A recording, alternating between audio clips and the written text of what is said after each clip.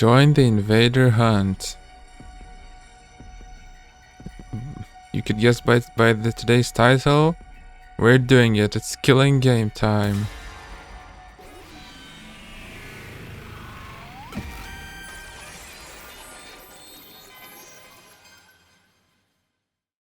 I think I'm going to join the game. Feeling determined, I voiced my intention to participate. Ah. Will you all join me in this invader hunt? Oh no, have you lost your mind, Mr. Sumino? Participating in a shady game like this would make us just like Mr. Maruko, jumping into the fire and getting stabbed for it. We might end up getting slaughtered just like Gaku. I know it could be dangerous, but I think ignoring the invitation would be even more dangerous. We ought to accept despite the risk. Hey Takumi, let's think about this rationally. Who knows what kind of monster's behind this? Anything could happen if we join some insane game like this, man. Hey! I more than understand the risks of participating, but I still want to know. I want to know who killed Gaku. I want to know who put us in this situation. I thought things would be different without Eito secretly manipulating us, but apparently I was wrong. Someone had destroyed Sir A and killed Gaku all in the space of one night. Gaku's death plunged us all into paranoia, and we haven't been able to come together since. Who could possibly be doing this? Everyone, please, I'm begging you, even if just this once, go along with me. Please join the game with me. I bowed my head while shouting my pleas, trying to show them how serious I was. But I didn't get the reaction I was hoping for. Sorry, Takuma, I can't. It smells like a trap to me. I'm out too. There's something so vulgar about using a game to encourage murder. A group of strangers all killing each other without any love behind it. It's no better than a hedonistic orgy. Did someone say orgy? Oh, simmer down, you stupid perv. I'm out too. The audience hates to see a team turn on each other like that. My life may be worthless, but if I die, I won't be able to see my dog Leo again. This is bad. This is really bad. At this rate, I'll be the only one playing. How do I convince everyone that this is the right move? What do I have to do before I could say anything more? Are you kidding? Sign me up! Of course.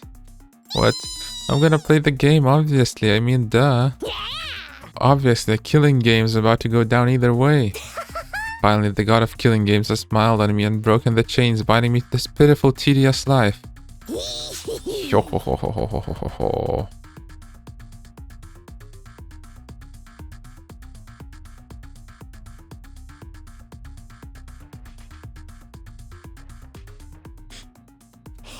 Anyway, that's why you're all gonna join. It's mandatory. Yeah, right, I'm not fucking doing this. We can't start killing each other. We're here to fight the invaders. Excuse me, if you guys keep acting like such wusses, I won't get my killing game. We need at least double-digit player count or it's not gonna happen. I need it to happen. I've been waiting for this my whole life. I'm so sick of this lame tower defense game. I want us to kill each other. Tower defense? Do it, do it, do it, do it, do it.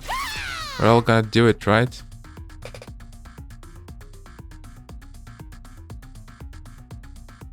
Narumi vociferously urged everyone to play. But the more she insisted, the more it turned everyone off.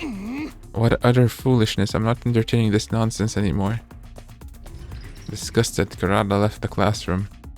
The others followed soon after. If you want to kill each other, do it by yourselves.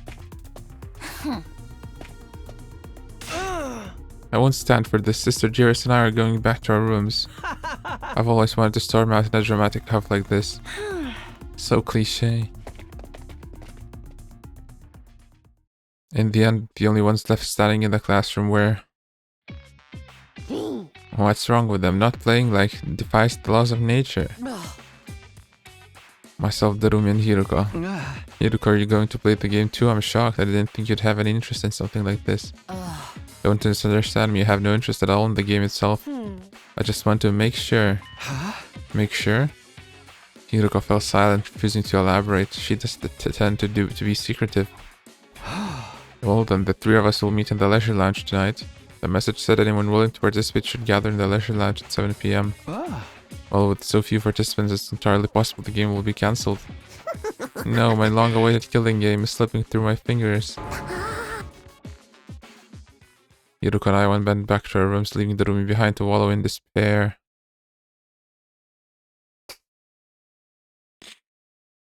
An invader hunt. I was lying in bed contemplating this mysterious game that we were supposedly going to play. Why would whoever wrote the message invite us to join a game? What kind of game did they have planned, or was it the announcement itself a trap? I was racking my brain, able to figure out any possible intention behind all of this, until suddenly... I'm a visitor. I opened the door and came face to face with Darumi. Darumi, what's up? Hey, why aren't you saying anything? Darumi continued to stand there, not speaking so much as a single word. 1 minute passed, then 2. 3 people isn't enough. Finally she spoke. A killing game with only 3 people, that's just not gonna work. The joy of a killing game is that there are a ton of participants and a lot of dying. 3 people did not massacre make. I mean, forget Royale, that's not even enough of a battle to get excited about. Totally impossible, like way impossible. She was muttering to herself, but I more or less understood her point. So you're saying there's not enough people to hold a proper killing game. I've literally been saying that this whole time. Really, I didn't notice. I got the feeling this announcement only exacerbated the room's emotional instability. Normies always do this. They're like so happy to do an athletic meet or a talent show or whatever, but if you suggest a killing game, they're all like, ew, no way. That's probably because they don't want to die. At this rate, I'm not gonna get my killing game. I can't have that. If this gets cancelled, it's so over, Kyohoho. You have to help Takumi, tell them how important this is and convince them to play. Are you kidding? There's no way they'd listen to me. Even just now, they barely paid any attention to what I had to say. It'll be fine, just stand in their doorways and keep putting on that peer pressure. They'll cave eventually. Do you mean like what you're doing to me now? I might be dumb and useless, but even I can handle staging a sit-in. I mean, I did stick around my parents' house for basically my entire life without even ever running away, no matter how much my brother and my daddy yelled at me to leave.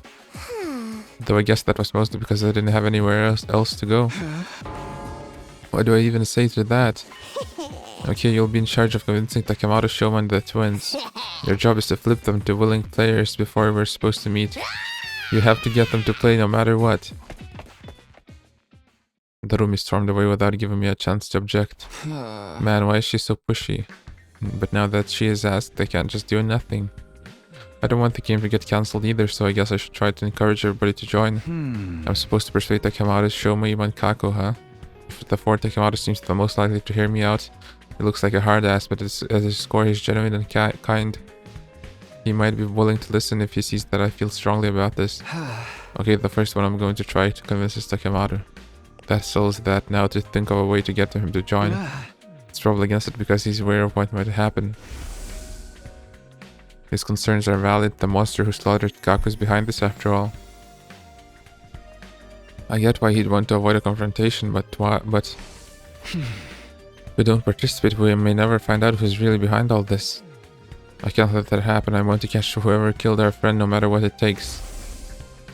Gaku might have been a careless, sneaky goofball, but he was one of our own. He didn't deserve to die. I'll never forgive whoever killed him. I'm going to find them, and I know Takemoto feels the same.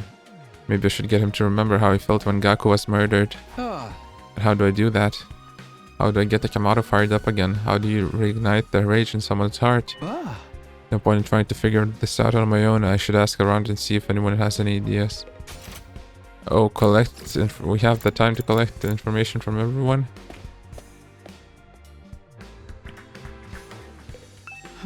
You wish to know how to ignite the fire in Takemoto's heart? I recommend giving him stickers.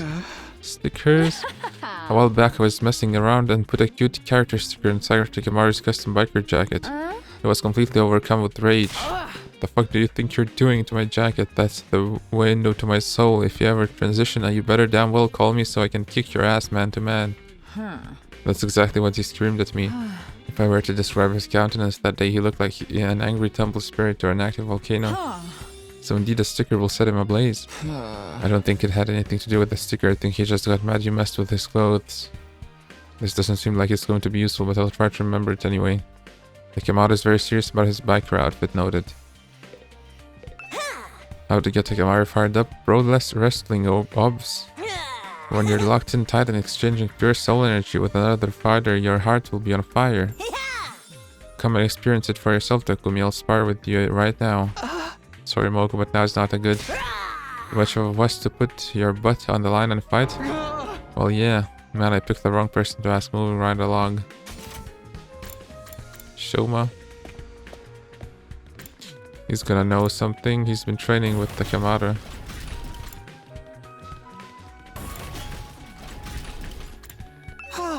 How to get Takamaro fired up, you ask? Kumi, you're asking the wrong person. My IQ is so low it's a negative number. I couldn't possibly know. Can you stop the self-deprecation for a second and really think about it? What gets him worked up? I'm sorry, I have no idea. I'm too scared to think about anything. The invader hunt is all I can think about. They want us to kill each other. Shoma is completely terrified. It's pointless trying to question him further. Welp. Ava, we're gonna ask Ava.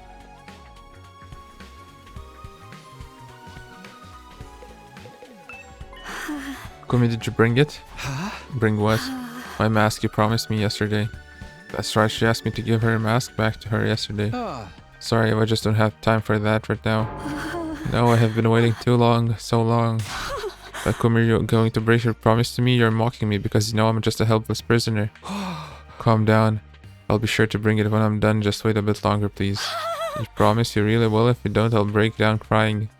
She incessantly confirmed again and again that I would actually bring it. That mask must be incredibly important to her.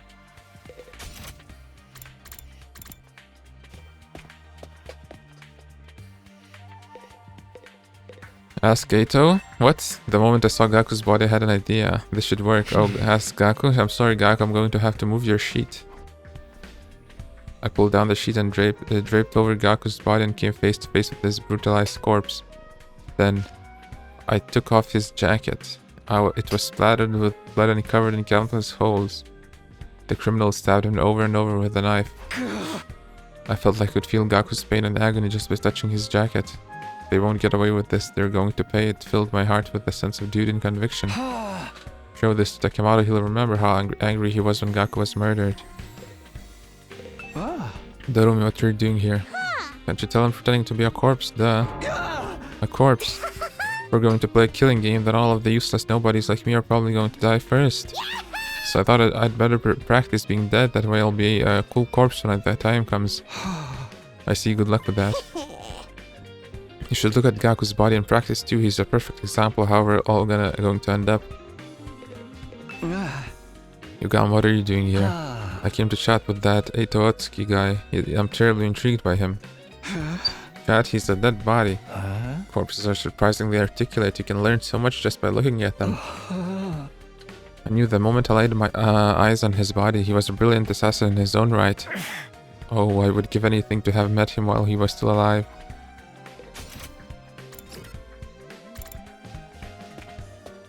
Any actually useful information? How to get Takamaro fired up?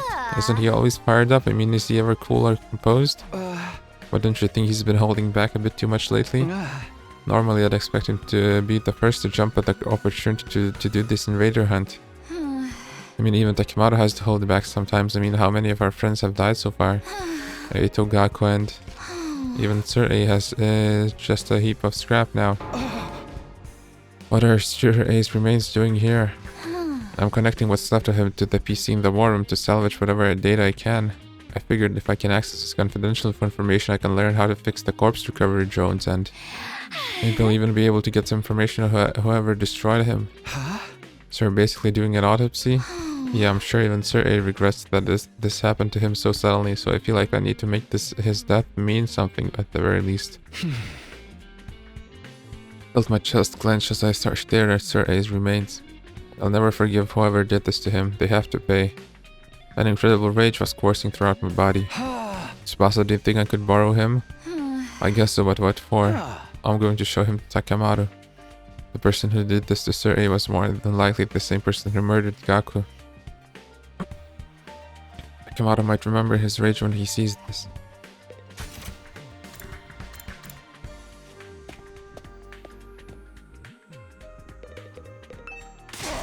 Well, if it isn't the village idiot right on cue, what is wrong with you? What's your problem all of a sudden? Why are you so angry? Obviously because you're a complete and utter moron. You want to play some killing game? You're such an uneducated street rat I could puke. She's worried about you, Takumi. You were just talking and we think you're not thinking rationally. Takumi, it's not too late, you can rethink this. I know you have your reasons, but playing such a dangerous game is madness. Even a sick necrophile like you should know a killing game is going too far. Try to rub your pauper brain cells together long enough to generate a spark and think about why you shouldn't value your freak fetishes over your own life. She was being unnecessarily cruel, but Kurara was worried about me in her own Kurara way. I appreciated the sentiment, but sorry, but I've made up my mind. I'd gladly accept the risks for a change to confront Gaku's killer, and nothing would change my mind. Okay, these should be enough to convince him. Gaku's jacket and Sir A's remains. Holding onto them tightly, I barged into Takamaru's room.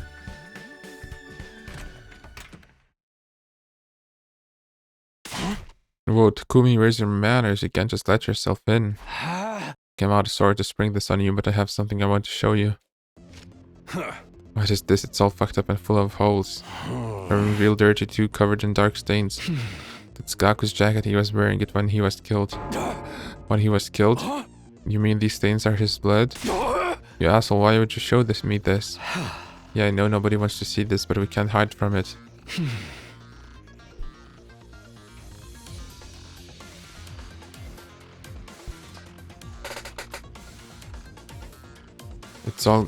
It's got all these holes in it, see?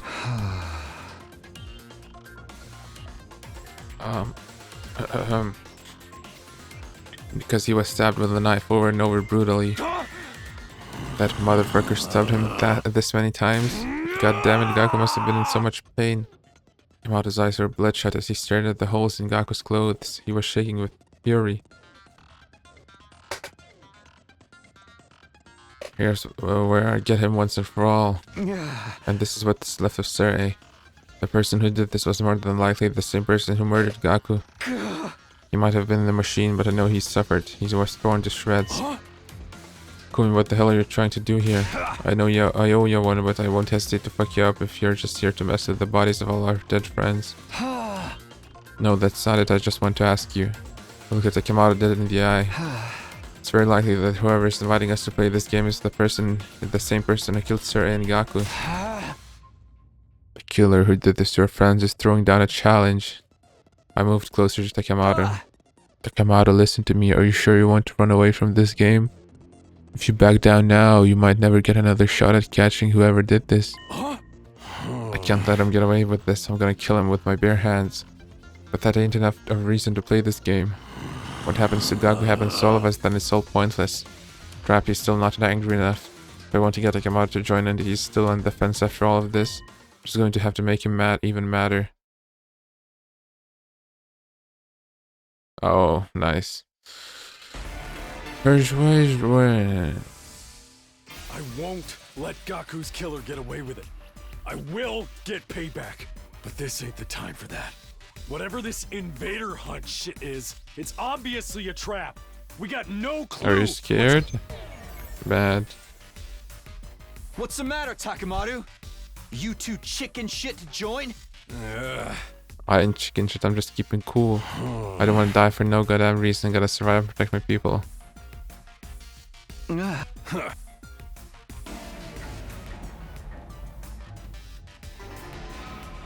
won't, but we can't just take up a challenge from a killer. So the biker's jacket just for show? So, that biker jacket of yours is just for show, huh? The fuck did you just say to me, you little shit? What, are you deaf? I said a coward like you shouldn't be wearing a jacket like that. Bastard, ain't gonna get away with talking about my jacket like that. She reflects my whole soul. Just like Yoshika said, Takemoto gets upset when you insult his jacket. He's lost his cool. Now's my chance. I'm going to make him see it my way. Oh, 95 already. Takemoto, you don't deserve to wear that jacket. The fuck, man? I ain't called the strongest gang boss that's ever lived for nothing. You? A gang boss? You don't seem like much of a boss to me at all. What? Think about it. You're literally cowering, even though the person who killed your friend is throwing down the gauntlet. I didn't know a gang boss could be such a fair-weather friend and still get any respect. Takemoto's face looked nothing short of demonic as he glared at me, but he didn't argue back. I must have hit him where it hurt. He was at a loss for words. Takemoto, I bumped my fist against his chest near his heart. if you want to show me how a real boss acts, fight with me. Join me. Please. Join the game with me.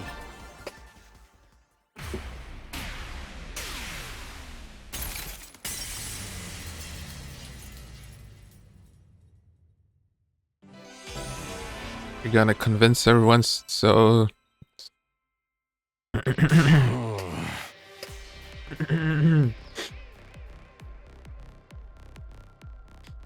You're gonna convince everyone and then everyone's gonna die. That's gonna be nice.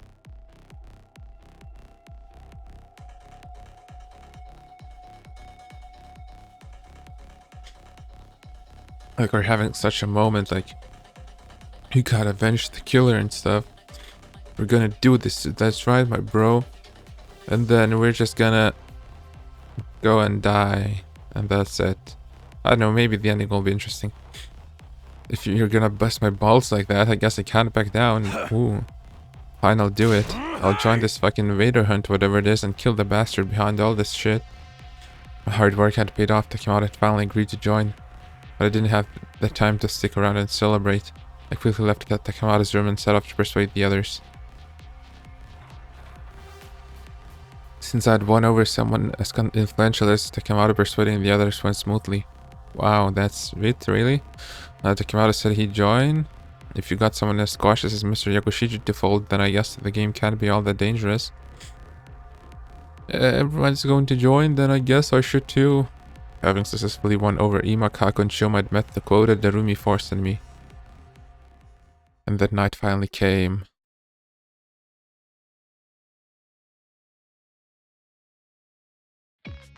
I arrived at the leisure lounge just before 7 PM and found that all of the other Special Defense Unit members were already there. Huh? We've got quite a group here. Did everyone decide to join the game? Honest, I never wanted to come, but Darumi rang my doorbell at least 10,000 times. She was so persistent, I just gave in. I was eating a snack in the cafeteria when suddenly Lady Darumi snatched my holy Jumonji sword. I pursued the scoundrel in an attempt to retrieve her, but when I suddenly found that I had been lured here.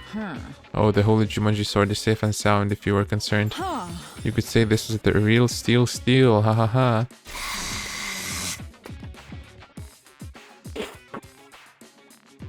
Yoshika, give that blade of yours to me immediately. I'm going to snap it in half along with your entire spinal column. Why would you say something so frightening? Wait, what, Lady Kurara, you've come too? We were worried when you disappeared so suddenly, so we came here looking for you. Yoshika, if you worry us like that again, I'll drop a heel right on the crown of your head and teach you a lesson. Oh, for the love of murder, looks like we've all been tricked into coming here. Darumi seems to have used some pretty underhanded tricks to get everyone to come. Yo, what a score! With this many people killing each other is going to be so much fun. Alright, it's almost time for the game to start. Who's gonna die first? Maybe me, I sure hope so, but at least kill me. Oh, made sure to bring all of your infusers too. We're all set for the greatest slaughter to begin. She's so prepared, it's scaring me. Darumi seems thrilled at the idea of us killing each other, but I don't plan on hurting any of my friends. I'm not going to let anyone else die, that's why I wanted to do this. It's almost time. What kind of person do you think is running this game? I'm kind of excited to see who the bad guy is. Are they gonna show themselves? What? Time passed and finally it was 7 PM, but... Or is it gonna be Ocean the man? For fuck's sake, nothing's happening. Nobody came, nothing happened. The leisure lounge was as quiet as peaceful as ever. Maybe the mastermind gave up after they saw a disgusting insect like me was joining. Or maybe that whole message was just a prank. Honestly, as anticlimactic that would be, a safe conclusion like that might be for the best. Look, it's getting late, I'm out of here. No sooner than Takamaro had said those words, it happened. What? Some ominous sound came from out of nowhere. What is that sound? It's awful, my ears hurt. The hell is someone revving a bike engine? No way, I've never heard an engine make a noise this horrible. Just listening to it makes me... Bzz, bzz. The unidentified sound grew louder and louder. Where's it coming from? We looked around for the source of the sound. That's when we happened to look up at the ceiling. Or Shinaman. Only to be greeted by an unbelievable sight. So someone from a parallel dimension is making a killing game? Who could that be? I mean, there was... Okay, Eito traveled here. Or somewhere. Kaku was thrown in. Yeah, I guess... I don't know. Hiruko wouldn't be making a killing game. Takumi? Some kind of Takumi? I don't know. Bees? Bees. The hell? They're flying around with a bunch of big-ass bees? Is that a spacesuit? Wait, no.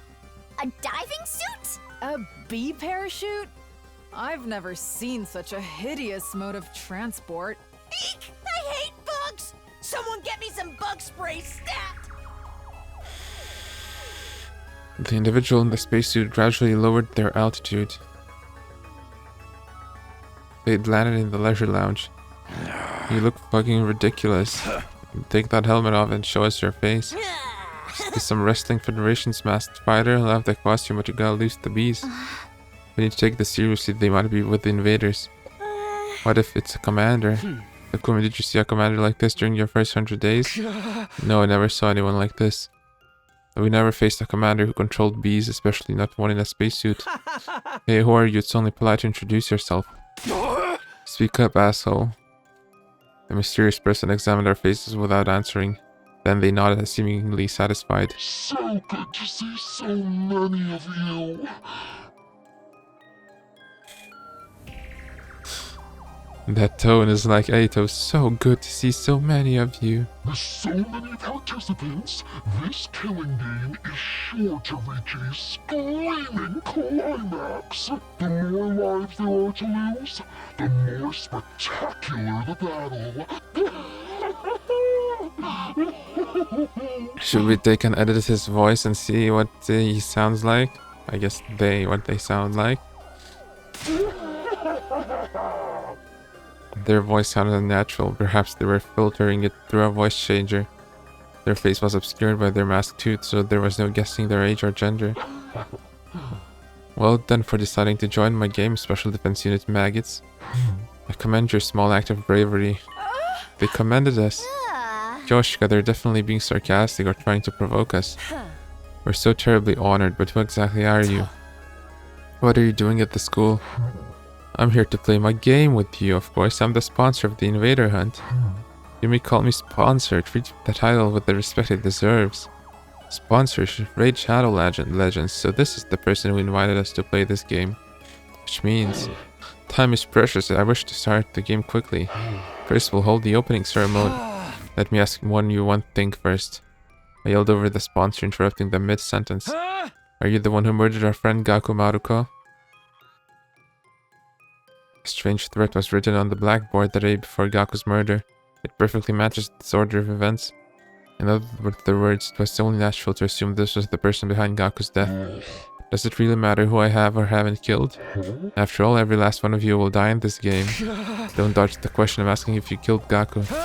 Yes or no? Yes and no, there's no other way for me to answer. Told you not to dodge the... Takumi, rid the room! Sharp voice pierced my eardrums and caused me to cover my ears. Darumi, I've been waiting for this day my entire life. I prayed to the Gog Magog of killing games every night. Begged to be released from the pointlessness of my life. Begged for me, my parents, my brother, my teachers to all die in gratuitous, gory style. My dream is finally about to come true. I'm going to get the killing game I've always wanted. Don't ruin this for me. Don't you dare ruin my dream. I was taken aback by the desperation in her voice. Aren't you a strange one? Are you that excited for my game? Like you don't even know? Tell me all the messed up rules you have to follow. It motivates me to hear you have such high expectations. Then allow me to explain the rules. No, thank you, not interested. Kurara interrupted and stepped forward. I have no intention of playing your game. I refuse to even recognize it, and now you're gonna be killed because you refused the rules. You want us to kill each other, yet never prove such a vile game.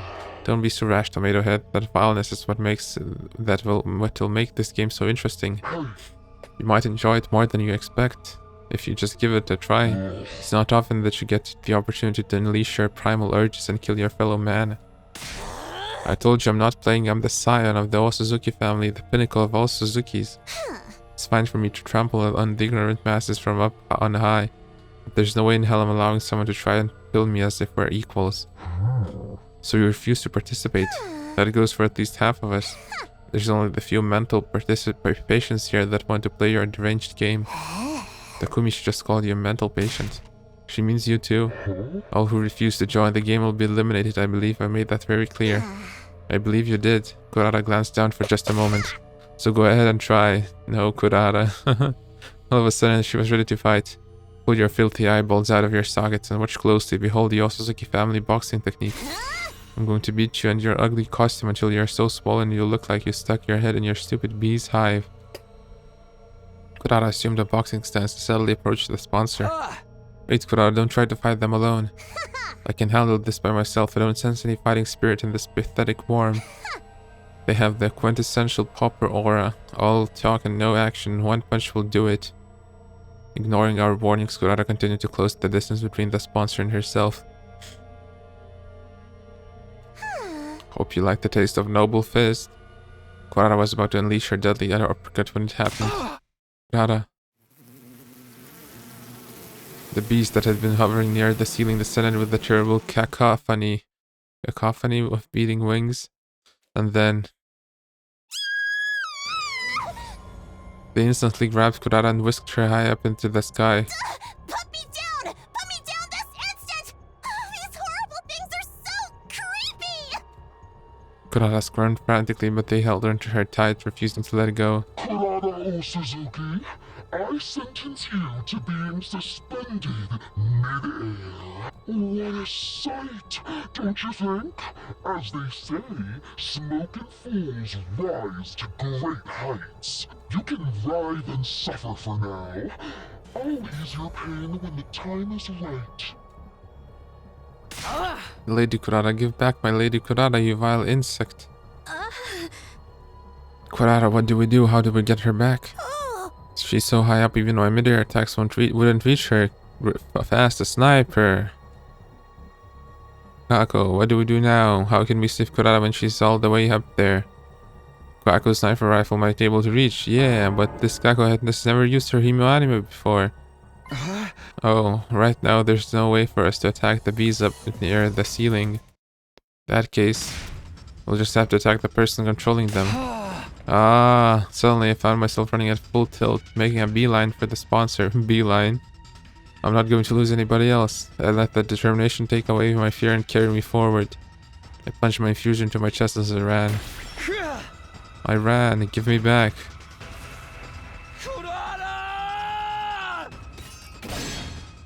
I screamed as loud as my voice would let me and swung my sword down the sponsor. I felt it connect. My blade was going to split them in two. I was so sure it wouldn't yet. That tickles. Is that all you've got, Takumi Sumino? How? Sponsor is completely unharmed. It's simple. Your power isn't enough to inflict even the slightest scratch on me. No, this has to be some sort of mistake. This has to be some kind of cheap trick. And try again, I won't stop you. You've got some balls, beef fucker. Let's see how long you can keep up this tough guy act, huh? I'm joining the fray. Takumi, combined our power levels is like 2 million. We can get them, guys. We need to save Kurara as soon as possible. Everybody. Even if we can't take the sponsor all alone, we can if we all attack together. Brace yourself, asshole. Our breaths synchronizing, we all leapt at the sponsor. Take that! What the hell is that? Skull. Oh, it's motorcycle. Okay. You blackguard! You're finished!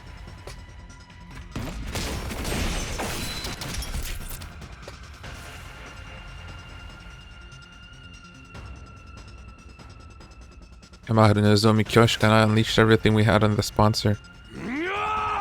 Grah. Ha. We punched, we kicked, we sliced, we pummeled, we tried every attack possible. We used every last ounce of our strength until we had no energy or humanity to spare. However, it tickles. Huff, huff. Why don't our attacks do anything? Are you mortal some goddamn thing? You have the endurance of a wrestler to withstand my body slam. No matter how much we attacked, our opponent didn't even flinch. This was far beyond a matter of strength or endurance. They were literally invincible. We can't give up, we must save Lady Kurara. Boring answer, it would be just a projection, but why wouldn't our weapons just go through it? But I don't know. My fellow warriors just want a coordinated attack, and enough of this sideshow. The opening ceremony will conclude with Kurara Suzuki's death. There was a cruelty in the sponsors' voices. They pointed to Kurara still hanging in the air. Please, help!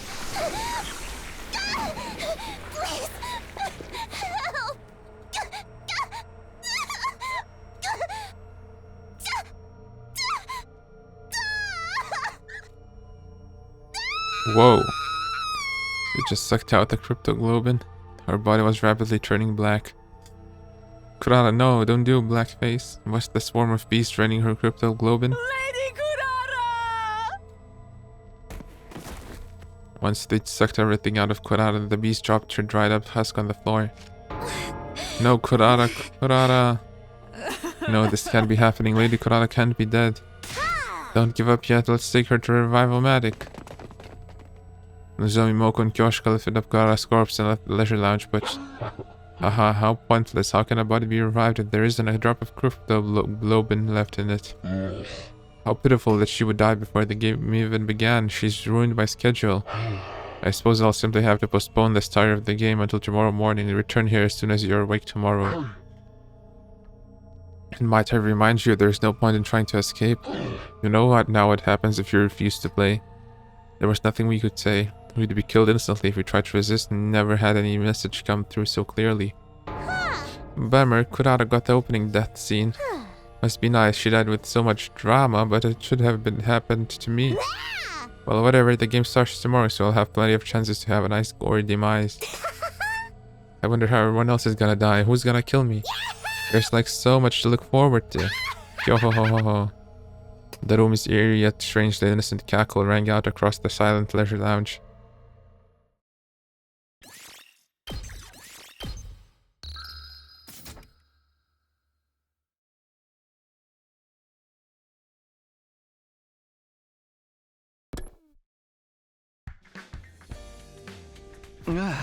It's morning. I barely slept last night. Woke up over and over again seeing Kurara's face when she died in my nightmares. They won't get away after killing my friends so horribly. If I could kill them right now. But right now we're too weak. We can't beat them. One poor attempt to revolt and we'd just be massacred. For now we just have to obey. We just have to play the game. They want us to come back to the leisure lounge when we woke up. I heard of the leisure lounge. On my way to the leisure lounge, I came across Nozomi and Moko in the hall. Nozomi, are you okay? You're so pale. I couldn't sleep last night, I just can't believe it. Kurara, she's gone. Kurara, I didn't know what to say. What could I do for her after she lost a close friend? We buried her. Make sure you say goodbye to her later, okay, Takumi? Yeah, I promise I will. They're not going to get away with killing Kurara. I'll do whatever it takes to avenge her. But now is not the time. They're a bit too strong for us right now. But we're all going to play this game for a little while and wait for a chance. For now, we just have to push all this grief down and grit our teeth. Knowing how to bide your time is an important part of fighting. Nozomi was barely able to hold steady on her own 2 feet. Moko looked after her as they walked to the leisure lounge. I made a vow to myself as I watched Nozomi walk away. No matter how this game turns out, I'll protect Nozomi to the end. No, just Nozomi. I won't let anyone else die. Because I came back here to protect them and grab hold of a future where we can find that happiness.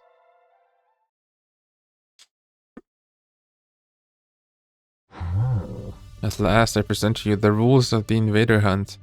Once we were all in the leisure lounge, the sponsor began to explain the rules without any preamble. The rules are exceedingly simple. Kill the most invaders, the one who kills the least dies, right? Or something. All you have to do is hunt the creature known as invaders. You will gain points for every invader hunted, which will be tallied. And reflected in the live rankings.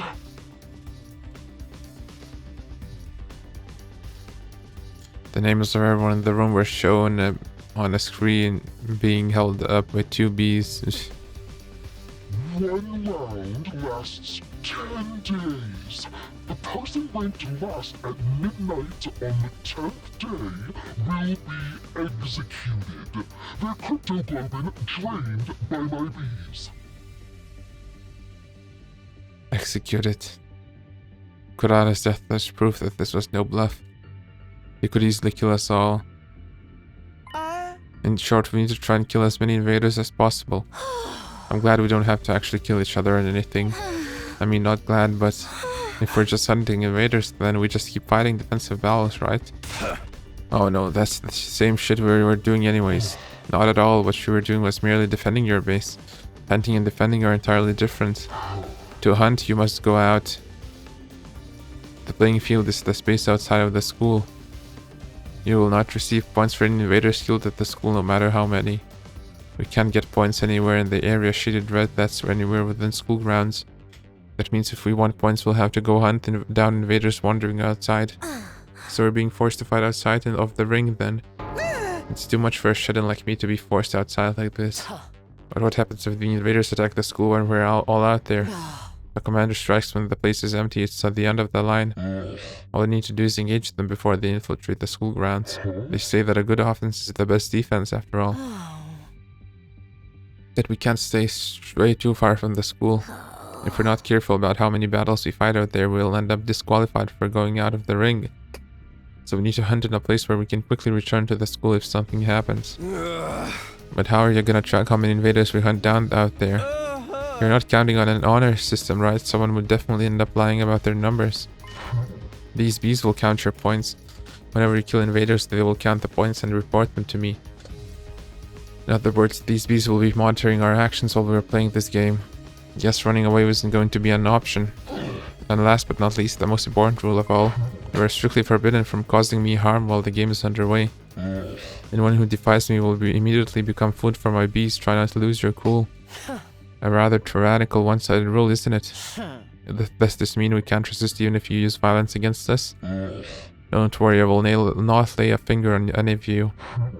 The game will immediately cease if the sponsor harms a participant without just cause. Without just cause? Oh, so maybe if we die, if we lose the game, then you can hurt us with our bees? Or if we attack you? So what, we're gonna end the game this way? By making him and them attack us? In other words, they won't hurt us so long as we don't do what they say. But you're the one who enforces these rules. If you turn on us, we're entirely without recourse. I intend to run this game as fairly as possible, otherwise things would be very boring. I promise not to violate the rules, please trust me on that. There's no way you can trust them, but we're in no position to argue. Now then, that concludes the explanation of the rules.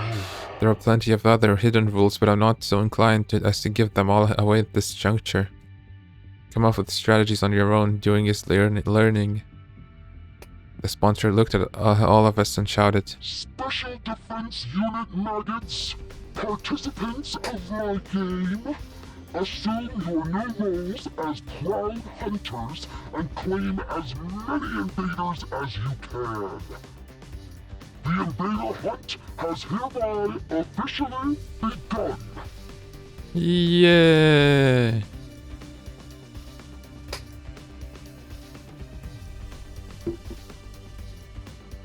Without so much as a moment to prepare, the game was on. But I wasn't sure how I was supposed to handle our newly assigned task. I decided to go back to my room and prepare to leave school grounds. The Invader Hunt is a point-based hunting game. I decided to review the rules of the game. The rules themselves were simple. All we really had to do was to hunt invaders. However, the game field was outside school grounds. Even if we killed an invader, if it happened in a school facility or in the schoolyard, it wouldn't count. Basically, no matter what we do in the defensive battle, it wouldn't be worth any points. If we wanted points, we had to go out exploring and hunt down any invaders we come across. But it's way too dangerous to constantly be fighting out there.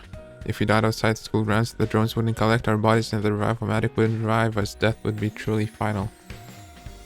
Death would truly be final. We have to be careful so we don't die if we want to do that. We should probably form teams. In a team there would be someone out there to have our backs and we could look after one another to keep each other alive. We'd need comrades if we want to survive. Okay, before I go out I should find someone to partner up with. I decided to go talk to everyone to see if anyone would want to team up with me. For some reason when I went out onto the roof everyone was already there. There was no sign of Darumi or Hiruka, but almost everyone else was there. Takumi. Oh, everyone, great timing. I just figured out a way you can survive this game. Do you mind if we talk?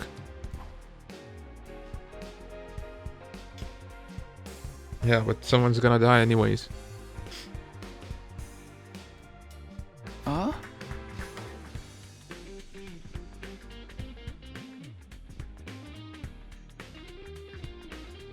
So I think we should at least be in pairs. Trying to do the solo will just end up in game over the moment you take a lethal hit.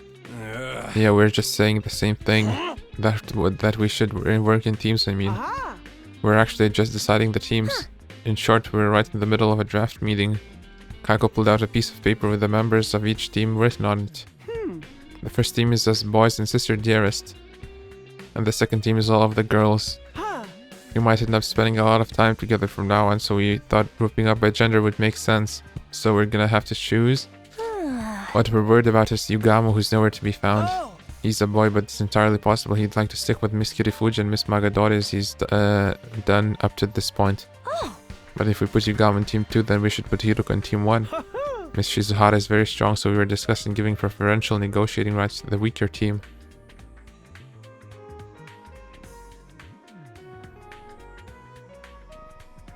Preferential negotiating rights? This really is like a sports draft. By the way, what team do you want me in? It would make sense if I was in the male central team, but you have to play alone, nobody wants you. Well, I was so shocked that I was withered away mid-exclamation. Why am I the only one being left out? Don't tell me you guys are still suspicious of me. I thought we cleared things up about Gaku. I didn't kill him, it was the sponsor. Isn't that obvious? No, we're all on the same page here. They're definitely the one who killed Mr. Maruko. They destroyed Sir A2. They're behind everything. Then why? Mr. Sumino, have you forgotten? You killed Mr. Aosuke. Sure, but why bring that up again? He was a traitor. He had to go. Even if I grant you that, he was still one of us. If you had a comrade who could kill another comrade without reading an eye, would you want to team up with them in a killing game? No way, you've got to be kidding. But, and whenever you do anything, someone invariably ends up dead. You're cursed. Do us all a favor and get out of here. You're more than cursed. You're the Grim Reaper.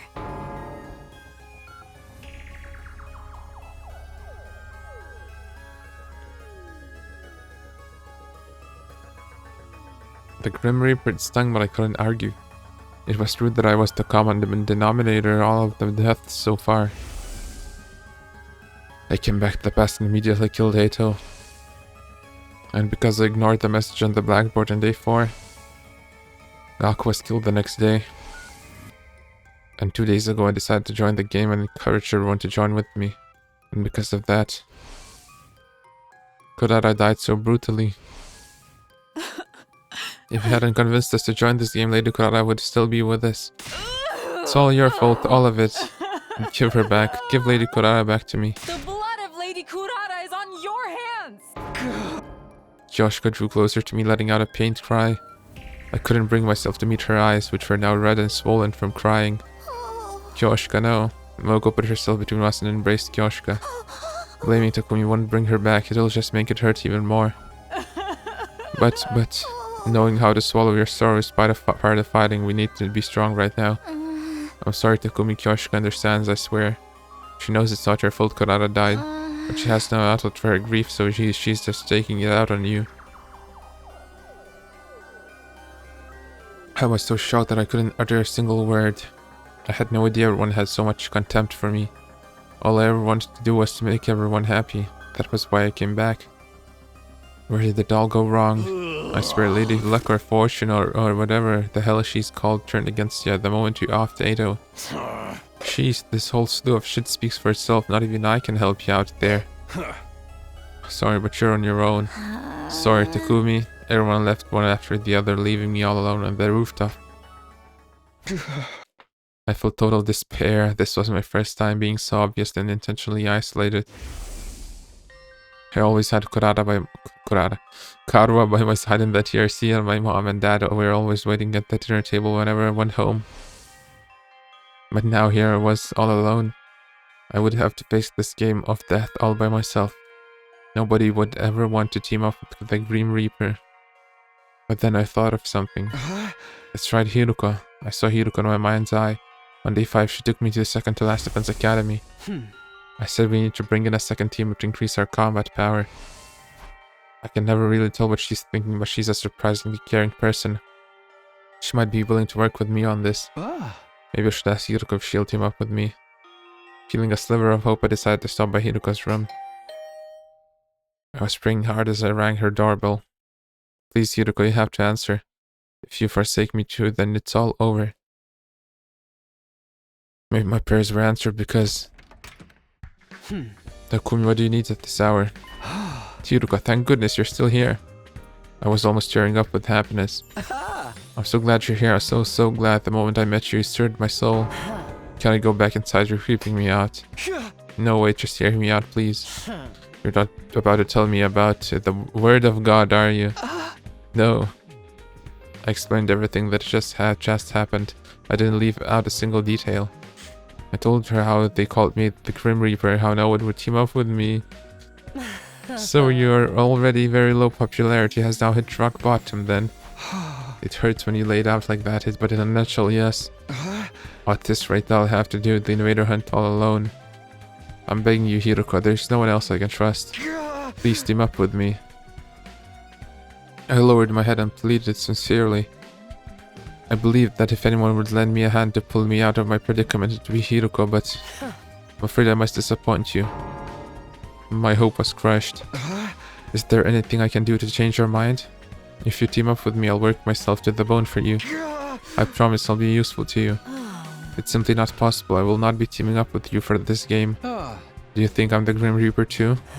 Please, I don't believe in that kind of superstitious nonsense. I simply have my own situation to deal with besides. I already have a partner. You do? Darumi? Just then.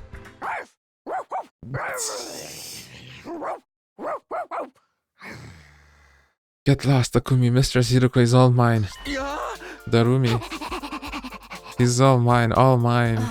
Stupid puppy, I told you not to come out. Go back into your doghouse like a good girl. Don't be mad at me, Mistress Hiruko. What's going on? Why is Darumi barking?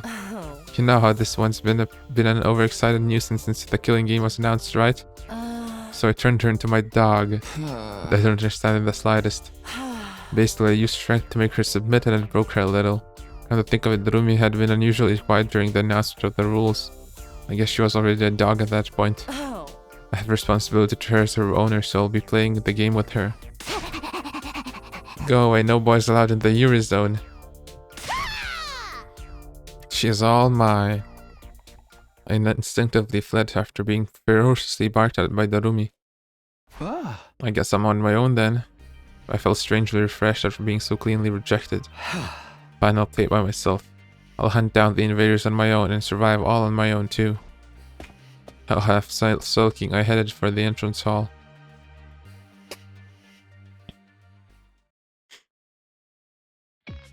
There was someone unexpected waiting for me when I arrived at the entrance hall.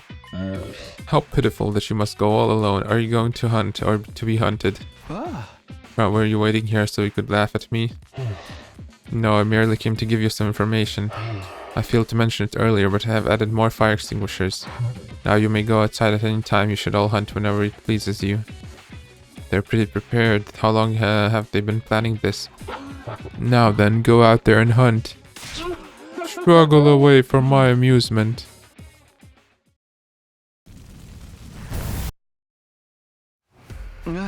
It's dangerous to stray too far from the school. I should try to find invaders as close by as possible. I'm pretty sure a decent number of invaders are wandering around the city to the south. I'll head over there today.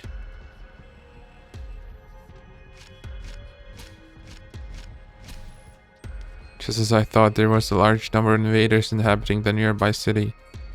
They roamed around the ruins like zombies with no will of their own. They were all just basic cannon fodder. I could defeat them on my own. I sensed their presence and glanced up in the air to see one of the monsters' bees were tailing me. It must be here to count my points. Okay, here goes. I stifled my breath and slowly crept out on one of the invaders. Time to attack with everything I've got. I wanted to attack when my legs froze. I couldn't move. Am I scared? I had fought on my own plenty of times before, but there was no difference between choosing to go it alone and having no alternative. I was going to have to fight alone forever. I was scared of confronting that truth. But I can't just cower forever, can I? I took a deep breath and steeled myself. This time I leapt out in front of the invader. Give me a battle. Oh, is it really giving me a battle?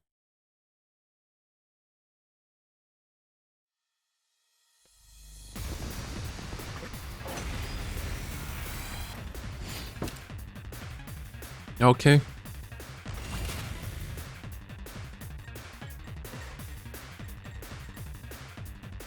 Here we go. This should do it. Good to go.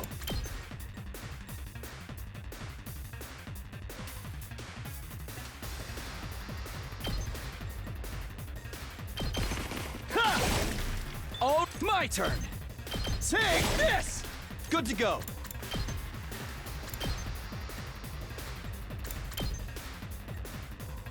Ha! Got it. Let's go.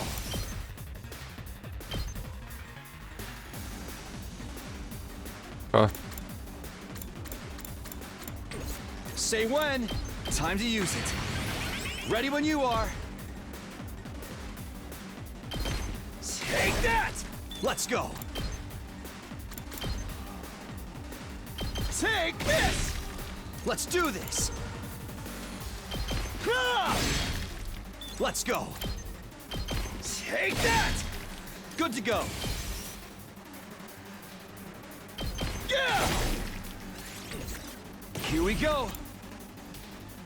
Gotta push it.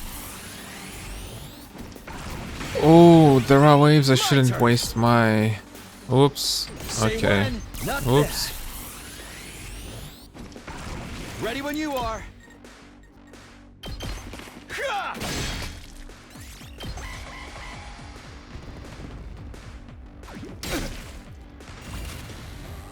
Here we go. Yeah!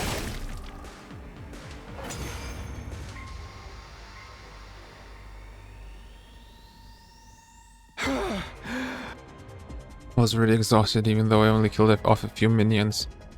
I can't come back if I die out here. The lingering fear of death weighed heavily on my mind and body.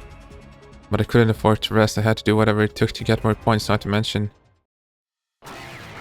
Not to mention what? Invaders drawn by the sound of fighting were showing up one after the other, and they were beginning to surround me. I prepared to face the next battle with scarcely any time to breathe in between. Good to go. This should do it. Let's go. Yeah! Ready when you are. That's it. Say when. Yeah! Ready when you are. That's it. My turn. Say when. Good to go. What useful stuff is there? Counter-Strike, okay. Harder. Here we go. Ha!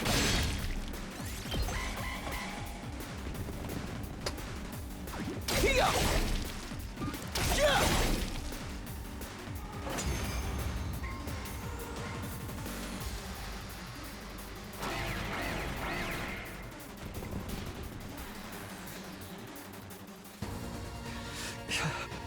No matter how many I kill, more just keep cropping up. Invaders kept streaming in until I was completely surrounded. They were just mooks, but there were too many of them. My stamina was at its limit. I wish I wasn't alone. I needed to toughen up, but just telling myself that wasn't doing anything. For the first time I truly felt how alone I was. At this rate I'll die without anyone ever knowing. Just I'll then, help you out, Takumi. Yugamu, I heard a voice and turned around. Standing there was... Yugamu! Of course. Showing up uninvited but sorely needed. It's everybody's beloved Yugamu Omokage. What are you doing here? Were you trying to score some kills out here too? We can talk later. Let's take care of these things first. Our first joint effort. There was something creepy about how you put it, but I was grateful for him in the moment. Our breaths synced up and we began to clean up the swarm of invaders. I can't wait. Let's get to the killing. This'll do. Time for me to move. Let's get to the... I like how this feels. I can't wait. Ha! You make Ready a when you are. lovely Time to corpse. use it. I'm good to go. Quite the feeling. My turn. That's it. Good to go. Ha! Here we go. Yeah! Say when. This should do it. Good to go. Take that! I've got this. Ha! Good to go. Take that! Here we go. Yeah! All right. I can't wait. Experiment time. Yay. 1300 VP. Is that all of them? Seems so. I didn't sense any trace of them. Well fought, Takumi. You were in quite a predicament considering it's the first day. I couldn't believe it. I was shocked to see how they just kept coming. I was almost killed by a bunch of weaklings. Fighting truly isn't something to be done alone. Right, I didn't get to properly thank you. You saved me, Yugamo. Thank you. If you hadn't run into me here, I might have been the first to be eliminated from the invader hunt. Oh, no need to thank me. It wasn't my coincidence that we met here. It wasn't? Yes, I've been following you all morning. You had no idea, did you? Tailing people is one of my specialties. Was he just joking to play off his embarrassment? No, that doesn't seem like what's going on here. He really was following me. Then it makes sense why he showed up at the perfect time to save me. But why? What was the point of following me? Oh, for the love of murder, don't be so aware of me, Takumi. I'm not going to eat you, alright? Although you look pretty delicious to me. How could I not be aware of an assassin?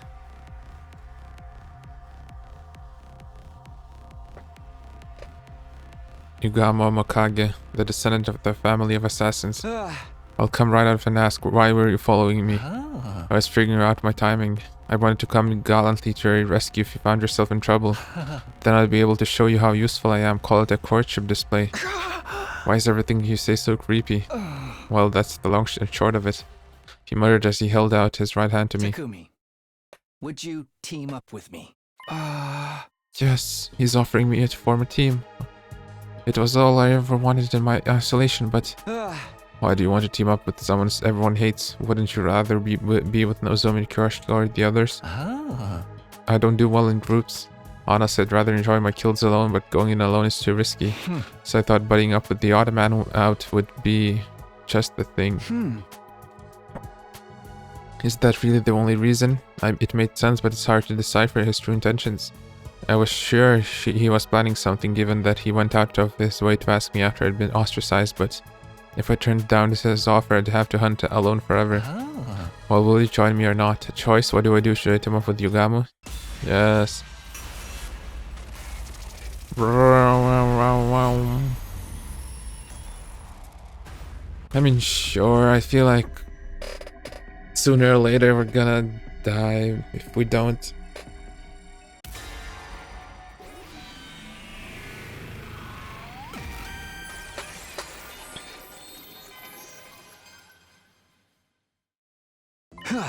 Well, you're stuck with me for a while then. I shook Yugama's hand. Whether he could be trusted or was beside the point. I simply couldn't carry on like this all by myself for much longer. For now I would team up with Yugama. Yeah, I'm glad to see our hearts are in tune with each other, partner. Want to try the best couple award while we're at it? Don't think that they're giving out awards here. Also, you and I are not a couple. What? While Yugama and I were trading quips, we heard it. What the? There was an ear-splitting sound and the earth shook, but it wasn't an earthquake. It felt more like, since a torrential gush of overwhelming energy, somebody with incredible powers present nearby. Don't tell me commanders are joining the hunt. That would be bad news. Just two of us wouldn't be enough to deal with the commander. A little bit of reconnaissance would go a long way right now. Tiptoe after me as quietly as you can manage, Takumi. Right. We cautiously made our way toward the source of the sound, hiding behind pieces of rubble along the way. And then... Hey! You saw that, Mistress Hiroko? My 18th invader kill! How have you been treating them? The bloodiest brand of carnage only I can dish out. What else? Now save your breath for tearing them from limb to limb. Let those entrails fly! Let the bloodworks explode far and wide. Does this seem like a dog and a cat? Dog, Darumi. Well, because she's acting like a dog, and cat because Hiroko likes cats. Cat figures. Oh, my Mistress Hiroko! Nobody goes wild as beautifully as you! Your rampaging form electrifies me! You're everything I long to become! Yeah! Those two are enjoying this way too much. They aren't hunting anymore, they're just straight up massacring every invader they see. It kills me to say this, but I'm afraid we must cede the best couple award to them. Something feels up though. Hiruko's always been strong, but when Darumi gets so powerful... She hadn't joined any defensive battles before this and should be woefully unfamiliar with combat. The euphoria of finally being able to take part in a killing game has likely unlocked the latent potential in her hemo anima, making it bloom. And that's an unconventional way to unlock the latent potential. Why the right potential is logic defying by definition. Also, we should totally call it a day and head back now. They've likely already murdered all the invaders in this area anyway. Yeah, we've earned enough points today. Let's go back and rest up for tomorrow. Wait, Takumi knows where the camps are. At least one camp, so we should go there. We made our way back and decided to drop by the leisure lounge before returning to our rooms.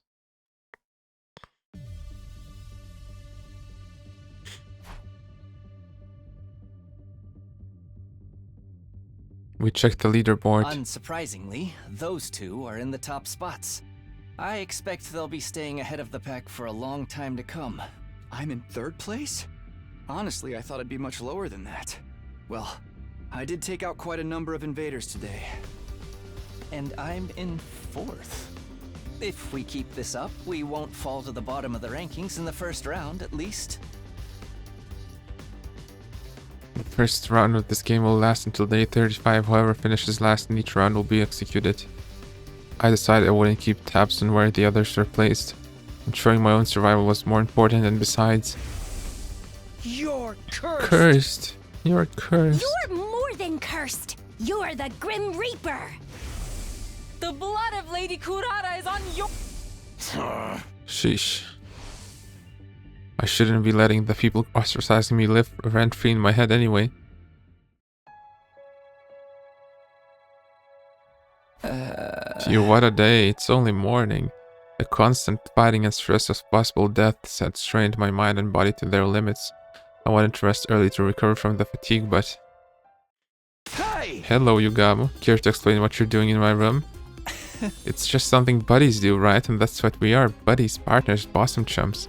It goes without saying we need to be joined at the hip. Join your own hips and get out of here. Come on, but humor me. Pretend we're brainstorming strategies for the rest of the hunt. How about that? This game's more of a marathon than a sprint, so we gotta come up with a long-term plan. Playing it by ear the whole time's bound to lead us to quick and easy deaths. But he makes a very good point. Can't you at least make it clear whether you want to be disgusting or discreet? Hey, who would I be if I didn't dabble in a little bit of both? Call me a double dipper if that's what turns you on. Hey! In your dreams. After that, we spent several hours discussing strategies for surviving the killing game in the days to come.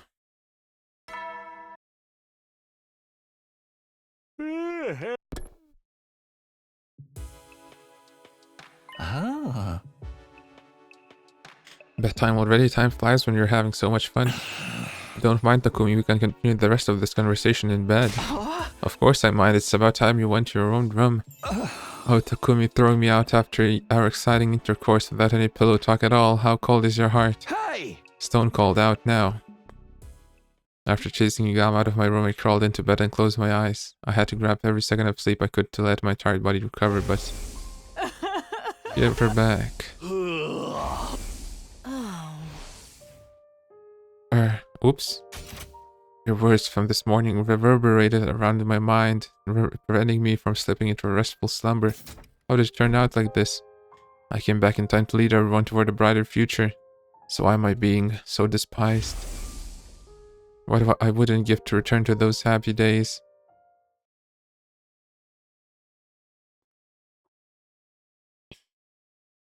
Ah. Let today's hunt begin. I trust you're ready, Takumi.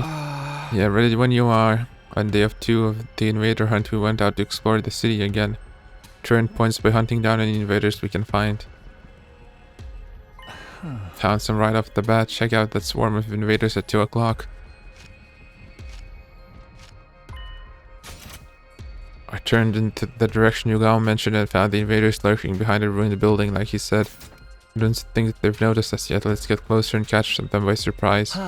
Put on your pussy boots and slink behind me, Takumi. Oh, sure.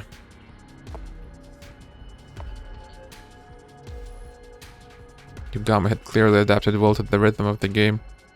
He knew how to take quick and decisive action to earn points for our continued survival.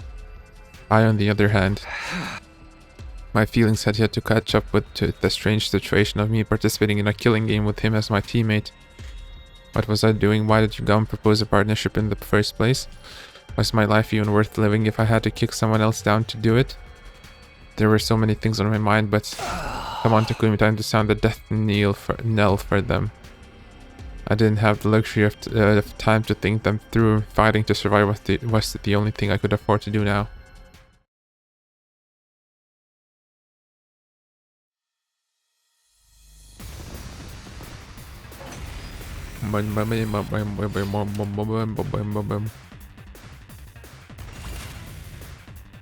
Two waves easy. Time to use it. Let's go. Yeah. Good to go.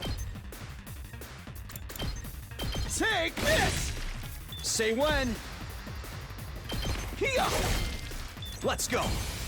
Take this. Ready when you are. Gotta push it. My turn. There. Let's go. Yeah. Good to go. Take this. Let's go. There.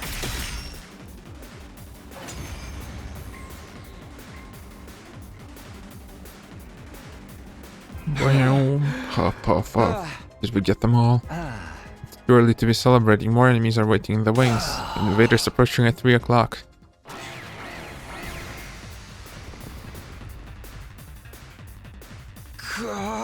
They just keep coming. I prepared for the next battle with scarcely any time to breathe in between. Good to go. This should do it. Let's do this. Ha! Ready when you are. Ha! Let's do this. Ha! Say when. There.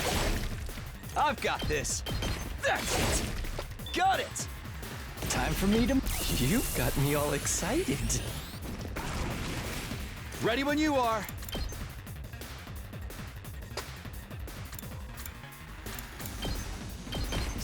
No, I wasted my turns. Good to go. Okay, I have to kill this guy. Let's do this. All right. I'm good to. I'll just put the. I can't wait.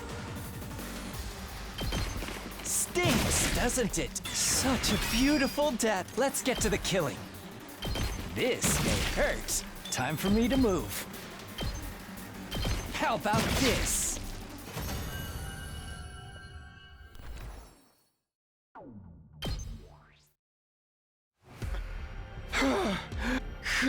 Fighting outside is tiring. My body resists me whenever I think about how death is permanent out here. You need to relax, Takumi. At this rate, you'll kill yourself. You'll kill yourself first before the enemy has a chance. I don't get it. How are you so calm? You're not even perspiring.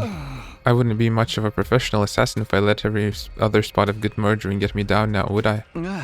Hey, what's your secret? How do I kill the enemies efficiently while conserving as much stamina as possible? The secret is your heart, that is to say, your frame of mind. Get it in your head that the act of killing is for nothing special at all. Nothing more than a mundane work. Mundane work? Like hitting a nail with a hammer, like tuning a screw with a screwdriver, turning. Just dull, repetitive work to be repeated without much thought or physical strength. So basically I psych myself into believing it's nothing. Does that really work? Anything more concrete, like a better way to move my body or something? Your body movements are virtually perfect, Takumi. There's nothing to critique. So what's left of your mentality, right? Just give it a shot, you got nothing to lose. Pretend the act of killing's the most boring job in the world. Just dull, repetitive work. Despite my misgivings, I decided to try Chigama's suggestion. Yay, more fighting. I crept up to an invader that happened to be meandering about nearby and launched a surprise attack. Wow, without entertaining the fear that threatened to develop from within, I quietly lifted up my sword and brought it down nonchalantly. This was just work, something that had to be done. No need to think too much about it. I went after the next enemy as I repeated those thoughts to myself. Detach yourself. It's just work. Detach yourself. It's just work. Incredible performance, Takumi. It's like you've become another person. Yes, you have an aptitude for killing. I sensed it the moment I laid eyes on you. An aptitude for killing me? I think you need to get your eyes checked. It might sound strange coming from me, but I wasn't good at such things at all. I tended to miss the obvious and my reflexes were average at best. I don't have an aptitude for anything. Gifts show up in many different ways. Sometimes they manifest later in life. Later in life? You'll understand one day. I wasn't happy to be left hanging like that, but I knew he would just be evasive if I tried to press the matter, so I didn't. Anyway, we should focus on the hunt for now. Now that I seem to be getting my mind under control, I wanted to get used to the hunting at one and go as well. Let's go look for the next group of enemies. I feel I can take down another 15 before calling it a day. Nah, I think we should call it a day now. We've earned enough points. But I was just getting the hang of it. And that's when it gets dangerous. Everything in moderation, including assassinations. Besides, if we keep on hunting, we'll run into them sooner or later. You know, you okay with it? Them. Just as I was wondering what Hyugama could be talking about. Over here, this will be our starting point for the hunt today. Don't fall behind, you losers. I heard a familiar voice coming from somewhere nearby. I quietly made my way toward the voice and peered out from behind some rubble. I feel like I'm starting to use my Himanima better. Not even a commander can stop me now. I think. Confidence is the name of the game, sister dearest. You and I both know nothing can stand in the way of our newly awakened powers and strength and bonds. Don't start getting carried away, you two. Think you're invincible because you learned a thing or two is the best way to die on the battlefield. You little chicks can just stay beneath my big, strong pinions for now. I ain't gonna let any of you die on my watch. I'ma protect you all with my life in the name of Takimaru Yakushiji. They're hunting here too. Takimaru and Kago weren't the only ones. I could see Tsubasa Nozomi and the others in the distance as well. Why does fighting invaders outside the academy seem so much more graphic? It's like I'm really killing something alive, and then all that blood, so much blood. The feel of that invader it just took down still lingers and my hands hurt. Tsubasa, are you okay? I can give you a back rub if it makes you feel better. Herc, I think a big one's coming. Why didn't I bring any barf bags with me? Lady Tsubasa is about to start puking like a fountain in a fancy park. Is there anything we can give her in a place of a barf bag?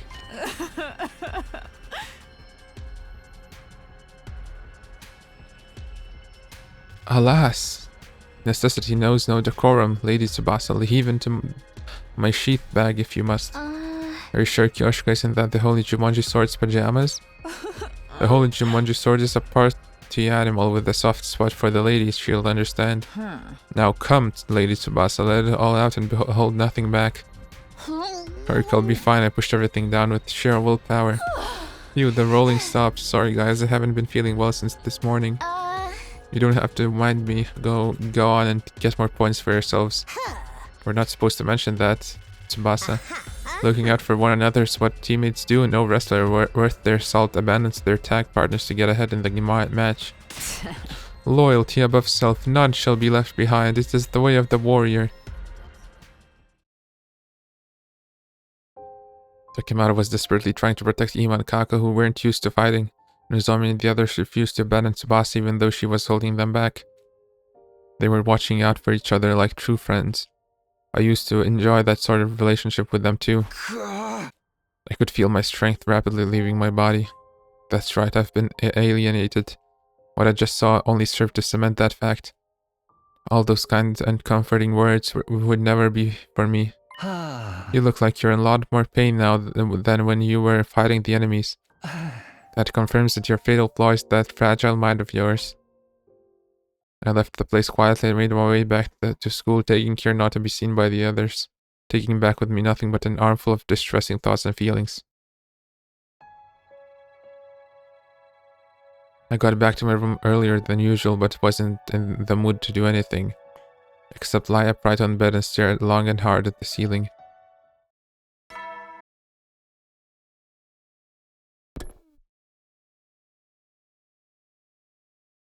I suddenly realized it was already night. I knew I should be resting, but bad memories kept surfacing in my mind and pulling me back to wakefulness.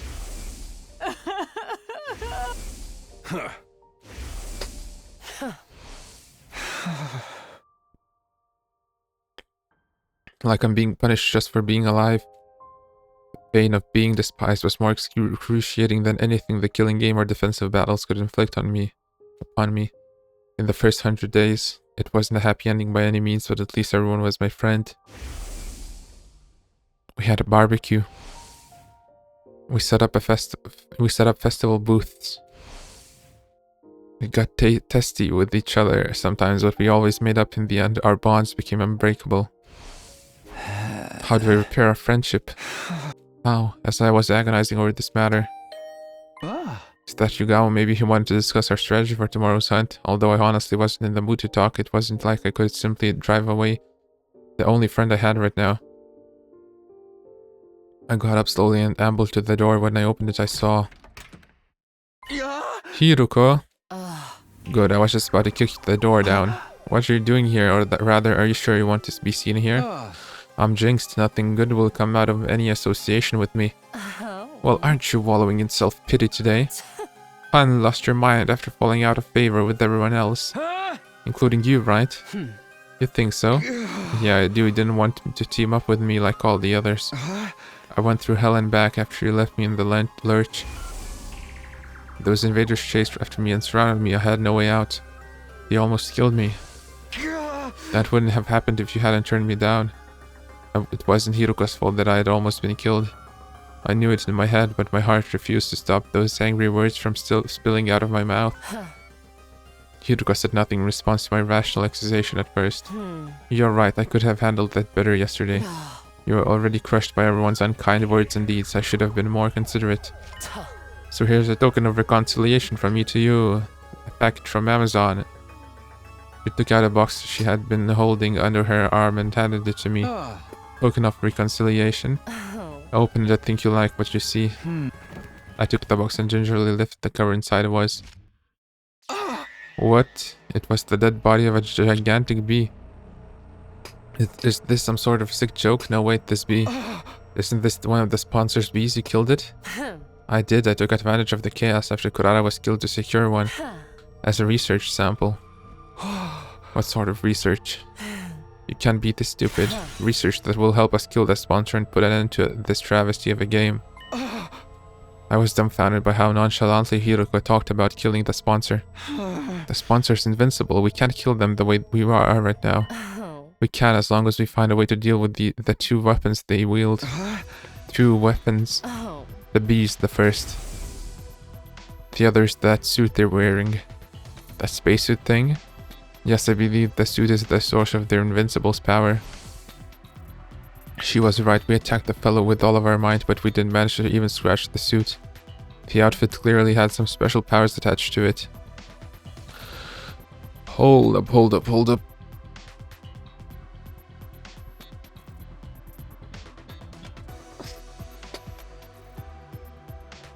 Didn't one of the timelines we fell on top of that suit with a power saw and broke through it? Sawed it? Or maybe this is a special one, I don't know. The outfit clearly has some special powers attached to it. How confident are you of finding something? My research on the suit is already in progress and I expect to discover its weakness in the very near future. Really? However, I'm too deeply involved in researching the suit to spare time for anything else. I've not done anything about that bee or the identity of the sponsor yet. And you're bringing me on board to deal with the lack of manpower? Something like that, so are you willing to join me in my quest to bring down the sponsor? If that were truly possible, I'd be more than happy to give her as much help as she needed. But there were some things that were bothering me. If you wanted my help, why did you turn to meet me down yesterday when I asked to team up? Then you wouldn't have had to come over here again today to do this. Where your brains try to remember what my exact words were. I will not be teaming up for you for this game. Surely you understood the implication that I would be teaming up with you outside of the game instead. Oh, sorry, I guess I couldn't see past the big bush you were beating around. You've been nothing but dismissive of me so far. When I was alienated, you didn't try to take my side. Yes, I do think I could have handled that better, but can you blame me? I was still trying to figure out if I could trust the person you are right now. The person I am right now? It sounded like there was a deeper meaning to her statement, but I decided this wasn't the time or place to pursue it. The Takumi Sumino that I know is essentially a good person. He cherishes his friends, has a strong sense of justice, and possesses a good leadership qualities. Yes. Someone worthy of my trust, however. You killed 8 on the night of day 2. A would-be traitor who had yet to do anything out of line. That created some doubts in me. I had to wonder if the Takumi I'm seeing right now is the Takumi I know. That is why I've been assessing you from the slight distance, to see whether you, the person you are right now, can be trusted. It was starting to make sense now, like why she wanted to come with me to second to last defense academy when I went there. She wanted to use the opportunity to ascertain my humanity.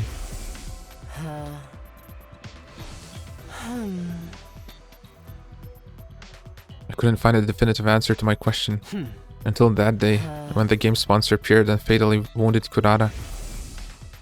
You were the first to attack that unknown enemy in order to save her with no care about what might happen to yourself.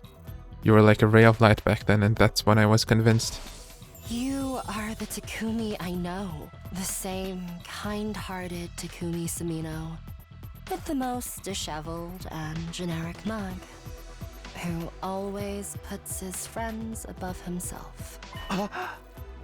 My tears threatened to spill over despite myself. To think there was someone who still had so much faith in me after being called the Grim Reaper by everyone else. There, I said it. Now are you willing to work with me to bring down the sponsor? I'm not taking no for an answer. I wasn't as cold-hearted as to say no to someone who had just bared so much of their heart to me, however. You know I want nothing more than to just that, but I'm already in the team with Yugamu. What should we do about him? He's welcome to join us. His knowledge in biology will be very helpful in analyzing the body of that bee. He may not want to go against the sponsor though.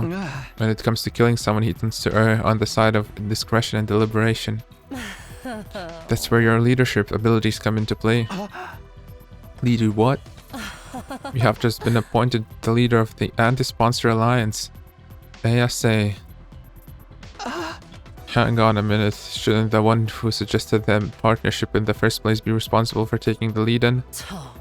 You know I'm not the leader type. Barking orders is not my kind of thing. It's more like Darumi's. Excuse me, you expect me to believe you after all that tyranny you displayed in the previous 100 days? I'll leave the convincing to you, leader. The Anti-Sponsor Alliance will turn this situation around with sponsor Skip. Defeating the invincible sponsor of this game. It sounded impossible, but being told we could do this by Hiroko of all people, someone felt like we really could.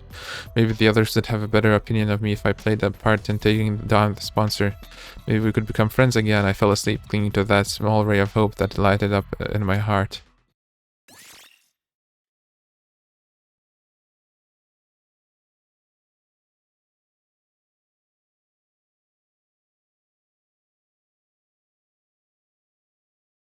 Oh, it's not sponsor Skip, it's sponsor block. Just checked. Okay. 28. Ah.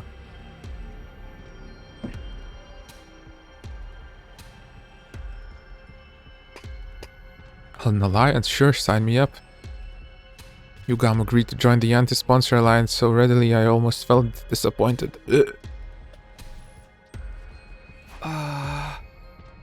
That's it, you're not gonna think about it a little more? We're going up against someone virtually invincible, you know? It's a risky gamble that may very well end in our own deaths. The same amount of risk we're facing if we continue playing this game, right? We may not end up in last place during the first round, but what about the second? What about the third and fourth and so on? We'd be completely worn out by then. Would we be able to drive away any commanders who chose to launch an attack during that time? Either way, our strength will slowly be sapped away. Exactly, none of the others have noticed yet, but we're standing at the crossroads of destiny right now. Either we break free of the situation, either by defeating the sponsor, get slowly tortured to death as the game drags on. So you can imagine how grateful I am to Hiroko for taking the lead and revolting against the status quo. The thing is, his expression darkened. I have one major cause of concern with this alliance. What's that? Hiroko's current teammate, Darumi. She's made no secret of how much she loves killing games. Hard to believe she'd be sympathetic to our quest to put an end to this game, you know what I mean? I'm sure Hiroko will find a clever way to hide it from her or something. She said as much last night. What does Darumi think of this plan? Killing the sponsor to end the game. She may get mad because she loves her killing game so much. But this is not really a killing game. It's just a competition. Well, a killing game's a competition, but I mean, you don't kill each other here. You just... I mean, or later. If someone is at a low spot and doesn't want to die, they just kill someone. Wait, no, they still remain at the bottom spot anyways. I don't know how okay, maybe no one... Or maybe someone will kill someone, I don't know. I'm keeping it a secret from her. She's merely my in-game partner, that's all. I was never going to let her join the Anti-Sponsor Alliance. Incomprehensible, why even bother teaming up with her in the first place? I'm sure she has her reasons that she won't reveal even if we pressed. Ah yes, femme fatale, thy name is Hiroko, not that I approve of allies keeping secrets from each other. You speak for yourself. Point taken, we'll put Darumi on the back burner for now. So what exactly are we expected to do? Good question. Our top priority is to earn as many points as possible. The plan immediately falls apart if anyone in this alliance gets executed in the first round.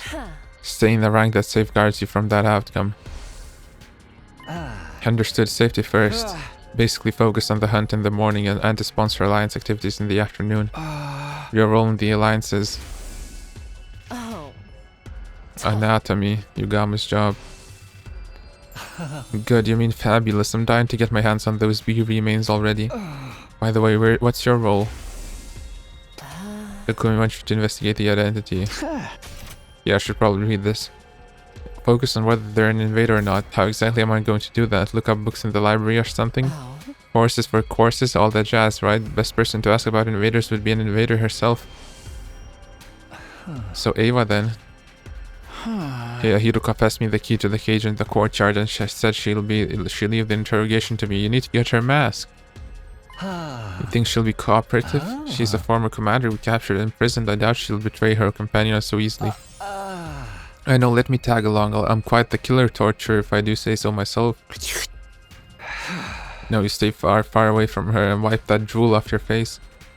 It wasn't easy for me to build some semblance of a friendly relationship with Ava, and I wasn't about to let this lunatic flush that down the proverbial toilet. Acknowledged. I'll follow Hiruka's general directions as instructed. That means going out there to earn some invader points right now. You ready, Takumi? Yeah, ready when you are. We took out our weapons and went around attacking the invaders loitering in the ruins. No battle, no.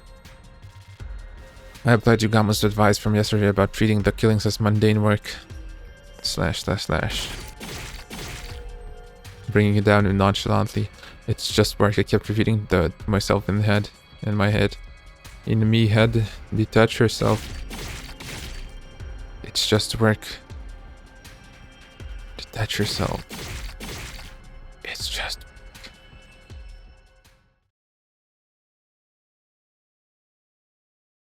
You got the helmet? Note that sponsors in front of us.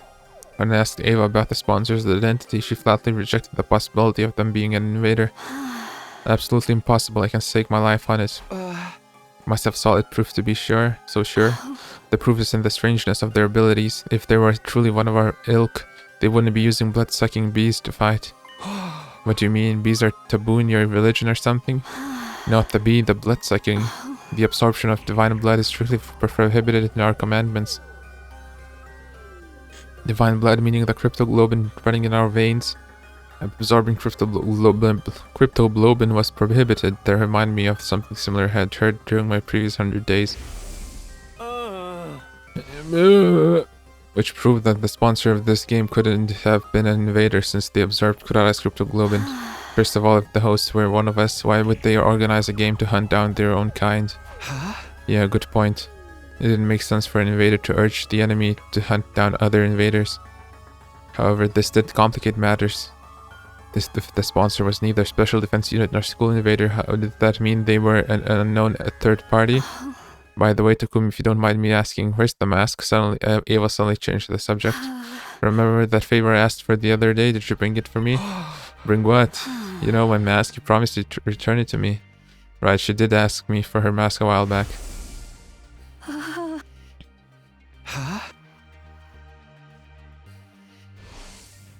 The mask was really important to her, as much as I'd like to give it back to her right now. I'm sorry, Ava, I'm going to have to go back on that promise. You'll have to bare your face for a little while longer.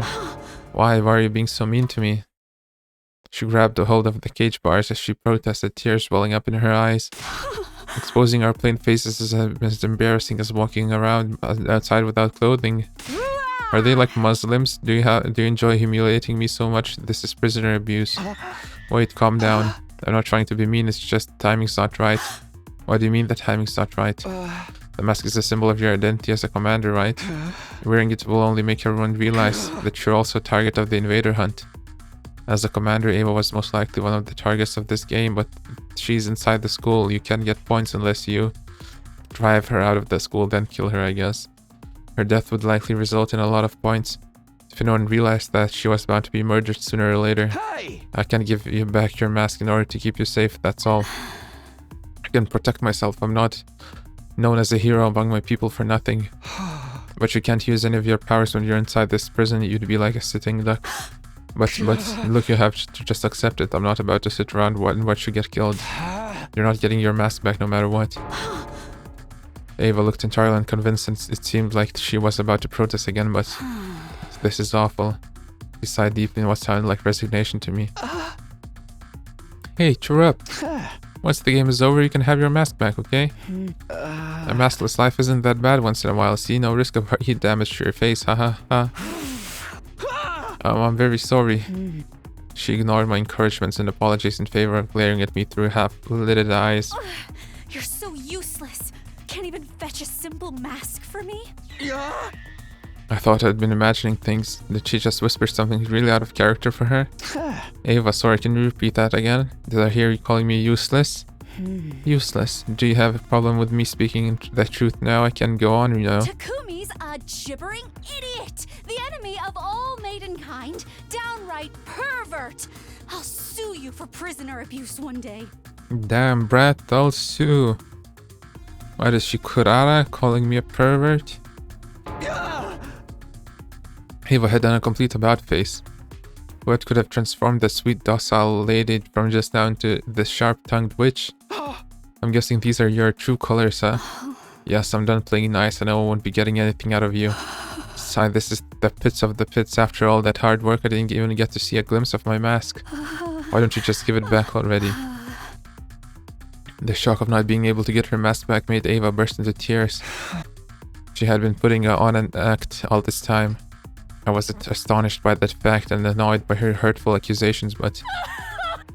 What am I supposed to do now? I couldn't muster up the anger to chide her as she wept sadly. She was likely mentally strained from the stress of being held in the middle of an enemy stronghold. No wonder everyone hates me. I'm the bad guy, Takumi, embracing it. I quietly left the courtyard so as not to agitate Ava any further. After that, I returned to my room and organized the information I'd gotten out of Ava in a notebook. And then once night fell...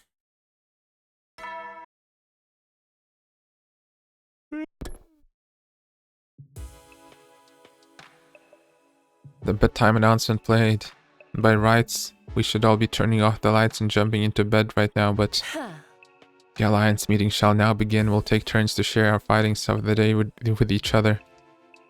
It had been decided that the Anti-Sponsor Alliance would be holding nightly meetings in my room to exchange information starting from tonight. You start first, Takumi. Learned anything new about the identity of the sponsor? Yes, according to what Ava told me, I shared the results of my investigation with everyone. And about how the bee could not have been a weapon of an invader. The blood-sucking was taboo to the invaders, so the sponsor couldn't have been one since they sucked Kurara's blood. In conclusion, it's quite likely the sponsor is unknown, third party and unrelated to us or the school invaders. That's all from me. We're already having enough trouble with invaders and now there's a third party. This is highly displeasing. Be that as it may, I must commend you for the job well done. That was remarkable work for a person of your intelligence. Thanks, but can I get something other than a backhanded compliment once in a while? I'll work on it if I feel like it. So that's a no. Allow me to go next. After dismembering the dead bee and investigating its anatomy, I made several discoveries. First of all, the bee was modeled after a type of parasitic wasp. A horrible species that parasitizes the bodies of butterfly larvae and feeds off their innards. Basically, that bee was simply a scaled-up version of a parasitic wasp. There's just one major difference between this bee and an actual parasitic wasp. Bees and hornets usually use their stingers to inject poison into an enemy's body. This giant bee, however, uses it to suck stuff out. Like a blood collecting device of sorts, it works more like a mosquito stinger. We all saw the bee use it to suck the blood out of Kurara. Yes, and she was drained in a few seconds, a testament to the strength of its suction. But it does bring up another question. The body of the bee has nowhere to store the blood it sucks. So where did Kurara's blood disappear to? Maybe it was warped to another place instantly, to the sponsor. It's likely that's what's happening. Maybe it's decided to transfer all the nutrients it sucks up into the sponsor's stomach. In other words, the sponsor's using the beast to consume cryptoglobin. Just a hypothesis. If that turns out to be true, it would mean the sponsor absorbed Kurara's blood. The thought of my friend's blood being used as food sparked an intense rage within me. And that's all I've got. Let's hear what Hiroka has to say now. Any progress on that suit of the sponsor's wearing? He has adventured to say there's been some major progress, much more than I initially expected. I may be able to get my hands on a spare suit worn by the sponsor in the very near future. There's a spare suit? Yes, and I've almost pinpointed its location. All that's left is to refine the coordinates. Yuruko previously said the sponsor's invincibility came from that suit. If we could secure something similar, wouldn't that make us invincible as well? Where's the spare? We can look for it together. No, that won't work. I'll search for it myself. Why? 3 sets of eyes are faster than 1, right? Because I'm the only one who can find that place. Something terrible beyond all imagination may happen if someone other than me discovered it. So they don't even try to understand? Her assertive tone made it clear that there would be no further discussion on the matter. Something that could cause the usually placid Siruko to get... Siruko? Sir and Hiruka? Hiruka to get so worked up had to be extraordinary. Okay, I'll respect her wishes even if I don't understand them. It's for the best. Moving on, what's the plan for tomorrow and beyond? I need you to continue your research. We're having a dire lack of good information right now. Don't forget to keep earning points in the game as well. Stay in 6th place or higher. Also avoid situations that may end up with you dying to mere minions. As usual, we're going with safety first. If you accidentally die, I'll bring you back to life and kill you myself, Takumi. Why only me? Because if anyone will screw up, it's you. I'll be fine, Yugamu's with me. I'm not that bad of a fighter myself. You should be watching out for yourself. You were the first to die last time. Ooh, please, are you talking to me? I'm much stronger than the Hiruko you knew. Darumi and I can take out a commander or two by ourselves. Darumi, huh? Yugamu's expression darkened at that. Hiruko, I just don't get it. Why would you team up with Darumi of all people? I'll be brutally honest, the fact that you're a team doesn't sit right with me. She loves her killing games. I can't imagine she won't at least try to sabotage her work if she ever finds out about it. Rest assured, she'll never find out. She's just my in-game partner, nothing more, nothing else. I'm talking about the what-ifs right now. You can't guarantee that it won't happen. You really ought to dissolve your partnership with her. No, I'm not letting her out of my sights. She has an important role to play as well. Which is? I can't tell you. Why not? Shouldn't allies share as much information with each other as possible? Yugamu continued to question Hiruko about her reason for teaming up with Darumi, but she kept quiet throughout. The alliance meeting ended on a slightly sour note because of that.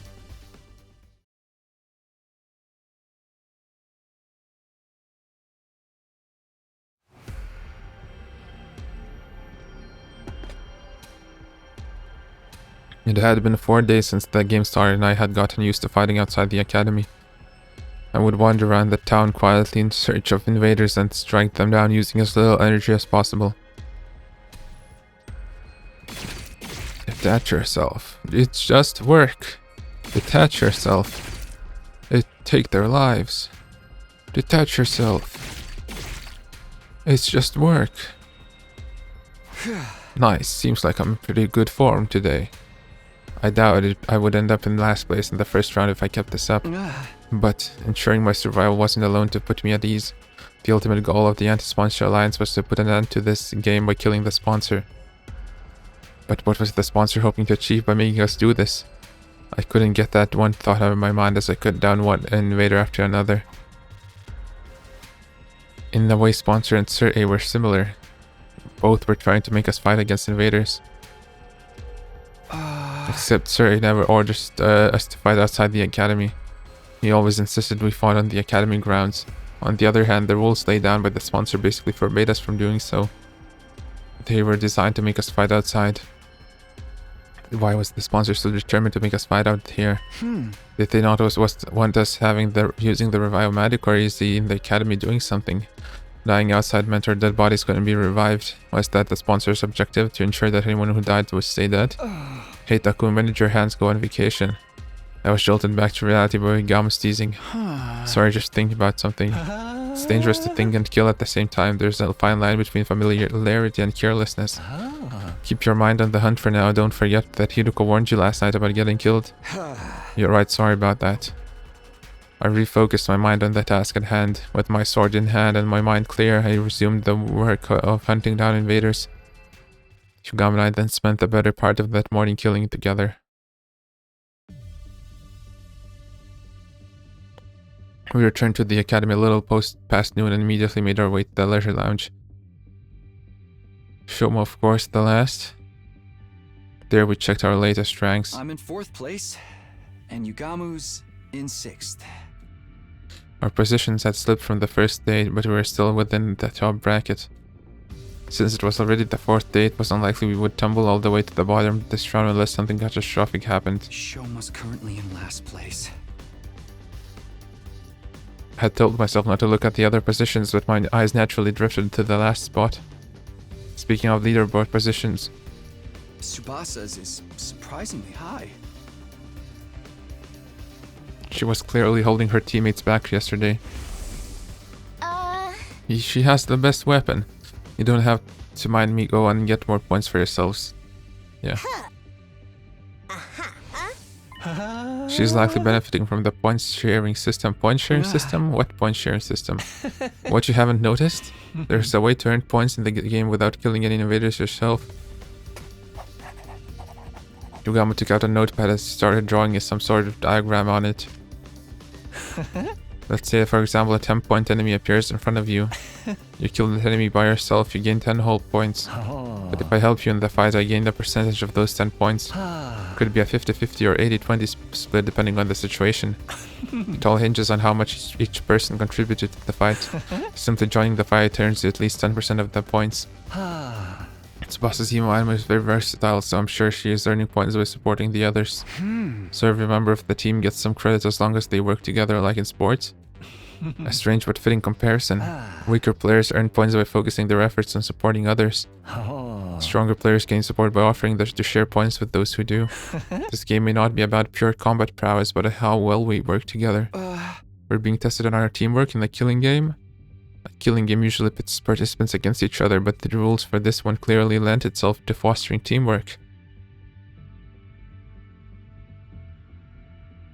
Had this been implemented to adjust the difficulty of the game to our level, or did the sponsor have some ulterior motive?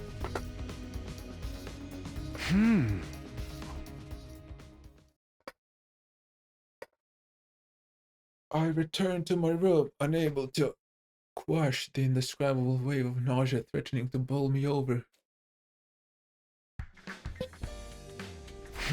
What should I do this afternoon? I was in my room trying to figure out what to do in the time I had before the nightly meeting. My role in the anti-sponsored alliance was to find out the identity of the sponsor, but it's not as easy as it sounds. I felt like I needed clearer direction, like where was I supposed to even start? If only I had a hint of sorts to help me get the ball rolling. I suppose I'll just have to ask around. Asking around for information would be the best way to find clues that might shed more light on the matter. Asking around, yes, that's what I'll be doing today.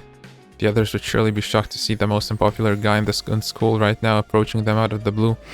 But I can't just hole up in my room all day without at least trying something. Steel myself before dashing out of the room.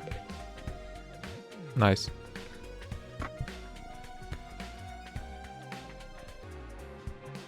Talk to everyone, yay! Oh, Tsubasa.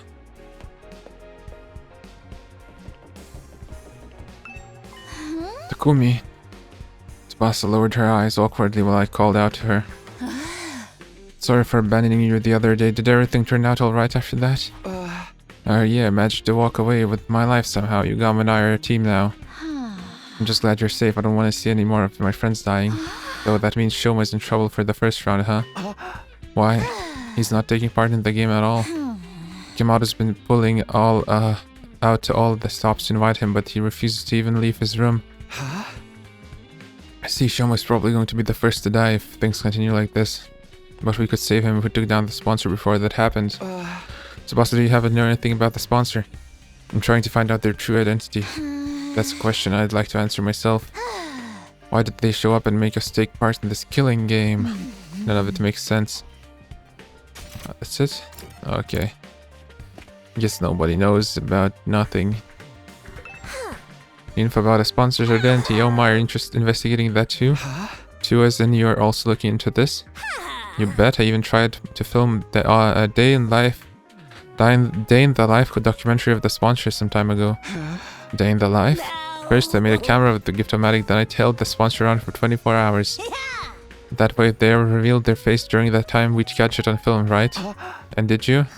Oh, I wish they cling to that spacesuit like it was the championship belt itself.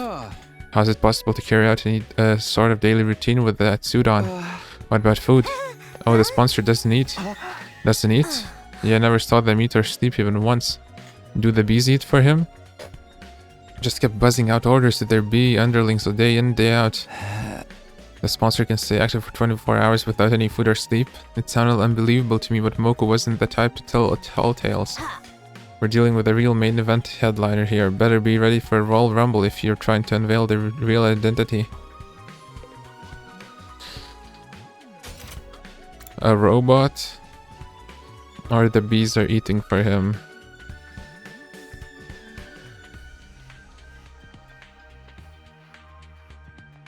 What else?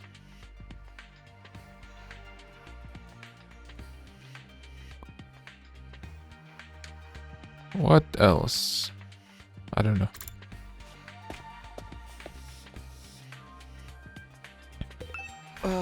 Hey Takemoto, can I have a minute?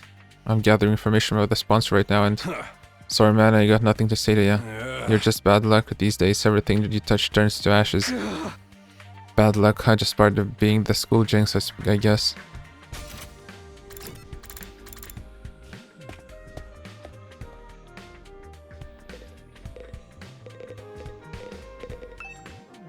Do not speak to me as if we were friends.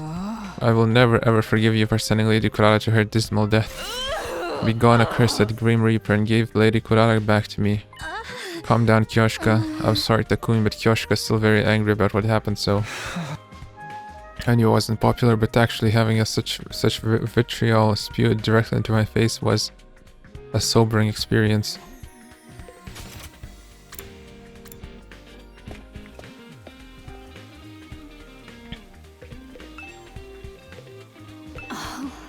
Ava was in her cell, looking as dejected as I'd left her. She was clearly still aghast at not being able to get her mask back. Wow, interesting dialogues. This is bliss! Whoa, who just shouted? It is I, Darumi, and I'm shouting because this is the happiest I've ever been. Killing game, check. Mistress Hiroko lapdog, check. Killing and killing and killing every day and night, check, check, check. Hehe, Mistress Hiroko's loyal lapdog in a killing game. What else does a person need to be happy in life? Just think about it. About how I'm gonna wring the innards of those invaders tomorrow. Releases so many endorphins into my brain. I may just pass out from sheer pleasure. Kyohoho. Darun was enjoying the current situation with every fiber of her being. I still can't understand why Hiroko would team up with someone like that. Okay, I've collected quite a bit of information. Did you? I learned a lot and was glad I mustered up the courage to talk to everyone. After putting the information down in a notebook, I prepared for the nightly meeting. I guess from Moko. For the anti-sponsor alliance, the bedtime announcement was now a call to action instead of a reminder to rest. A sign for us to gather and report on the day's findings. So now we know it's highly possible the sponsor doesn't eat or sleep. And still manages to be so powerful. They should just quit sponsoring killing games and go make a killing in the business world instead. Who wouldn't be impressed by a corporate soldier who can work all day and night? This is neither the time nor place to be joking around. It's precisely the time and place to be funny. Morbid humor is the best way to deal with morbid situation. That's just how strong the enemy we're up against is, right, Hiroko? The sponsor person is an enigma. Stays active for 24 hours without any sort of nutritional replenishment. Are we dealing with a robot? We can't rule out that possibility considering what little we know of their identity. Be that as it may, I must commend you for a job well done. That was remarkable work for a person of your intelligence. Thanks, but can I get something other than a backhanded compliment once in a while? Was that a joke? It must be. Your entire existence is one. Well, aren't you something yourself? Allow me to share my additional findings on the bee's anatomy next. I got down to business today by dismembering the bee to its smallest parts. Some interesting truths were uncovered as a result. Despite a tough and grandiose appearance, it doesn't quite have the hardiness to match. The joints snap out of place if you even look at them wrong, and the stinger comes off without much effort as well. It's as fragile as life itself. But it can't be so weak. Those bees killed Kurara like it was nothing. Their bodies were likely enhanced by some supernatural means when they were still alive. Supernatural, in other words, hemoanima. The ability to move around without needing to eat or rest, hemoanima-enhanced bees. The more we try to pry into the sponsor's business, the more of their uncanny strengths we seem to discover. But none of these proved that the sponsor themselves was impossible to defeat. We could just find a way to get them out of that invincibility suit. Last but not least, let's hear what Hiroko has to tell us. Did you find that spare suit you talked about? Yes, I pinpointed the location yesterday. If all goes well, I should be able to get my hands on the suit by tomorrow. Really? I honestly wasn't expecting to find it so soon either. Once we actually have it, uncovering a weakness or two should be trivial work. Unfortunately for the sponsor, their invader hunt is about to draw to a premature close.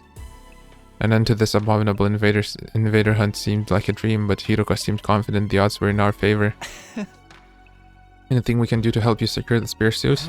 Quite a lot. In fact, I'd venture to say I couldn't possibly recover the suit without your help. The suit is located somewhere in the south of this campus. Actually, getting the suit is going to be the easy part. The thing is, if the bees flying around find out what we're doing, all our efforts will go down the drain. Because then the sponsor would realize what we're up to. That's why we're going to need a little bit of creative prep work to hoodwink those roaming bees. With that preface, Hiruko shared with us a brief outline of her plan. Our operations commences at 7 AM tomorrow. 3 of us here plus Drumi will head south in the direction of town. Once we're somewhere in the vicinity of this area, we'll start hunting down invaders. As we do, we'll destroy the ruins around there in the flashiest way possible, kicking up as much dust and ash as we can. I'll use the sudden drop invisibility as camouflage to secretly move to the place with the spear suit without being discovered by the bees. We'll meet up once I found the suit, and rush back to school to examine it until we can discover its weaknesses. After we ascertain the way to destroy the invisibility suit, it's showdown time with the sponsor. Hiruka's plan was simple but bold. She would absolutely end everything tomorrow if circumstances allowed, both the invader hunt and the sponsor hunt themselves. Of course, it's only day 29, so it's not going to be that easy. Will you help me to Kumin Yugamo? An earnest plea for help from Hiruko without her usual barbs was a straight yes from me. I nodded vigorously. Of course I help. Let's get that suit and bring down the sponsor together. I'm against this plan. I won't be joining it. What? What's gotten into you, Yugamo? Is there something wrong with the plan? Nothing wrong with the plan per se. What's wrong is just one of the participants. Hiruko, why are you letting Darumi join the operation tomorrow? You've been insisting all this time she's nothing but your endgame partner, not a member of the anti-sponsor alliance. She's very strong. She'll be useful in combat.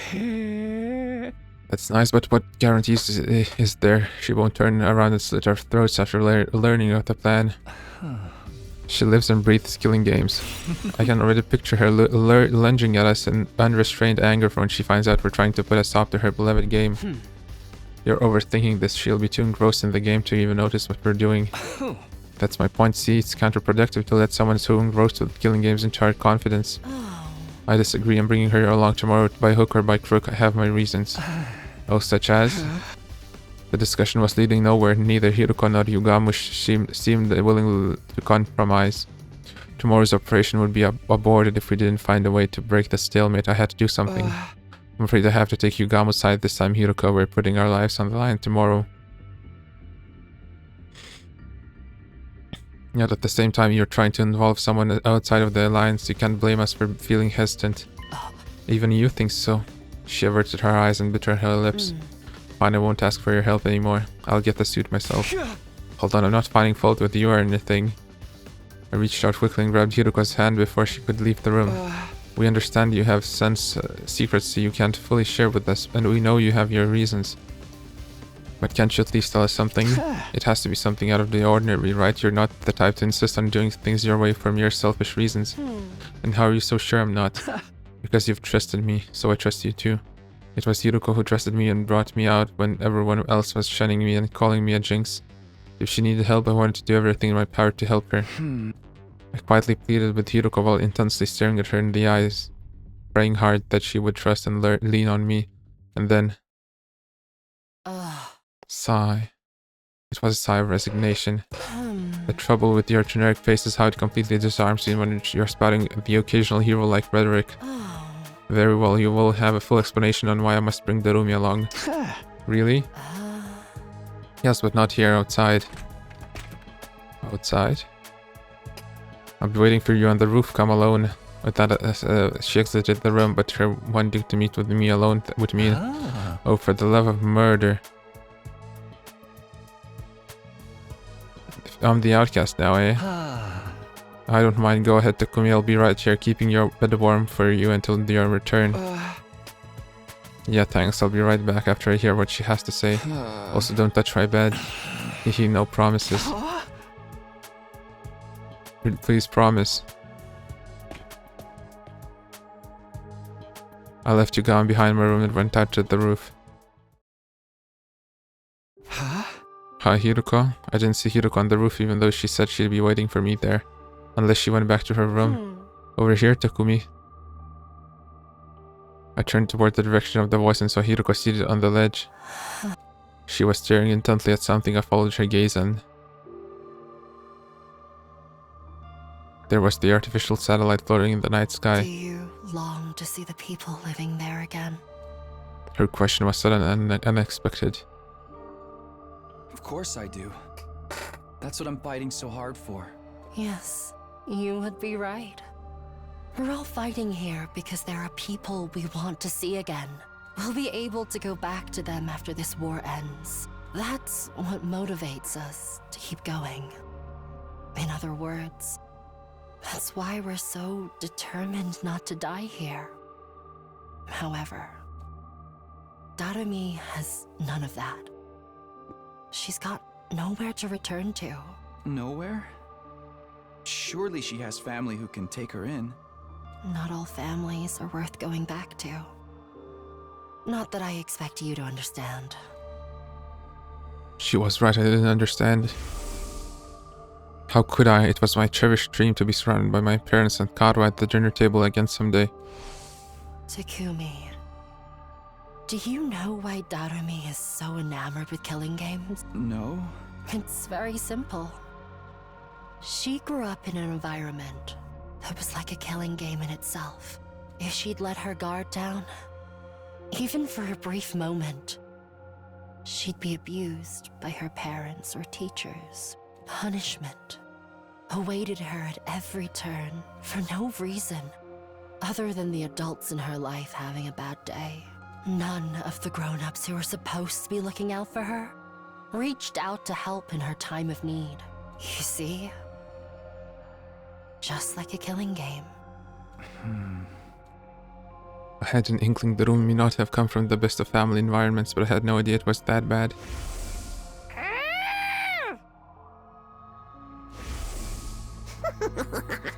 Oh yeah, that one. She wasn't kidding about that. And when you go through life living like that, you can't help but wonder, why only me? Yeah. That's understandable. Why am I the only one suffering like this?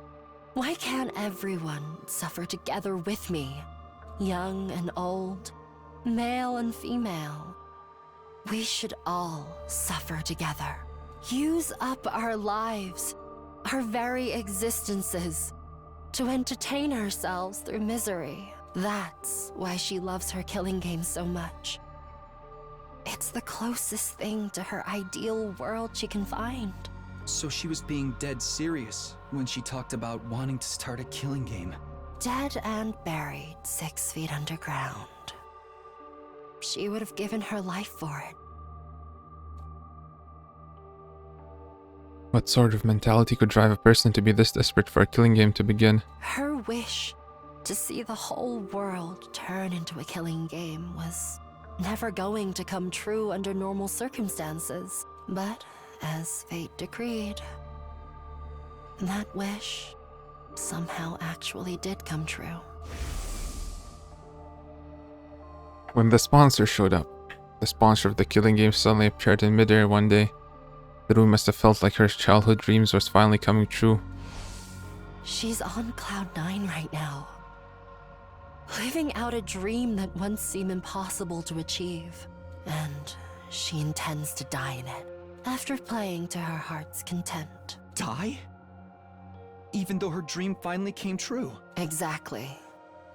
Now that her dream has come true, she has nothing to live for anymore. She didn't look like someone who wanted to die, though. The few times I've seen her outside the academy. In fact, you guys were slaughtering the school invaders together quite enthusiastically. Someone who fought with such wanton abandon in a situation where there was no coming back from death couldn't exactly be mentally sound now, could they? She was right, someone with normal sensitivities would be a lot more cautious about this. Without me keeping a close eye on her, she'll be running headlong into the largest group of invaders she can find. If I don't keep forcing her to return together, she'll keep on fighting, even past her limits. Even after returning, she always wants to go right back out to continue the hunt. It's not easy for me to keep pulling her back. She's basically committing slow suicide. I can't take my eyes off her for a minute. Is that why you're so insistent on bringing her along for tomorrow's operation? I just don't want to leave her alone to her own devices. A short while's fine, but I get the feeling we may be taking a while tomorrow. I have to take her along. If I don't want to come back to a dead Darumi, this whole plan would be pointless if even one person dies. I was completely dumbfounded. Hiruko was serious about saving everybody's lives. But then again, Hiruko had always been like that, even last time.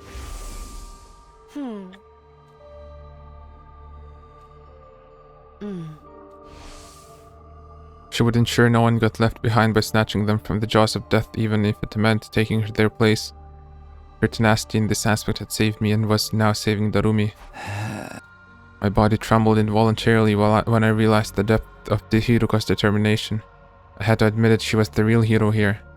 I feel bad for Darumi, but this game needs to end, the sooner the better. She's never going to come to her senses unless she first wakes up from this sham of a dream. I'm begging you here, Takumi, help me tomorrow. Yeah, of course. How could I possibly turn down a request from this awesome hero standing before me? I'll convince Yugamo to help us all. I can't believe he'll turn us down after I explain the situation to him. The four of us will rampage through town together tomorrow and put an end to the invader hunt. We both stretch out a hand spontaneously and exchange a firm and solemn handshake. The only thing going through my mind at that time was what I could do to protect Hiruko's kind-hearted resolve. We would work together to defeat the sponsor, and then let's all get to the best day 100 together.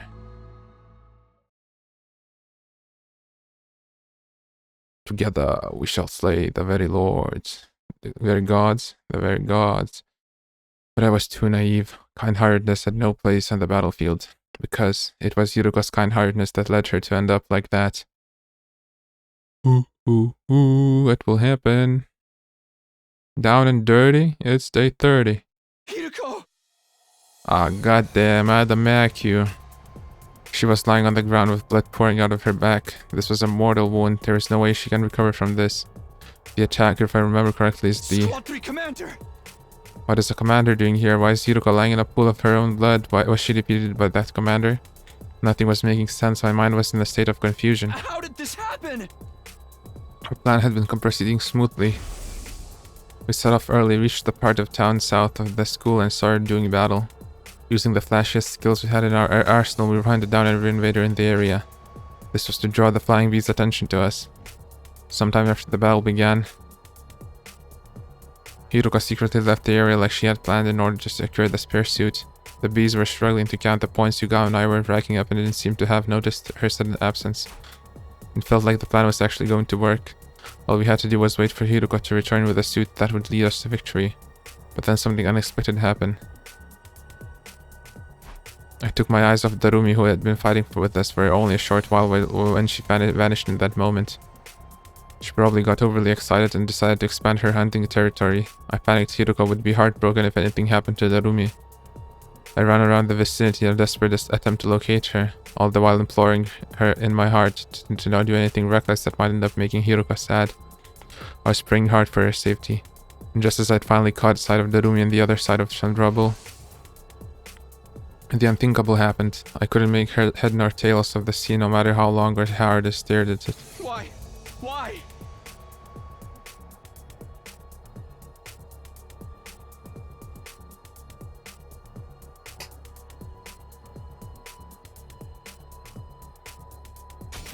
Why is this happening? Get a hold of yourself, Takumi. Snapped back to my senses at Yugamo's yelling. Yugamo, Hiruko's down most likely by a commander. Yugamo's face twisted in a hateful scowl when he turned to look at the commander. That's why I didn't want Darumi to come along. He's too high profile in a lot of ways. You can't blame the enemy for zeroing in on such an attention-grabbing target on the battlefield. I'd wager the commander attacked Darumi first in this case. And when Hiruka tried to help her, the commander attacked Darumi as she was rampaging around, and when Hiruka tried to help, she got struck down instead. What do we do now? How can we save them both? Run away, that's what the operations failed. But we can't just abandon them. There's nothing we can do to turn the tide of this battle, especially not against the commander. We need to survive so that we can carry on Hiruka's will. Yugamo's decision was sound. The best outcome we could hope for right now was to avoid all of us dying. But did I really want that? What was the point of surviving if I had to abandon a friend to do it? Abandon Hiruka and Darumi to escape and wait for another chance, or jump in to save them without caring about the consequences. Boom.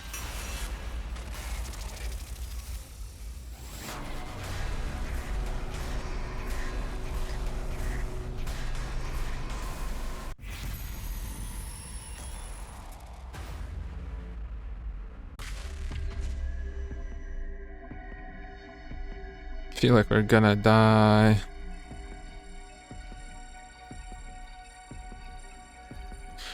I mean, I just want to get this suit. I don't really care about Darumi. Let's just save Darumi. Maybe we'll die, but whatever.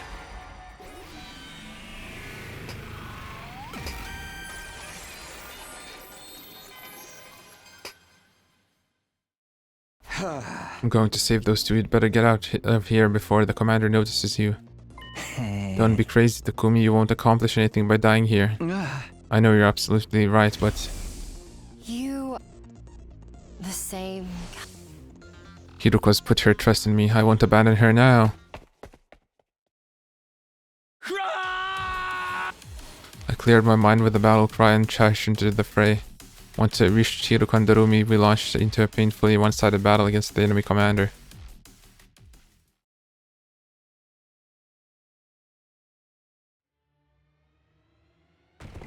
Oh, we actually have to fight. Hey Takumi, you came to save us. Thanks, bruh. I hate to disappoint you after you came all this way, but we're totally headed for the game over here. Mistress Hiruko is already out of action, and I'm basically about to keel over too. Looks like we bought ourselves a one-way ticket to hell. Why don't we just accept it and all die together? You've got energy to talk, you can still fight. Take out the weaker enemies first. You got it, boss.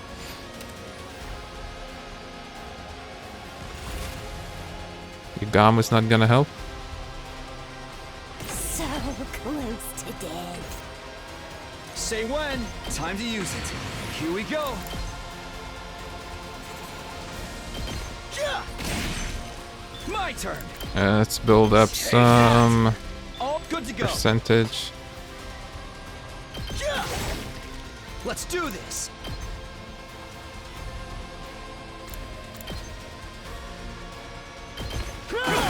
Counter.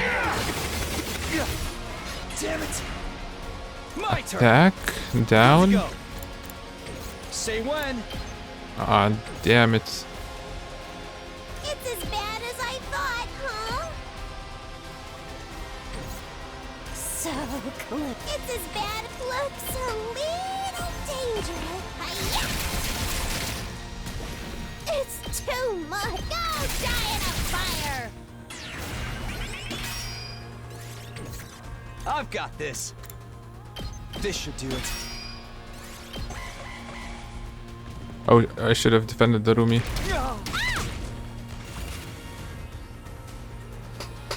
Here we go. Let's do this. Here we go. Time to use it. Ready when you are. This should do it. I've got this. Take this. My turn. Here we go. My turn. That's not gonna happen. How many more can I get? Yeah. Piece of cake. I can't anymore.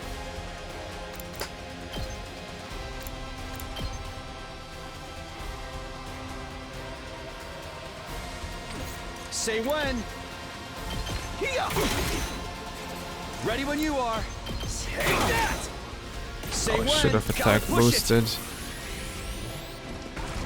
Let's do this! It's too much. No good. Yep, right there. Let's go! Yeah!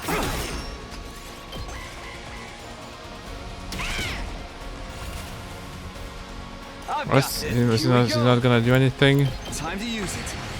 Looks a little dangerous. Let's go. There! Let's do this. Here! I didn't see how many waves there are. Johan, anyone else get the feeling this commander is just playing with us? He's not even attacking, he's just standing there all menacing like. I guess he knows he doesn't need to get involved directly.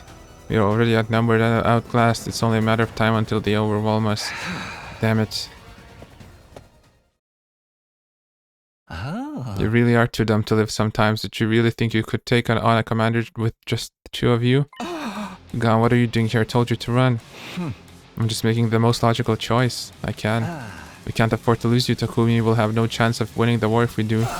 That means our only choice is to do something about this guy so we can all get away. Wasn't much of a plan, but at least we had the hope now. With 3 of us, we might just be able to pull it off. Let's do this, guys. Give it everything you've got and take him down. Oh my god, more enemies.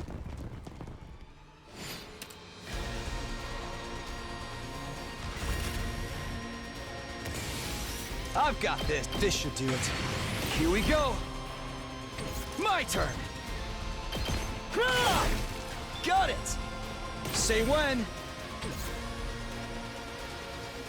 I'm good to go. Whatever. I'll kill them all. I should have given him a potion. Kill the rest for me. Here we go. Ready when you are. There. I've got this. Ah, you win?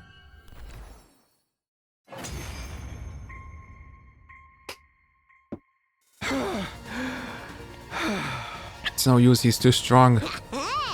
He really is just playing with us. An extra fighter or two is not gonna make any difference. For the love of murder, if he's gonna kill us anyway, he could at least go all out too.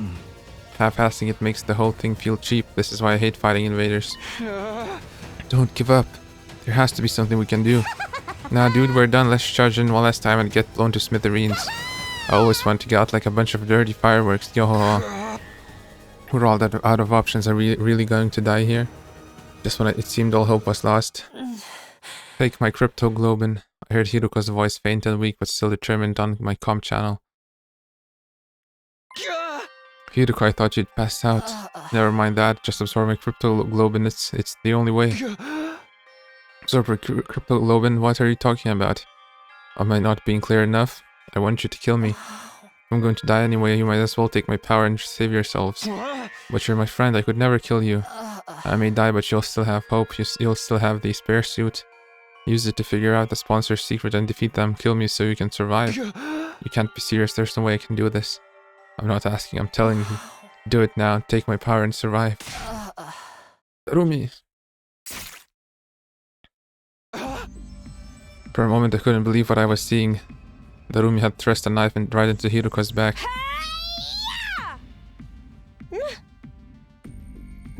Mistress Hiruko. Mistress Hiruko. Your power flowing into me. I can feel you inside me.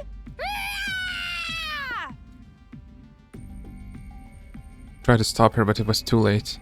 As Darumi absorbed more and more of her blood, Hiruko's body began to shrivel and dry up. Oh man, oh man, oh man, I've never felt this kind of energy before. I'm in the zone now. I feel like I could fly, like I could do anything. Yahoo! Yahoo! Darumi threw back her head and let out a crazed cry of elation, totally at odds with what just happened. Don't you realize what you've done, Darumi? You just killed Hiruko. Save their recriminations for later, Takumi. Now that it's reached this point, we have to see it through. But Hiruko is... Darumi's overflowing with power right now. She might actually be able to beat that commander. Yugon was right, Darumi was stronger than ever. She rushed around the battlefield like a berserker, swinging her weapons in every direction, even charging at the commander without the slightest trace of fear. No one can stop me now. By the time we were able to take stock of our surroundings, we realized the commander was no longer there. Did he just leave? Yeah, it seems that way. Had we really won? Somehow it didn't feel real. Relax, he's gone. I don't sense any trace of his presence anymore also. The thing Hiruka gave her life to get us is still here, and it's still intact. Yugama held up the suitcase Hiruka had brought from the school. Oh. Most likely had the spare of the sponsor's suit inside it. We've done what we set out to do. Make no mistake, this is a win for us. It's just, we had to pay a pretty big price for it. Yugama's gaze wandered to Hiruko's body. It was bad enough that she sustained fatal damage trying to bail the Rumi out, but then her cryptoglobin was absorbed by the very person whose life she'd saved. As for the Rumi herself, she was just staring blankly up at the sky. I could only imagine how she felt having just killed someone who'd been like a sister to her. But before I could say anything, Darumi, her eyes rolled back in her head and she fell to the ground. Looks like she finally ran out of steam. You'll have to carry her for now, Takumi. I'll dig a grave for Hiruko. Here's as good a resting place for her as any. Yugama began digging with an old piece of wood, and when the hole was big enough, gently lowered Hiruko's body into the ground. Hiruko. I'm sorry I couldn't save you. But I won't let your sacrifice be in vain. I'll use the suit you worked so hard to get us to figure out the sponsor's weakness, and then I'll defeat them and end this game. I promise. we returned to the school determined to carry on what Hiruko had started. Unfortunately, don't catch us with our suit. I have no idea where to even start with this tech this weird. Yugama and I had gone back to my room to look at the suit, but looking at it was about all we could do. Neither of us knew anything about electronics or wearable technology or whatever it was that made the suit tick. Tsubasa, analyzing how it worked and how to get past its defenses was going to be hard if not impossible. Well, it's a protective suit made out of some kind of specialized material, that's all I can say. Yeah, I can't figure anything else out either. How can something this flimsy block our attacks so completely? We'd worked so hard to get it. This feels like such a waste. Hey! Darn it, if only we had someone with actual engineering knowledge on our side. As if in answer to my exasperated cry. Someone's here at this hour? You don't think it's the sponsor, do you? It's not totally out of the question. They might have realized we got our hands on a suit just like theirs. The bell rang again. Pretending I wasn't here would only put off the inevitable. The sponsor was relentless. If I was going to die anyway, I might as well put up a fight here now. I took a deep breath and opened the door. Just hide the suit, it's easy. Tsubasa? I definitely hadn't expected to see her standing on the other side. Since this game began, everyone except Yugama and Hiruko had been keeping their distance from me. Tsubasa's eyes were downcast. She looks like she might start to cry at any moment. Hey, what's wrong? Howdy, Tsubasa, you're looking pretty grief-ridden this evening. Is something bothering you? Would be glad to listen if you want to talk about it. I have a feeling we're not the kind of people you really want to confide in, though. Yugama's laid-back attitude did nothing to put Tsubasa at ease. Eventually, she did speak up on her own. I'm sorry, Takumi. I'm so sorry. And all of a sudden, she burst into tears. Calm down, Tsubasa. What's this all about? What are you apologizing for? Is it because you didn't let me join your team? You don't have to worry about that. I'm doing fine. No, that's not it. I was there, Takumi. When Hiruko was fighting that commander, I was watching the whole time. Tsubasa was there too. I wanted to help. If I'd activated my hemo item, I could have used my car to get Hiruko and Darumi out of there and bring them back to the school. But I was so scared I couldn't move, and while I was wondering what should I do, Hiruko got wounded and then she... I'm sorry, Hiruko, I'm sorry, Takumi. I just stood there and let her die. I know apologizing won't fix this, but... I had no idea what to say. I knew all too well how much it hurt not being able to save someone. That's why I knew nothing I could say would take away that pain, but before I could even try...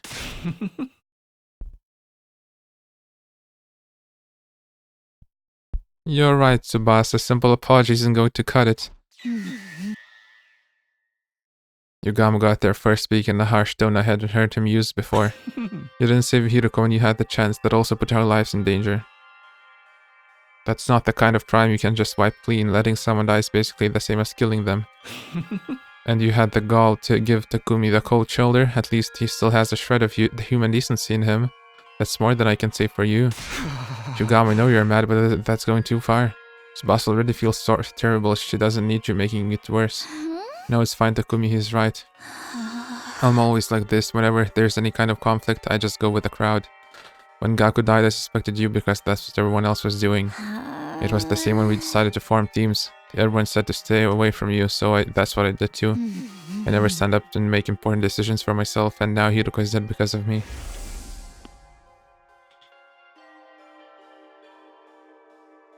Darumi's probably heartbroken too. I could have stopped all of that from happening. Wow, she really did see everything. She's probably still in shock. I'm a terrible person, aren't I? Treating my friends' lives with so little respect. It's so disgusting. It makes me want to puke. Tsubasa didn't stop at dry heaving. She vomited all over the floor, tears still streaming down her face. You're amazing, Takumi. Jumped right in to fight that commander and try to save Hiroko. I can't believe I've been so awful to you all this time. I'm so sorry. I'm sorry, Takumi, for everything. I'd be lying if I said I was ready to completely forgive Tsubasa and call it all water under the bridge. But I wasn't going to hold anything against her, not when she was already suffering this much. Just the thought that I was still capable of some kind of compassion was a comfort in itself. You can cry all you want, it's not going to erase what you did. The world wouldn't need the police if atonement was that easy. What's with you today, Yugamo? Tsubasa's made her mistakes. Some mistakes, but you don't need to be so hard on her. He just wants her to join us on the research. Tsubasa, if you really want to make up for letting Hiroko die, there's just one way. Indirectly or not, you caused a death. Now you have a duty to save lives instead. Save lives, but how do I? Just a suggestion, but how about you join up with me and Takumi? We're working on something that could save everyone, and we just so happen to need somebody with your particular skill set.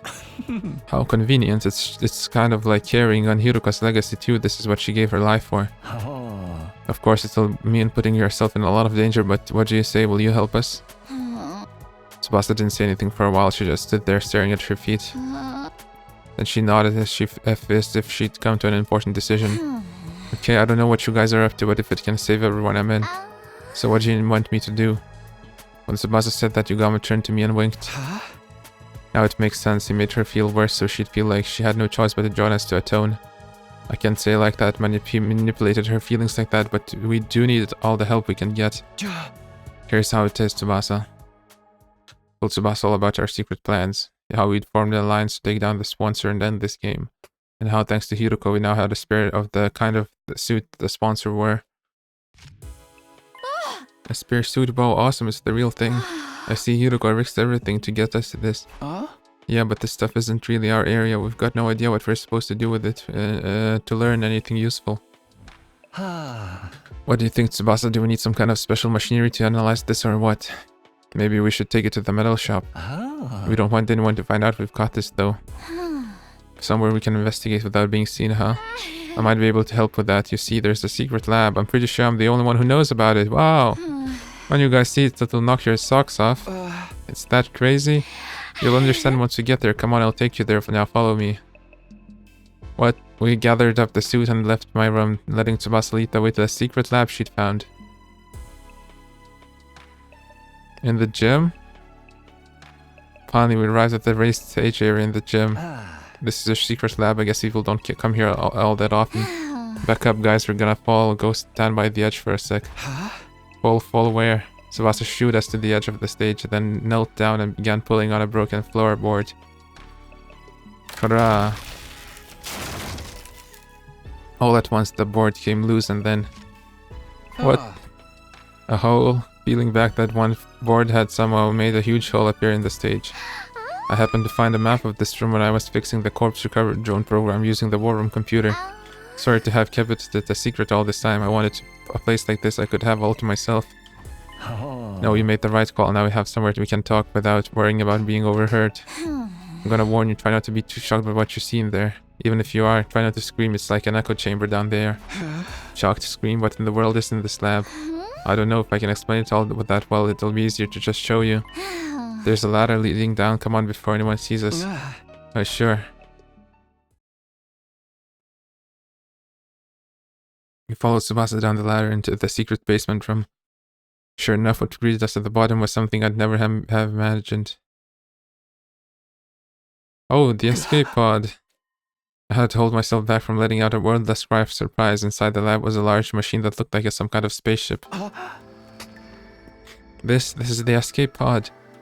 I'd seen it before, of course, at the end of my first 100 days here, but I never expected to see it here like this. Yet, I was shocked when I first saw it too. I knew it must be the pod you told us about. This place is probably designed to store it safely until it's needed. Is there any chance you can get it working now? I thought of that, but it's no good. It's locked up tight and there's no way to get in. We could probably force it open, but we can't exactly go into space with a damaged door. It must have security measures to stop anyone using it before Day 100. That's the only time we're allowed to leave the school. Well, we can think about the pod later. Let's concentrate on the suit for now. Do you need any machinery from the metal shop? We can go get it for you. No, it should be fine. There's plenty of gear in here for me to get started. I looked around the lab. It was full of miscellaneous machines and equipment, probably stuff Tsubasa had brought in already. Ooh, there were also a lot of weapons for some reason. I figured I'd make those and keep them here for emergencies, just in case we ever need to hold up in here. I've snuck some food supplies in too. Help yourself if you get hungry. It's a real stronghold down here. It'll make a perfect HQ for the anti-sponsor alliance. So how are you gonna investigate the suit's capabilities? You got any experiments in mind? You basically want to know how to break through the suit's defenses, right? The fastest way to figure that is to try out a bunch of stress tests and see how it holds up. By testing its resistance to stretching, pressure, elastic, and plastic deformation, we can start getting a better idea of its fracture toughness. Deformation, fracture?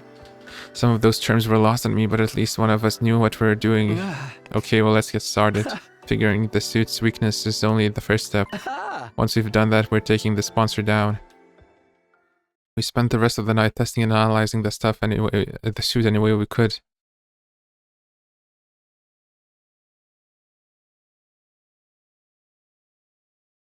The next morning, I made my way to the leisure lounge where the sponsor was loafing around as usual. Takumi Sumino, what are you doing here so early? Did you miss me? You could say that I wanted to see you anyway. Do you have time to talk? Hardly a respectful attitude to take towards someone in my position. But I'll allow it. You're one of my most accomplished hunters after all. Is Takumi gonna try to kill him and he's gonna get killed instead? Hunter me? No need to be modest, just take a look. The results speak for themselves. The sponsor gestured to one of their bees and brought up a display of the leaderboard. I honestly didn't expect you to gain this much of a lead so quickly. The advent of a dark horse like yourself makes this game that much more exciting. At some point I made it all the way to the second in the rankings. Hiroko had been at number 1 all this time, but now that she's dead, I was catching up. You've made impressive contributions to my little game. I was just thinking you deserve some kind of reward. A reward, huh? Since we're here, how about you play a game with me? Very well, if that's what you want, what shall we play? As I said before, I'm grateful to you for becoming such an accomplished hunter. I'm even willing to turn a blind eye if you ever want to bend the rules a little. That actually helps a lot because what I want to do is a duel to the death. I'm going to fight you, I'm going to win, and then I'm ending this stupid game of yours once and for all. So it's come to this. Very well, activate your class armor and Himo Anima. Attack me all you want, your sword is no more threat to me than a blade of grass. The sponsor clearly didn't consider themselves in any danger. They stood there radiating absolute confidence, knowing that nothing I could do would hurt them. Nice of you to be so laid back about it, but I won't be attacking with my sword. I'll be using the crossbow. This crossbow. I brought out a crossbow Tsubasa had made with a gift-o-matic. Normally using a conventional weapon like this would be pointless, especially against an invincible opponent like the sponsor. Oh, what are you thinking, turning something like that on me? Such insolence will not stand. A hunter should use Himo Anima. Just like that, the sponsor's confident demeanor vanished and they began to panic. Looks like we were right on the suit's weakness, about the suit's weakness. We performed every kind of stress test we could think of on the spare last night, and we discovered something very interesting. I knew it, the suit isn't actually all that strong. It'll distort from just a little force, and it's not that much tougher than a regular protective suit. A long knife or something that could probably cut through it pretty easily. That doesn't make sense though. If the suit is that weak, why don't any of our attacks work on it? Is the spare one a fake maybe? Is it actually different from the sponsor's one? No, it's the real thing. The material is the same as what the sponsor wears anyway. So why is this one so much weaker? I think it's not weak so much as it's built for purpose. What do you mean? Ever since I saw this suit, something about it has been bothering me. It looks like some kind of protective gear, so what is it supposed to protect its wearer from? Hemoanima. Not sure I follow. Workers at nuclear power plants wear suits to protect themselves from radiation, right? And firefighters have ones to protect against high temperatures, and divers have ones for water pressure. Protective suits are made with specific hazards in mind, stuff that's only a threat in certain environments and scenarios. There are not a lot of use outside of those scenarios. Have you ever felt an actual radiation suit? They're basically paper thin. I think it's the same with this suit. It's designed to protect against one particular threat and nothing else. Protective gear for a specific threat. I desperately tried to think over what Tsumasa had said and what it could mean. What kind of scenario was this suit built for? That was obvious enough to protect the sponsor from our attacks. The first time we fought them, we'd attacked with every bit of hemoanima we could muster. But at the end of our assault, the sponsor was still standing without having taken the slightest bit of damage. It was like our attacks, our hemoanima had no effect at all. And then it hit me like a bolt from the blue. I knew what the suit was for. I knew it was what threat it was guarding against. Of course, the suit is designed to repel any and all hemoanima attacks, but the trade-off is that it's weak against regular attacks, isn't it? You're letting your imagination run wild. I'm invincible. Your pitiful intellect cannot hope to understand my power. The sponsor's voice was calm, but they were clearly shaken. I had no doubt we were right about this. But you see, I have another suit that's immune against normal attacks. I only wish I noticed it sooner. The suit only blocked hemoanima attacks, not physical ones. It was such a simple weakness, but I could see why I hadn't thought of it until now. Our first encounter with the sponsor had only demoralized us. We attacked them with everything, and we had our very strongest attacks. And not one of them worked. This person is invincible, it's no use trying to fight them. That was the idea that had been implanted in our heads that day.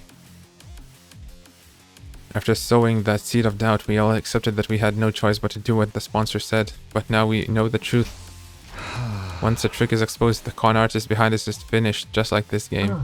I'm warning you, Takumi, stand down now and we can forget this ever happened. This is for my friends. I pulled the trigger and fired off 3 hours in quick succession. They pierced the suit and buried themselves in the sponsor's body. There was no hiding it now. My attack had clearly done some damage. There were holes in the suit now. We weren't dealing with an invincible opponent after all. We did it! Did you see, Hideko? We broke through the sponsor's defenses. Not bad, Takumi Sumino. I'll confess I didn't think you'd ever figure out the secret of my suit. For this at least I must congratulate you. Pete, thanks, it's an honor, but it's your death I want, not any compliments. Me, die, don't be ridiculous. This game has only just begun. You're forgetting something, Takumi. The suit isn't the only weapon I have at my disposal. Still have these. I heard a familiar cacophony of buzzing and beating wings as the bees flew down from the ceiling. They sounded angry. I'd broken a rule after all. I'd injured the sponsor. My suit may not be an immovable object, but my bees are as unstoppable as force as ever. What now, Takumi Sumino? Do you think you can defend against this? No, there's nothing I can do about your bees. If they attack now, I'd be riddled with holes and have every last ounce of my blood drained. If they attacked me, that is. That's why I'm tagging in. Good work, Takumi. You played your part beautifully. But against someone with proper protection, things wouldn't be so simple. What for you? Why do you have that suit? It's me, Yugama Wakage. Guess you can't tell because of the voice, huh? Apparently the voice changer came as standard with these suits. This one distorted Yugama's voice to sound just like the sponsors. We decided to borrow one of your precious suits for a little while. It seemed like the best way to stop me getting hurt turned into a pincushion. The bee stingers were powerful, that much was true, but that was because they had been augmented with hemoanima. Yeah.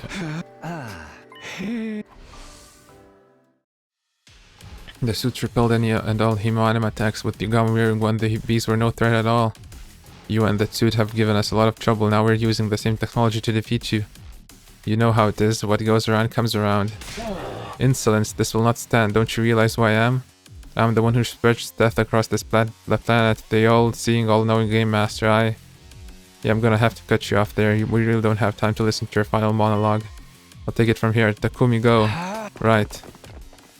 We both started running. I ran for the door while Yugamo tried to toward the sponsor. The beast dutifully flew in to protect their master, but all in vain. Yugamo swatted them aside with one swipe of his arm, killing them instantly. The suit made him the worst possible opponent for them to go up against. Finally, Yugamo reached the sponsor. And then he opened his clenched fingers to reveal what he was holding something. All it takes one little hole.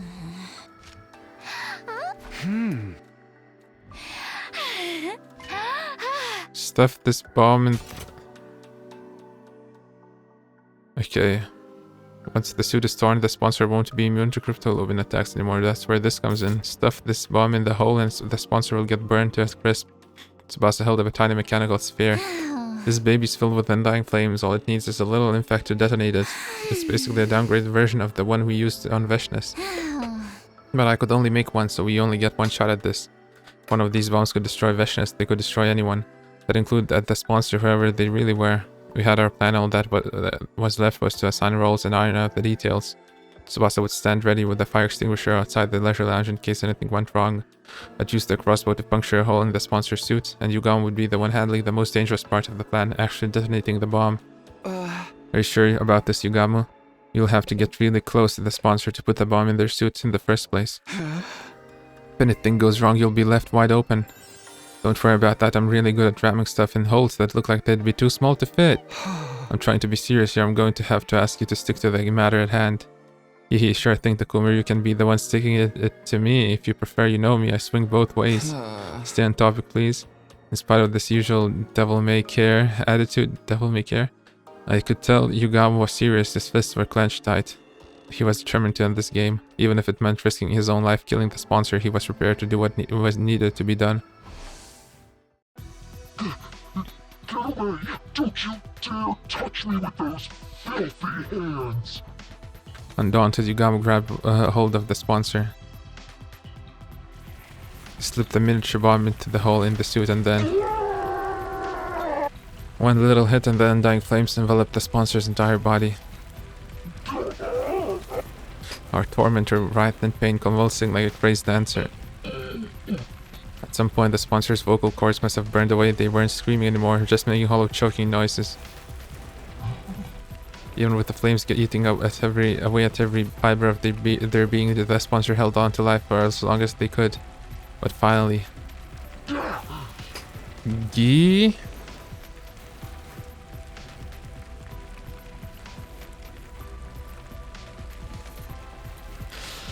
Ha.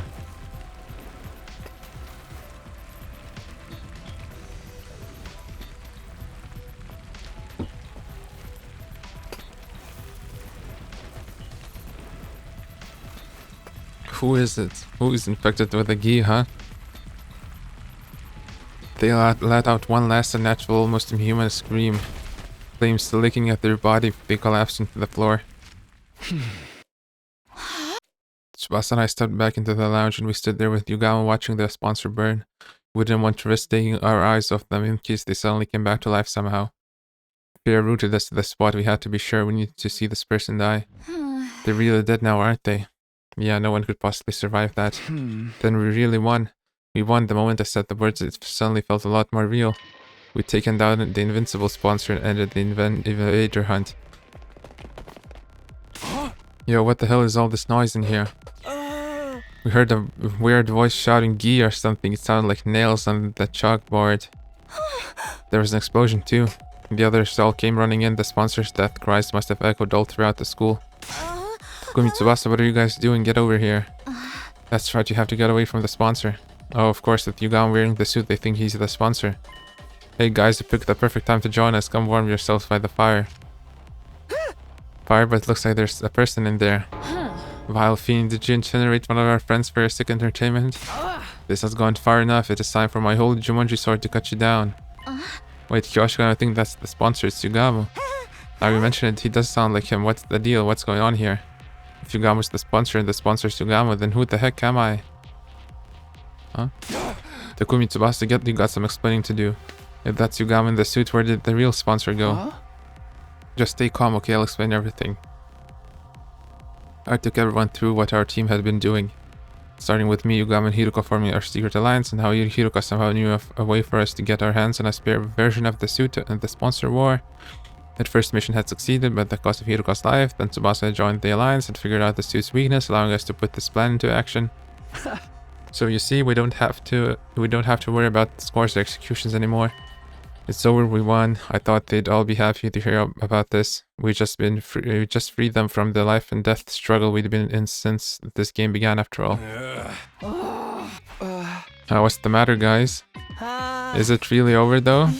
Sponsor was so strong before, it's hard to believe you killed them just like that. Right, and we didn't see it happen for ourselves. Don't think we're lying to you, do you? No, that's not it, it's more like all this is happening so fast when we weren't there for so much of it, it doesn't feel real, you know? And I was the one who was supposed to avenge Lady Kurata. Wow, this is not the reaction I was expecting. I'm not asking for a victory party or anything, but you can at least relax now, the sponsor is gone. Well, this is a real mood killer, you guys are gonna need some time, huh? Let's call it here for the day, we can always accept our praise and adulation later. With things still feeling awkward between us and the other teams, we went our separate ways, and I returned to my room. We did check on the sponsor, who it was. Well, I guess they burned it, but we could at least check if they really died. The morning announcement played just as I got back to my room. Yeah, I guess I should get some rest. I mumbled to myself vaguely and practically threw myself at the bed. The moment my head hit the pillow, I felt a gratifying sense of accomplishment welling up inside me. We did it, Hiruka. We defeated the sponsor. All thanks to you. My grief from losing Hiruka hadn't gone away, but now I knew that she hadn't died in vain. The others would come around. They just needed time to process it. No more turning against each other. No more killing game. We can finally be a real team again. Maybe even friends, unless Darumi will kill us all now because she won the killing game. Comforted by that thought, I closed my eyes. From here on, we'd all live a fun, peaceful life. That was how I wanted the rest of our 100 days here to go. Just like the better times we had last time around, maybe we could hold another barbecue party.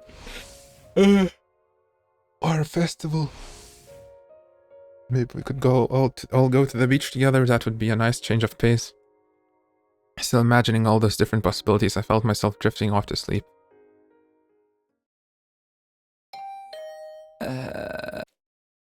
But then my doorbell started ringing.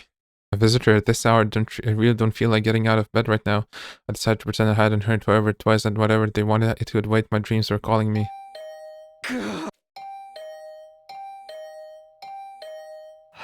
Alright, I'm coming. I dragged my tired body out of bed and stumbled over to the door, opened it, and... Yugama, what are you doing here? Please don't tell me you want to hold another meeting. Can't we do it tomorrow? Sorry, Takumi, I think it might be a little soon for us to be celebrating. Oh no, what does that mean? The sponsor's dead, we made sure of that. Three of us that stood and watched as the master of the killing game burned away to ashes. There was absolutely no way they could still be alive. The sponsor's dead, alright, but the bees are a different story. While we were fixated on watching the sponsor die, they all flew off. Some of them might still be lurking in the school somewhere. But now the sponsor's not here to control them anymore, wouldn't they just leave? The thing about bees is they don't like to change their habitats all that much. We're better off getting rid of them here and now so they don't start building nests and breeding. Great, so now we're exterminators. I wished I could put off the job until later, but I knew I'd never forgive myself if someone got hurt because of those bees. Alright, I guess we should go look for them. How are we going to do this? I'll handle the schoolyard and the rooms on the first floor. You take the second and third. If you hear even the tiniest scent of buzzing, get out of there and come find me. I'll put on the suit and take him out. Yugama still had the protective suit Hiruka had gotten for us. At least with that around, there was no danger of the Hemoanima augmented insects killing us. With that, Yugama and I set out to check the campus for bees. Shouldn't just wander around at random. I'll see if everyone's okay and ask if they've seen anything first.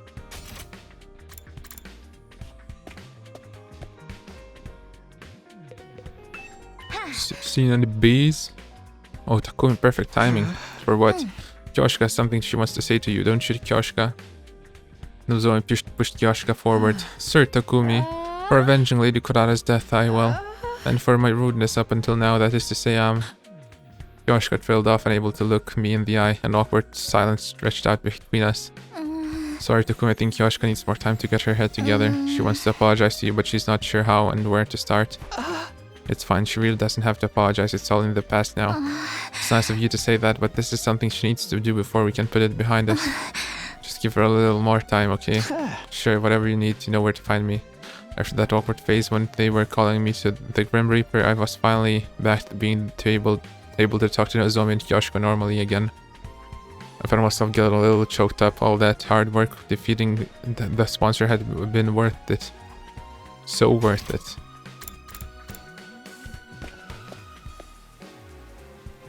A lot of talking to everyone, huh?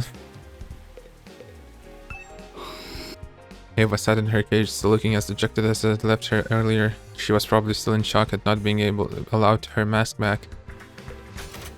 We were not giving it back to her?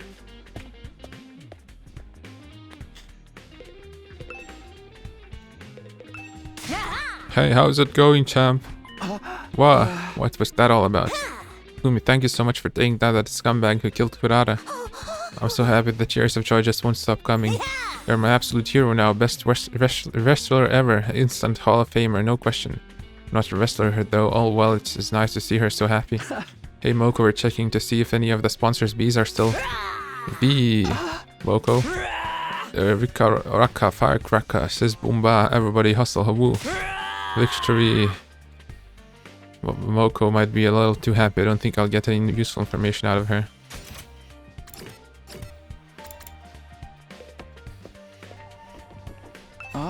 You're still here, Yugam, weren't you going to search the first floor? I thought I'd check on Darumi before I start. She's still out cold, you know, slumbering away like an enchanted princess.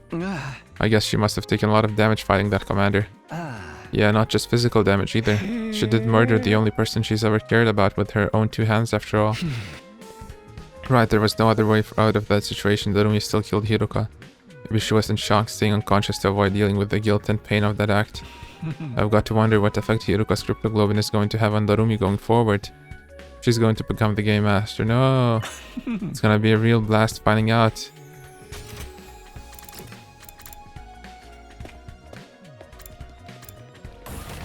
Run around. Where is Shoma? Thank you, thank you, thank you, thank you. Whoa, what's with all of you? With you all of a sudden? If you hadn't turned in the killing game, I would have been the one getting executed at the end of this round. By defeating the sponsor, saved my life, Takumi. I never got the chance to say thank you this morning, so now I have to make up for that. You've given an insignificant dusty bunny like me a second chance at life. I'm eternally grateful. It's okay, Shoma, really. I mean, this is a victory for all of us. By the way, have you seen any of the sponsors' bees around today? Thank you, thank you, thank you. It doesn't look like I'm going to get any useful information out of him. Oh, we're checking the corpse? The sponsor hasn't shown up here all day. Level with me, Takumi. Were you serious? Did you really kill that bastard? Yeah, I didn't do it alone though. Yugama, Tsubasa, and even Hiruka, they all put their lives on the line to make this plan a success. And now the sponsor is gone, we don't have to compete against each other anymore. Losing up to Kamaru, you're allowed to be happy. The invader hunt is over. You idiots, I got no right to be happy at a time like this. What do you mean? I'm so damn pathetic. I pushed you away, talked all that shit about you being shady, then went ahead and let you do all the hard work and save our asses. For real, I hate myself so much, I wish I could just drop dead. Don't say that, you survived the killing game, your life is precious. What's so precious about a life? You gotta live in shame. Sorry man, I can't be around you right now. And hey, sorry about all that stuff, I'll find a way to make it up to you. His eyes downcast, Takamaru slowly trudged away. You really don't need to do that.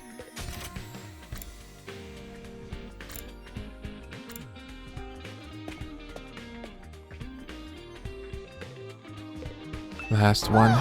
What? The sponsors' bees are still alive? I only said they might be. I hope we're wrong, but we have to make sure. Can you think of anywhere they might be able to hide, Tsubasa? Honestly, I don't know if this is relevant, but since you're asking... I did hear some weird noises coming from that room on the first floor, you know, the one with the strange machines. Oh, what kind of noises exactly? What strange machines?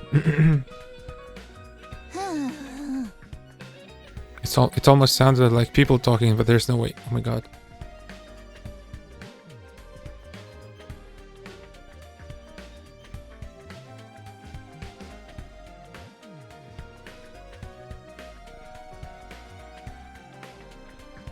Almost sounded like people talking, but there's no way someone would be hiding out in a creepy place like that, right? And this is the place with the rocket?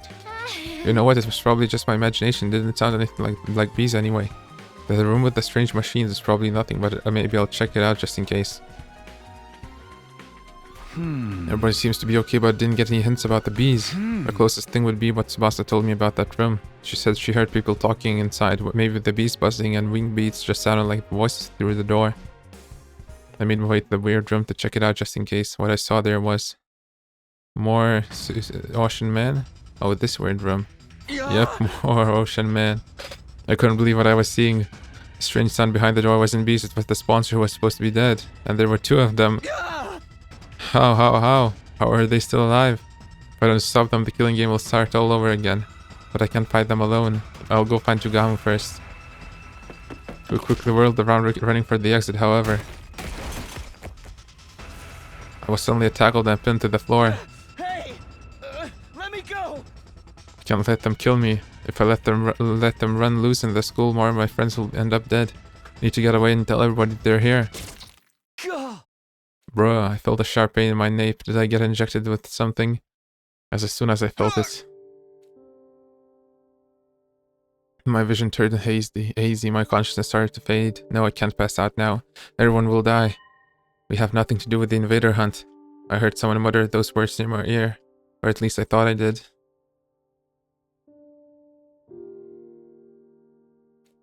Someone from a parallel dimension? Timeline? Don't tell me it's the end. No, okay. Ooh. My back hurts for some reason. My bed feels really hard today. Did I fall out of bed at some point and spend the rest of the night on the floor? This isn't my room. I opened my eyes and looked around. I was in the room with the weird machines. What am I doing here? Why was I waking up in a creepy place like this? I had no reason to be here, did I? Wait, now I remember Yugao asked me to help look for the bees. My memory is coming back now. We're looking around the school, making sure the sponsor's insect minions weren't still lurking somewhere. But I couldn't remember anything after that. I came into this room, it was all blank. Was somebody else in there? In here, did they attack me? If anyone or anything had reason to attack me, it would be the bees. I was one of the people responsible for their master's death after all. Maybe they wanted revenge. But if that was what happened, Yugamo Tsubasa, the bees could be after them as well. I dashed out of the room in a panic. I ran all over the school looking for my friends. I checked both the rooms, all the classrooms, the library, and then finally, everyone is dead. Oh, okay. Tsubasa Gami, you're okay. I've been looking for you everywhere. I opened the door at the cafeteria to see two of them sitting there eating and talking like nothing was wrong. What's up, Takumi? You're sweating like crazy. Yeah, you look more excited than a bitch in heat. They were both fine. I'd been worried for nothing, thank goodness.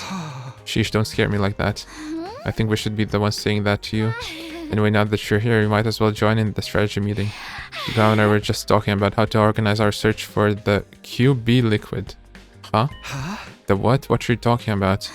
The QB liquid. Come on, you can't have forgotten it already. QB. QB. What does it mean? Forgotten? I've never even heard of this stuff before. Real, but I explained it to you this morning. Is this a parallel timeline? This morning, which we were fighting the sponsor this morning. That was yesterday. Oh, yesterday.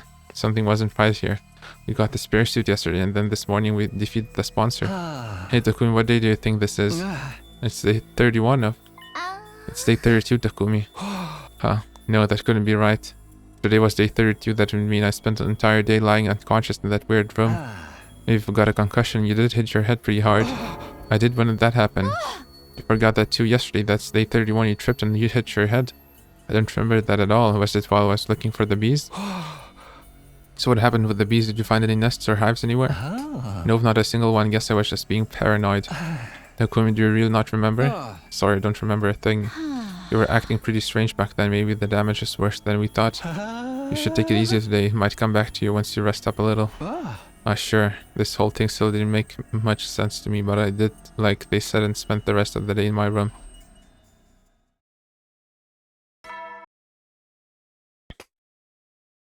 QB. Time to go to bed. It's not now the night of day 32. I'm missing a whole day's worth of memories. I know I'm not going to get them back just by thinking hard, but still this is unsettling. What if I wake up with even more gaps in my memory tomorrow? When I think about it that way, I'm kind of scared to go to sleep. Why is this weird stuff still happening? We'd overcome the one ordeal only to be faced with another right after. And here I thought beating the sponsor meant our luck was starting to turn. No, being negative about it won't help me now. I gave my cheeks a light slap and took a deep breath to get myself together. If I let a little something like this get me down, we'll never make it to day 100. I have to stay strong. I need to be prepared to put everything on the line for my friends, just like Hiruka did.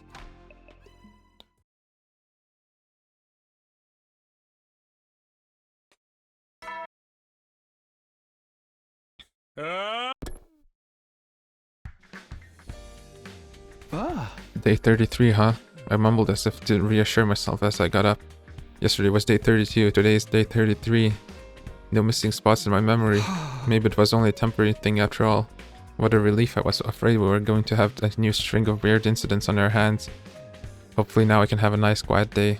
No sooner did the thought crossed my mind when... Well...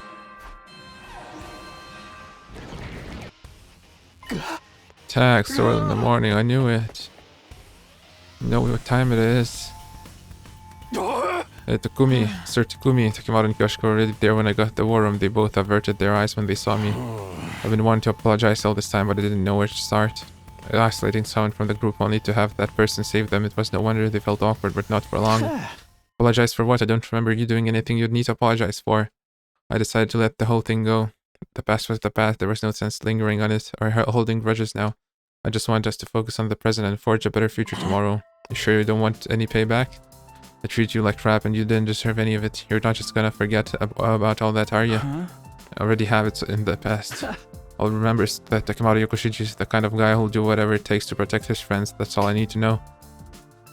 I meant it too. It hadn't been much fun for me, but Takimaru had only been trying to keep the others safe in his own way.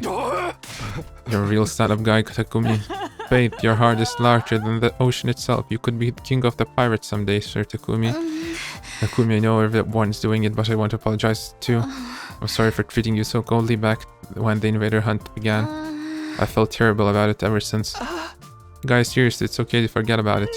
I agree, I've had quite enough of this saccharine sweet sentiment for one day. We're all friends again. Can't we just leave it at that? Special Defense Unit! Best friends in the world! You two are pretty mean to Takumi too, you know? That's just how they are. Not even an iron claw can get them to apologize if they don't want to. I really didn't care about what happened before. We were a real team again, and that was what mattered. We were friends and allies, all of us together. Sorry to bring the mood down, but shouldn't we do something about the invaders? They've advanced a pretty long way already.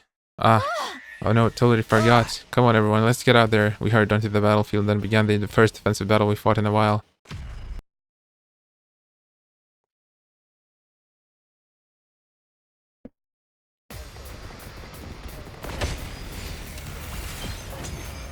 It's weak. It must be from. I'm better than ever. Don't get. We've got any. It's him. That makes this our. This guy's going down. Let's do th- I'm coming for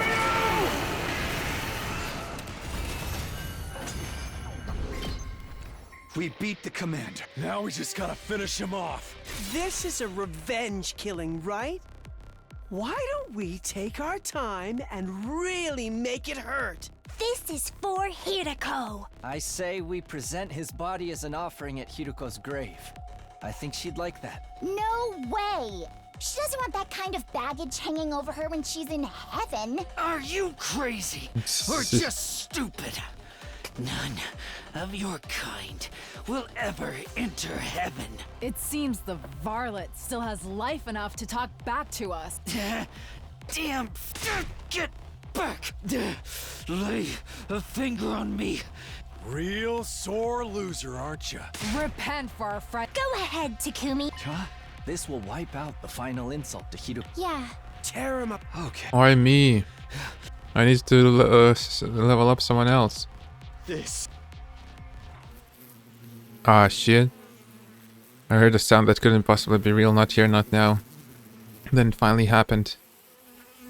Oh no, aren't they gonna serve under Veshness now? A huge swarm of bees appeared, gathering in the air above Adamaku. A moment later, they attacked, draining every last ounce of his blood with their razor-sharp stingers. Now just a blackened husk, his body fell lifelessly to the ground. For a moment, I was so shocked I couldn't speak. How could this be happening? Why are the bees here again? Naturally, Oh my god. it's because I am alive and well. I turned around at the sound of the voice. Standing there was... Not quite as satisfying as Kurara O Suzuki's, but this commander's cryptoglobin is sweet nectar all the same. And here I thought they pulled a... I forgot the saying. I thought they would just... Okay, we actually just end the killing game and the route is about just something else entirely. Thanks to that, my wounds have healed. I've made a complete recovery. But how can you still be alive? I watched you die. You did indeed. My body was burned to ashes until not a single piece of me remained. But you overlooked something, Takumi Sumino. That was only one of my bodies. Oh my god.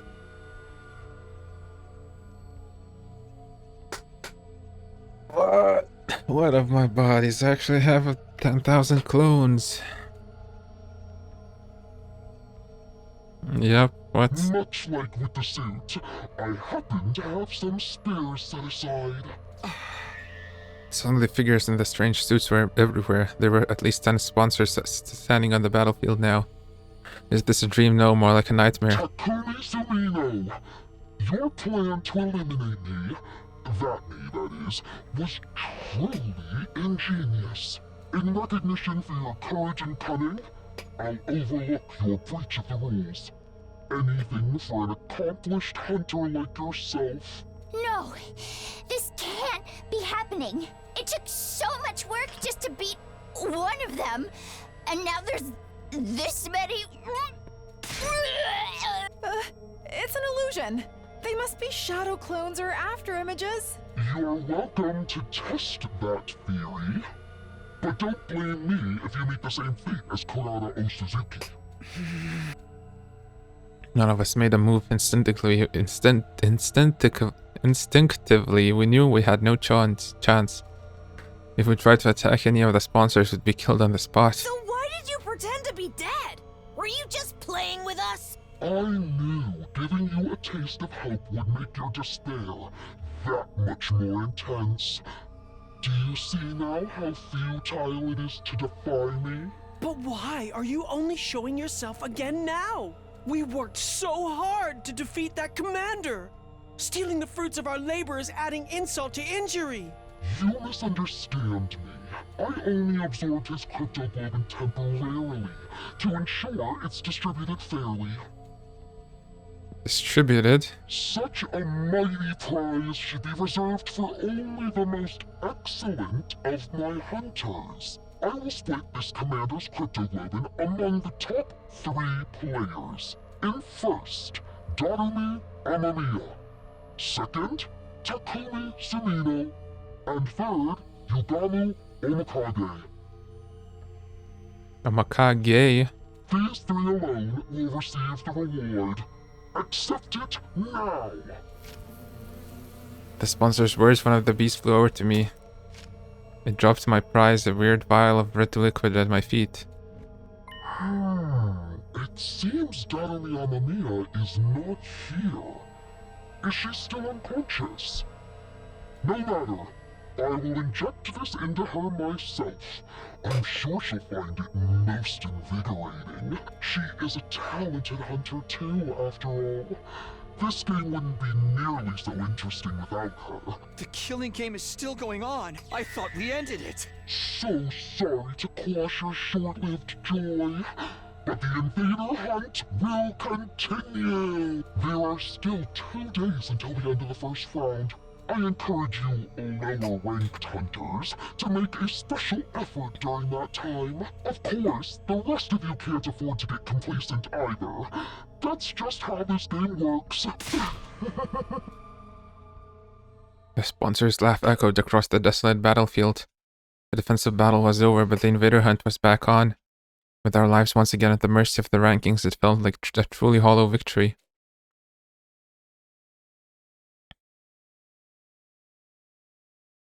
After the battle, we returned to the school and met up in the cafeteria. We needed to discuss what we were going to do next. So basically, the hunt is back on like nothing ever happened. To think the sponsor would come back, a villain like that has no right rising from the dead. Now there's just 2 more days of the first round left. And when it ends, the person in the last place will be executed. The killing game wasn't over, the sponsor had multiple bodies, making them effectively immortal. Now that we knew that, any hope we might have built up had been replaced with despair. I don't think I can do this anymore. Following that person's orders, risking my life playing this terrible game. It's all too much. There, sister dearest, don't worry, your dear brother will protect you. Even if I have to sacrifice everything to do it. Damn it, this whole thing is bullshit. I can't believe the sponsor played us like that. All that despair and frustration needed an outlet, and the target that Kamado settled on was... Yo, Takumi, the hell is going on here? They told us the sponsor was dead. Sorry, I'm just as surprised as you guys. I don't think any of us expected the sponsor to have multiple bodies. Saying you didn't know? Don't lie to me, man. You and that bastard were working together this whole time, weren't you? What? That's crazy. Of course we haven't. Then why are the only ones who got prizes from your team? You sure that wasn't some kind of payment for going along with the sponsor's act? No, why would you even think that? I'd never betray you guys. You still took that little handout without any kind of protest, almost like you already knew it was coming. And now we'll probably end up first in the rankings for this round. You told us the game was over, so none of us have been earning points over the last couple of days. Your position is just as strong as before, while we've lost any chance to catch up to you. You get to survive on to the next round while your partner, the sponsor, gets to mess with us. It's a win for both of you. I can't believe we let you fool us like this. Sir Takumi, all this time you colluded with our enemy. You've betrayed us all. I'll have your head for this. Don't do this, Kyoshika. Put your sword away. Back off, guys. Takumi's innocent. How many times are you going to make the same mistake? I have tried to trust Takumi. He's legit saved my life, you know. But I gotta look at the bigger picture. Here, every time I put my trust in him, something bad happens. First the Gaku died, then Kurara, and the invader hunt started. Then right when it looked like we were out of the woods, suddenly the game's back on and we're in last place. All that can't be just a coincidence. What am I supposed to think? Kamado glared at me like I was the absolute scum of the earth. You really are a jinx. No, you're worse than that. Grim You're like the Reaper. Grim Reaper. Nothing good ever comes from being around you. So do us all a favor and stay away from us.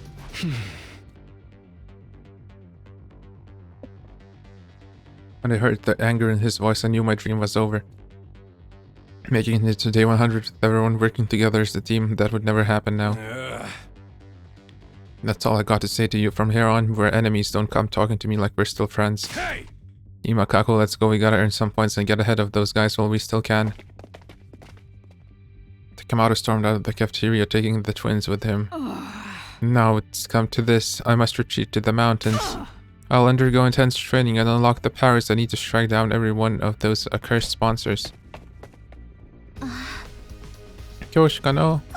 You can't go out there alone. At least let us come with you. Okay, if the first round ends at day 35, that's 1 dead.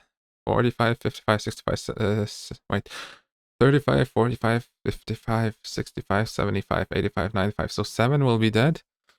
But they said everyone's gonna die, right? Nozomi's team hurried away as well, leaving just me. And my only 2 friends in the world. Sheesh, what's with those guys? All this over some dumb prize Takumi didn't even ask for? They can't help it, this game's made them paranoid. Everything seems suspicious to them now. Even a little vial of cryptoglobin. Yugama was right, all they wanted was to get rid of the Grim Reaper in their midst. The vial was just a convenient excuse for them to do that. Speaking of the vials, remember what the sponsor said back there? Something about injecting Darumi. No matter. Right, that means the sponsor probably went to Darumi's room. She could be in danger, come on. We ran for the stairs and headed up to the roof. We couldn't let the sponsor do anything to Darumi. Hiruka had given her life to save her. She was her legacy. Darumi. We wrenched open the door to Darumi's room and charged inside.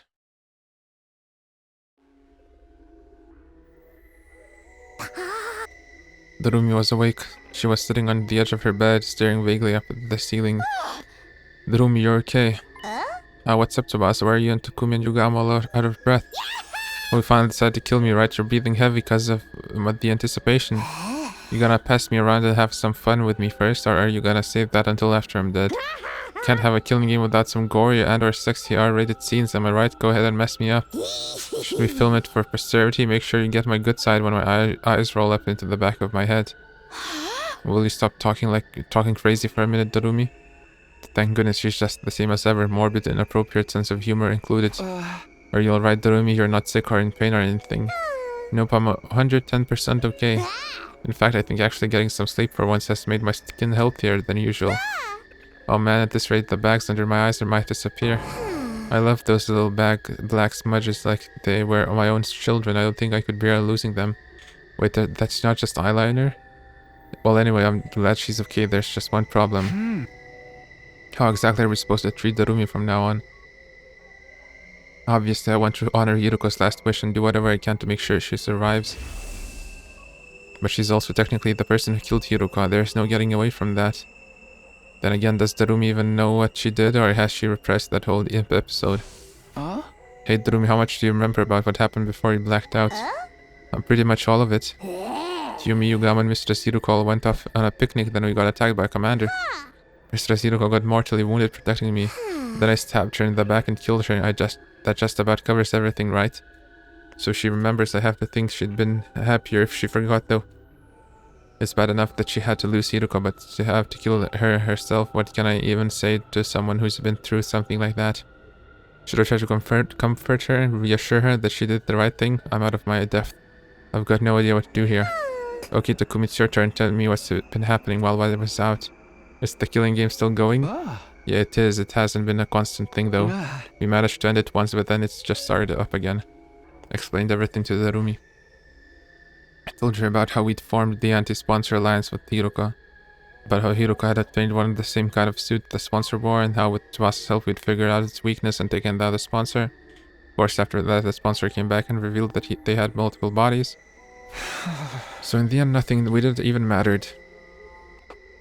Tears had sprung to my eyes while I was telling the story, saying out loud had made the pain of losing Hiruko feel fresh and raw again. And then it happened. Are you okay? She started acting really weird, even by her standards.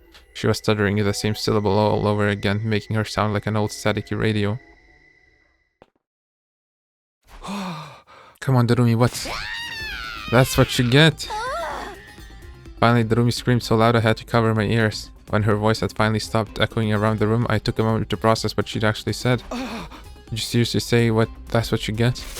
Well, Dad, this is your punishment for being dumb enough to try to end the hunt ahead of time. Killing games are an immutable law of nature, you can't just end them. How could you be so stupid, moron? What's with that attitude? I know you only just recovered, but there's a limit to what I'll put up with from you. Hiruko wanted to end the invader hunt so no one else would have to die. She gave her life to do that. Are you just going to trample over her feelings? Mistress Hiruko, stop the killing game. You're crazy. She was the goddess of this game. Goddess? Mistress Hiruko reveled in slaughter and bloodshed. She was the perfect embodiment of everything the invader hunt stood for. And now she's in my tummy. That makes me like the holy mother of the goddess or something. Darumi tenderly placed both hands over her stomach. Watch over me, Mistress Hiruko. I'll kill lots of invaders and offer up their blood in your name. I'll knock everyone else out of the rankings and reign supreme as the Queen of Kills! Let's all have fun killing each other, guys! Darumi's unbridled joy towards the killing game was unnerving, maybe even inhuman. I couldn't see us talking sense into her anymore. She was an uncontrollable monster. Was everything we did really pointless? Our alliance against the sponsor and getting the suit Hiruko sacrificed. What was the point of any of it?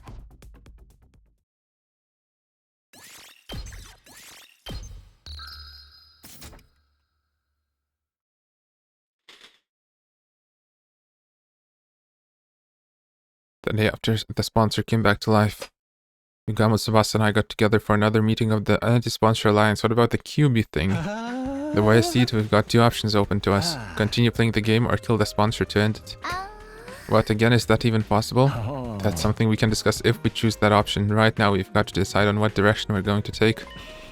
Say we, but really it's up to you, Takumi. How you want me to decide? You're the Alliance's leader, that's what Hiruka said, remember? Come to think of it, she did give me that job, didn't she? She might even have given me the position because she knew she was going to die. Is that why did she think I could hold the Alliance together even after she was gone?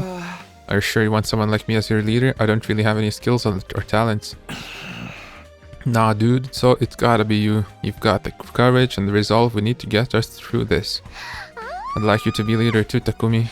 I just know if anything happens, you'll come to my rescue. It's reassuring to have someone like that in charge.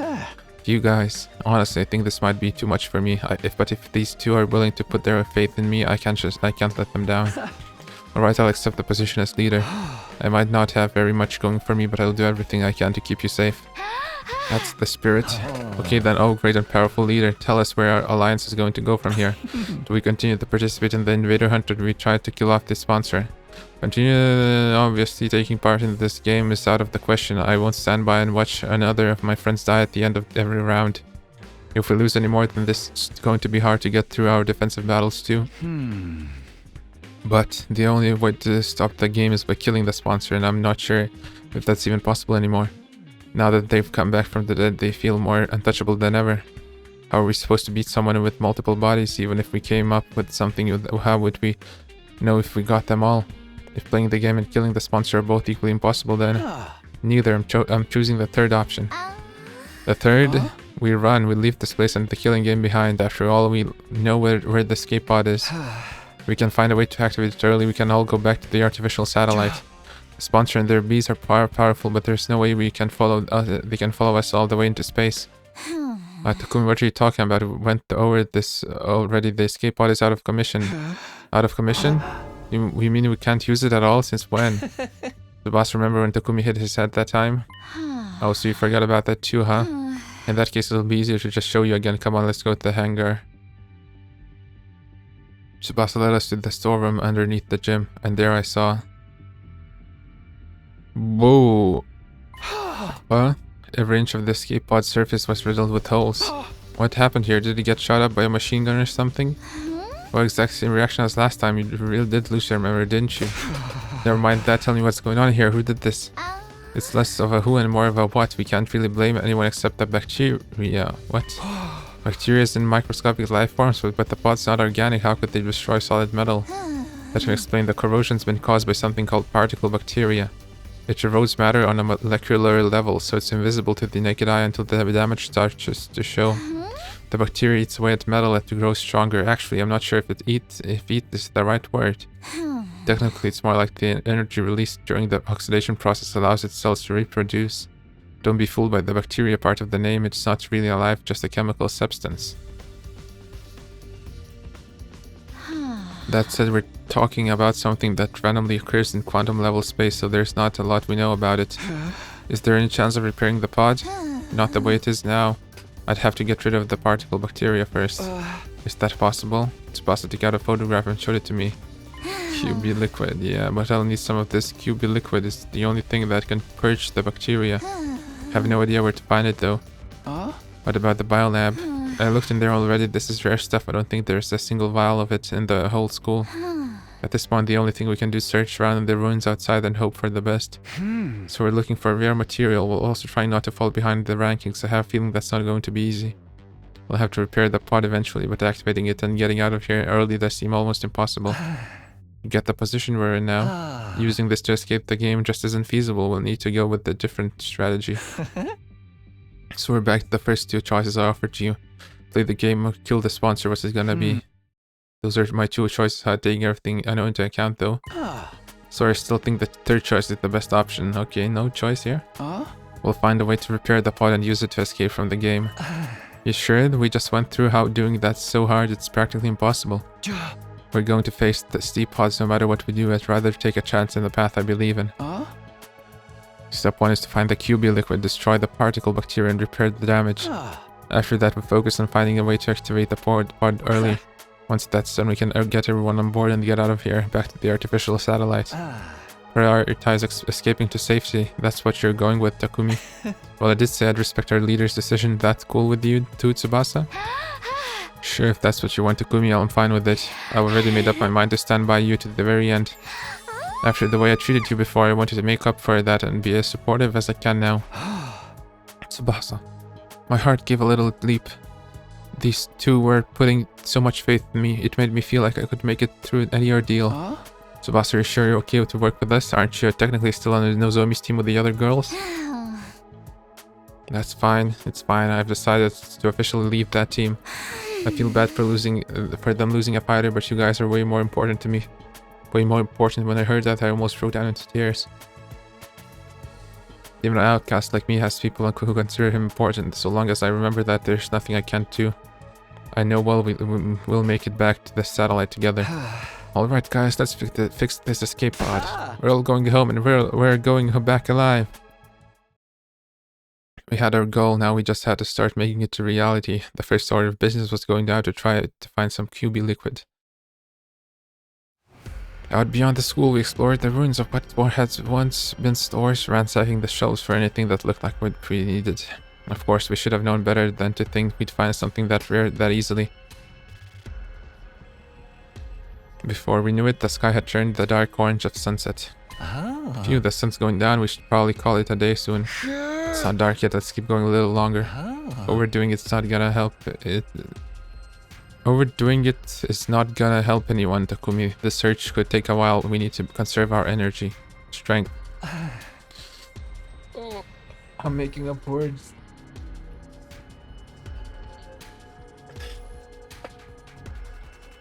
And don't forget, tomorrow's the last day of the first round. You never know what might happen when things get right down to the wire. We need to be ready to deal with any kind of unexpected conflicts. Alright, it's tomorrow, isn't it? Based on our current standing, someone from our team was in any real danger of being executed, but it made sense to be careful all the same. Alright, let's head back for today. In the interest of staying fresh for tomorrow, we returned to the school and went straight to bed. Time passed and eventually... the final day of the Invader Hunt's first round arrived.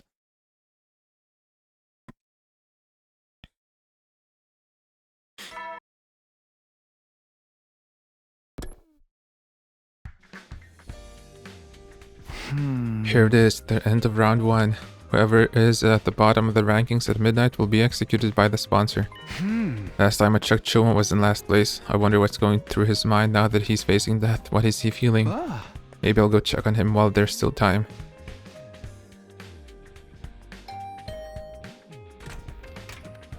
Oh, Takumi, good morning. Morning, Shoma. Sorry to call on you so early. It's fine, I don't mind. Are you feeling alright? Spending too much time breathing the same air as me will probably spoil the rest of your day, as you know. His self-esteem is just as low as ever, but he doesn't seem scared. Shoma, how can you be so calm to taste the last day of this round of the game?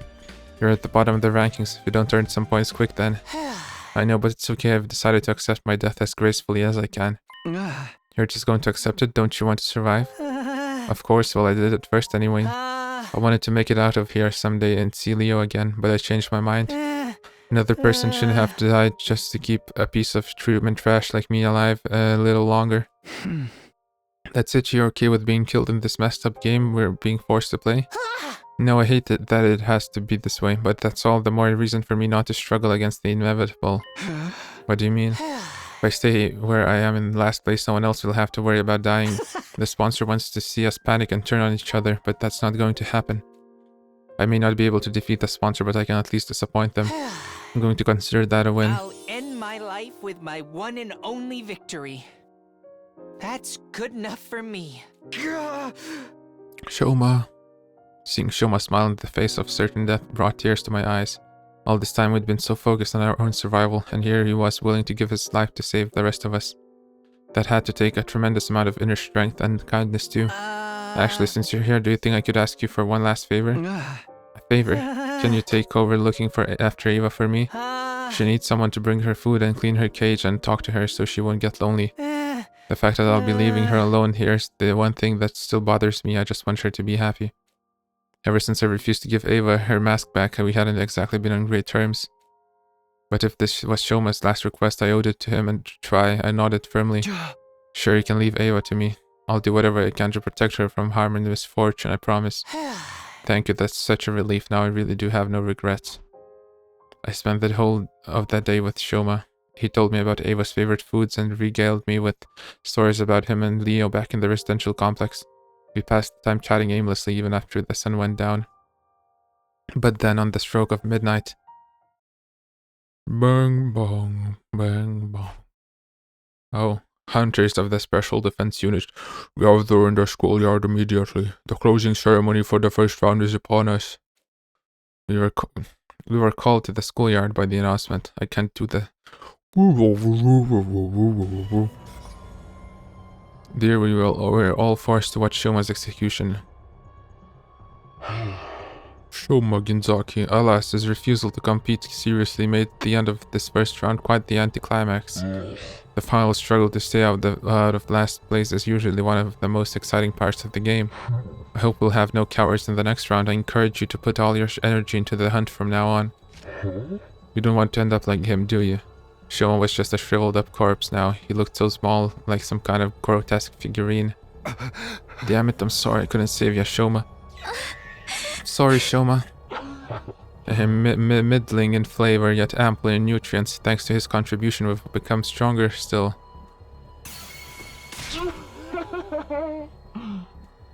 The more cryptoglobin the sponsor absorbs, the more powerful they get. I can feel it from here. When does the second round start anyway? I'm guessing we're not gonna dive it into right from tomorrow. You can relax on that count. I will grant you a week's respite for surviving the first round. The second round will begin on day 43. Use that time to rest, recuperate, and prepare for the next hunt. It's not very long, but at least we get some time off. Not like we can take it easy though. We gotta use that time to get stronger and survive the next round too. Imakako, as of right now, you guys are in boot camp. We're going out into the mountains to train. Oh great, I've never been any good at this sporty jock stuff. A week off, will we be able to find the QB liquid and get out of here in that time? I hereby call the first round of the invader hunt to a close. I'll leave the task of getting rid of this filthy corpse to you. We dug a grave for Shoma in the schoolyard and buried his body. Thank you, Shoma. You saved us all. I won't forget what you've done for us. I promise. Words of gratitude came spilling out of my mouth. Thanks to Shoma's sacrifice, the rest of us didn't have to struggle to stay out of last place. The sponsor was wrong. Shoma wasn't a coward. He was only one of us who had the strength to put others first. I won't let your sacrifice be in vain. Another friend dead. Thanks to the invader hunt, this can't be allowed to continue. We're finding that liquid and repairing the escape pod. We'll find a way to get it working. Then we're getting everyone on board and getting out of here. Back home, back to the artificial satellite.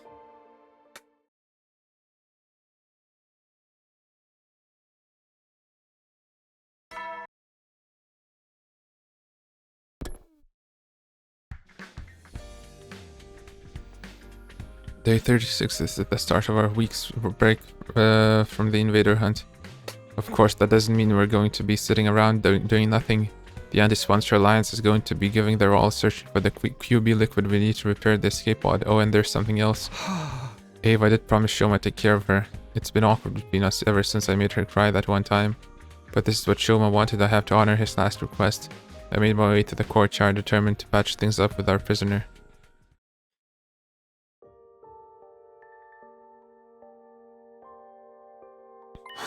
I see, so Shoma's dead. Ava's face fell when I told her what had happened. He was such a timid boy and a little strange, but I liked him. He was kind even to a prisoner like me. Leaving you behind was his only regret. He said he wanted you to be happy. He really was a great guy. No matter how bad things looked for him, he was always thinking of others.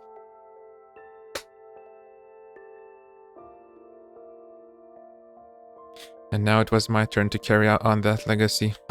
Hey Ava, I'm sorry I broke my promise to return your mask. Do you think you can find it in your heart to forgive me?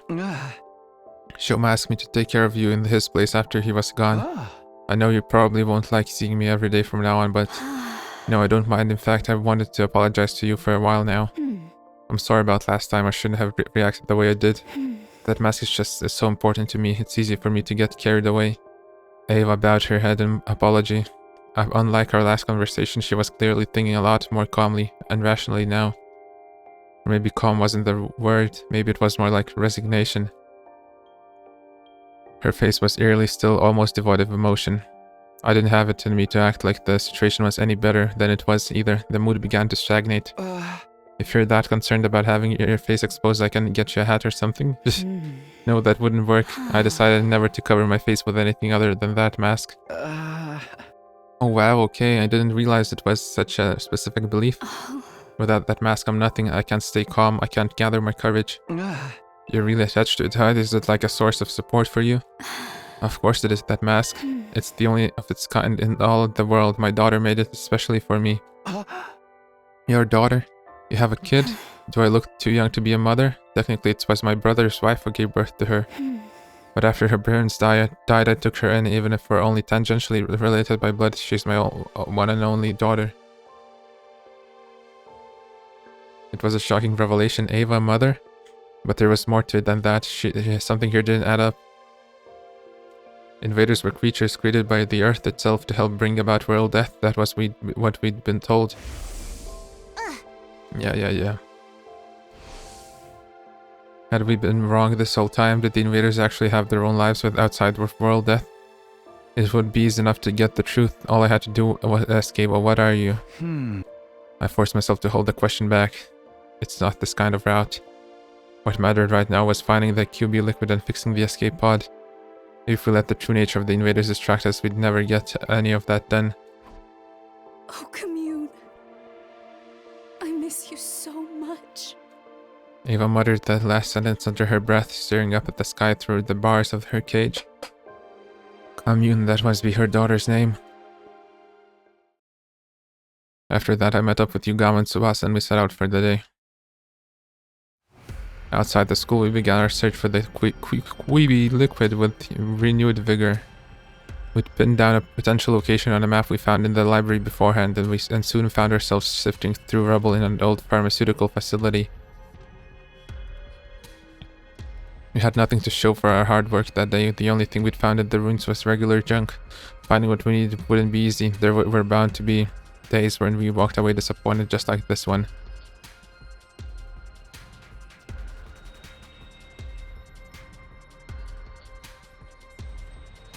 The next day we focused on old pharmacies and construction sites in residential areas.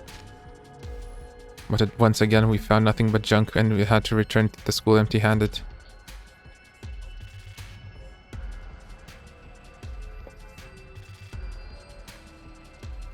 The day after that we searched the ruins of every house we could find from corner to corner. We failed to find what we were looking for, and before we knew it the sun was going down.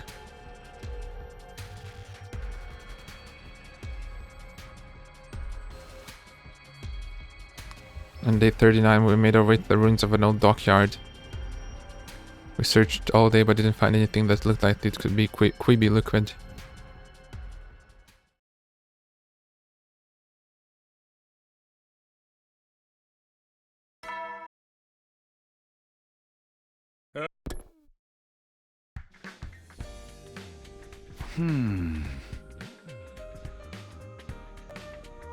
Day 40 already. There's only 3 days of our break left, including today. I want to find the QB liquid before the start of the second round, but at this rate I don't think that's going to happen. We just don't have enough people to cover all this ground. Let's face it, the chances of the 3 of us stumbling on something that rare were always pretty slim. What am I saying? It's not over yet. I give my cheeks a light clap to chase those negative thoughts away. We'll find that liquid, we have to. I tried to reassure myself as I set out for another day searching. Is the bacteria gonna be explained? Like, why did it appear? Just as I was leaving my room, someone called out to me, but it wasn't Yugama or Tsubasa. Hey! Morning, Takumi. Moko, Kyoshika too? What are these two doing right outside my room? We were thinking of starting a new segment, kind of a Mojiro Knows Best, morning edition. What exactly does that mean? Basically, want to have breakfast with you. You haven't been to the cafeteria in a while, so it might be nice for us to eat together and maybe catch up on some stuff, you know? Something was weird. Despite Moko's cheerful demeanor, Kyoshika was still just as silent and sullen as ever. Can you say catch up on stuff? What kind of stuff are you talking about when you say? Oh, you know, just anything that pops into our heads. I'm sure we can think of something. Like a state of pro wrestling in the Tier C are our favorites for the next championships. Even the latest backstage gossip, or hey, maybe even the physical condition of the other units, other members of the special defense unit. Okay, this is more than a little weird now. Why would I talk about how the others are doing with these two? We're not even on the same team right now. This is a bad idea, Lady Moko. We should involve Sir Takumi in this. He's the Grim Reaper after all. Asking him for help will only make things worse. And if anything bad were to befall Lady Nozomi, Nozomi, wait, what does this have to do with her? Is she okay? Did something happen to her? Oh yeah, the rejection symptoms. How would you think that? Gosh, Takumi, that's some imagination you've got. But Kyoshika literally just said, oops, sorry Takumi, looks like our time's up. We gotta get out of here and head to the next segment. Until next time, bayonara. Bayonara. Sayonara. Wow. Moko hoisted Kyoshika up like a sack of potatoes and hurried away. Nozomi, I could go after them and ask them what's wrong with her, but the way they are now, I don't think they'd tell me anything. Yukama, Tsubasa and I set out for another day of searching for QB liquid. So we're not gonna check up on her? But my heart was in it. I was too distracted by the idea that Nozomi might need my help. Needless to say, we didn't find what we were looking for that day either.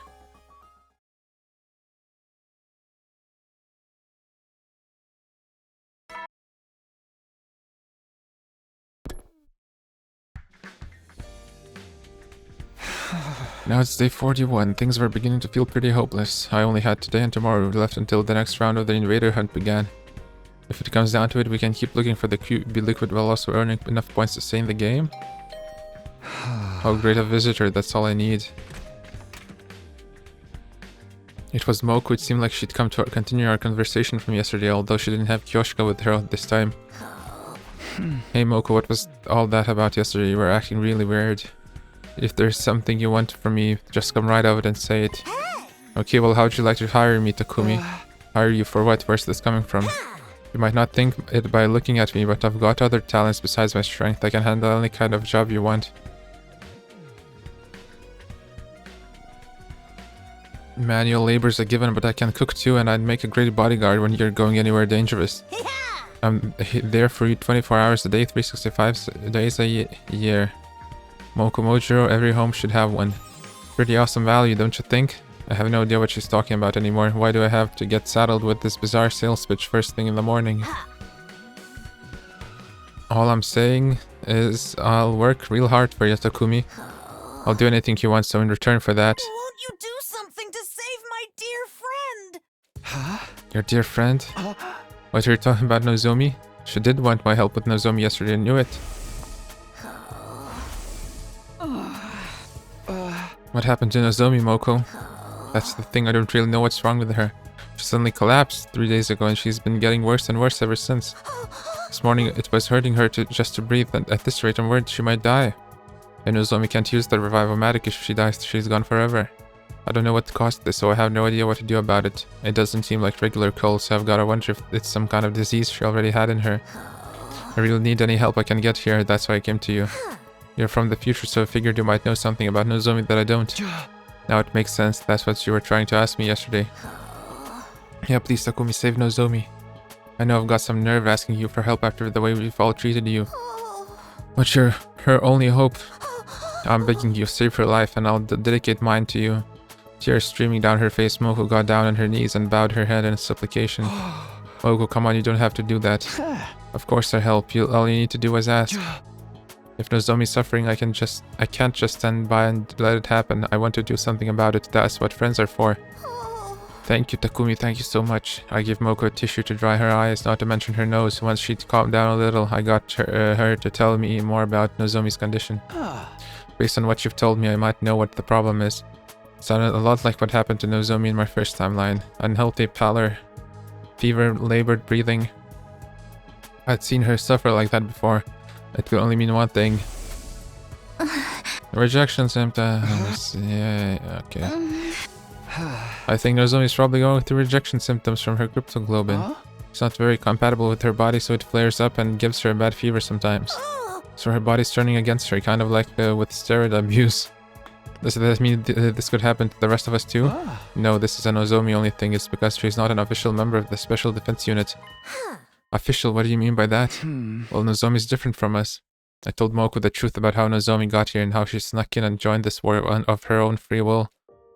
Basically, the whole story that I'd heard from Nozomi herself last time. Her mother was a researcher working at Kamakura. Yeah, okay.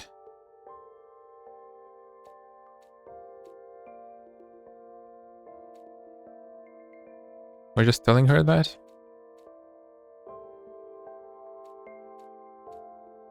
Huh? To put it simply, Nozomi was never meant to be here. Her mom's experiments on her were deemed failures. In spite of that, she's been fighting so hard all this time. I guess it's only natural that it would take its toll on her body sooner or later. That Nozomi, I can't believe she never told me any of this. Does she really think I'd care if she's not an official member of the team? She's my friend. I'd love her no matter what. Yeah, I knew none of that would matter to you. That was why I'd felt comfortable sharing this information. If anyone could be trusted with Nozomi's secret, it was Moko.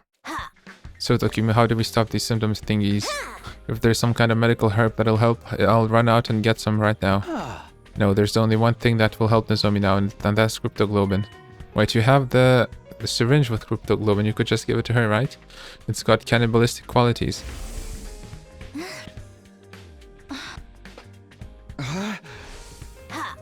A lot of this is going over my head, but that's basically what we need to save her, right? Cryptoglobin. Well, the best way to get more is by defeating our commander. If that settles it, I'm gonna go find a commander, lay a beat down on them. I'll bring him back alive so Nozomi can... Wait, Moko, we already have some cryptoglobin right here. How we do? Yeah, I got some at the end of the battle, day 33, remember? I handed Moko the prize the sponsor had given me for being in the top 3 in the rankings. Inject this into Nozomi and her symptoms will settle down, I'm sure of it. The cryptoglobin in the vial looked the same as it did with the night I got it. It still had its power. Are you sure you're okay with just giving away your prize? It's a small price to pay if it will save Nozomi's life. Go on, take it. Thank you, Takumi. I don't know how I can never make this up to you. Don't sweat it, I'm just doing what anyone else would do. Takumi, you really are a great guy. Okay, I'll take it, thanks again. I'll go to Nozomi's room and give it to her right now. Moko bowed her head one last time and rushed off to deliver the life-saving vial. Get better soon, Nozomi. I can't just sit around and worry all day. I still have things I need to do. If we don't find that QB liquid soon. I met up with Yugama and Tsubasa and we began our search for the day. Search and we searched, but just like before, we failed to find any QB liquid.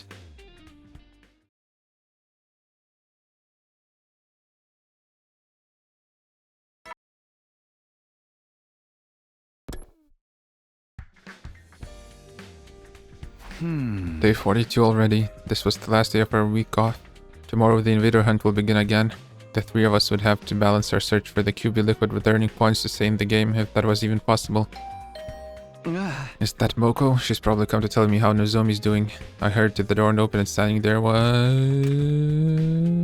Nozomi. Good morning, Takumi. Nozomi, you're alright. Yep, I feel better than ever, thanks to the cryptoglobin you gave me. I wouldn't have pulled through if it wasn't for you. I just had to come here and thank you in person. There's no need for that. All I did was pass on something I didn't need myself. But since you're here, I should probably apologize. For what? I told Moko your secret about your past. I'm sorry, I know it wasn't my place to do that, but when I heard you were sick, I couldn't help myself. Don't worry about it. We decided what you needed to do to save me, right? Well, I'm back to normal now, so I'd say you made the right choice. Nozomi. Mogo came and gave me a big hug this morning and she told me, I don't care where you're from or who you were before this, official and unofficial, it's all the same to me. Because right here and now, you're my friend and I love you, nothing's going to change that. I was so happy I burst into tears. Knowing that people accept me for who I am, it's so wonderful. Nozomi's smile was so pure, so radiant, I felt myself getting a little emotional too. I really can't deny that By the way, Moko's really grateful too, she's trying to think of the perfect way to pay you back as she put it. Even Kyoshika wanted to thank you. Here, take this. Handed me an old-fashioned envelope with a letter of thanks written on it. Thought she gave me a money envelope. Kioshka wrote this for me. I thought for sure she still hated me.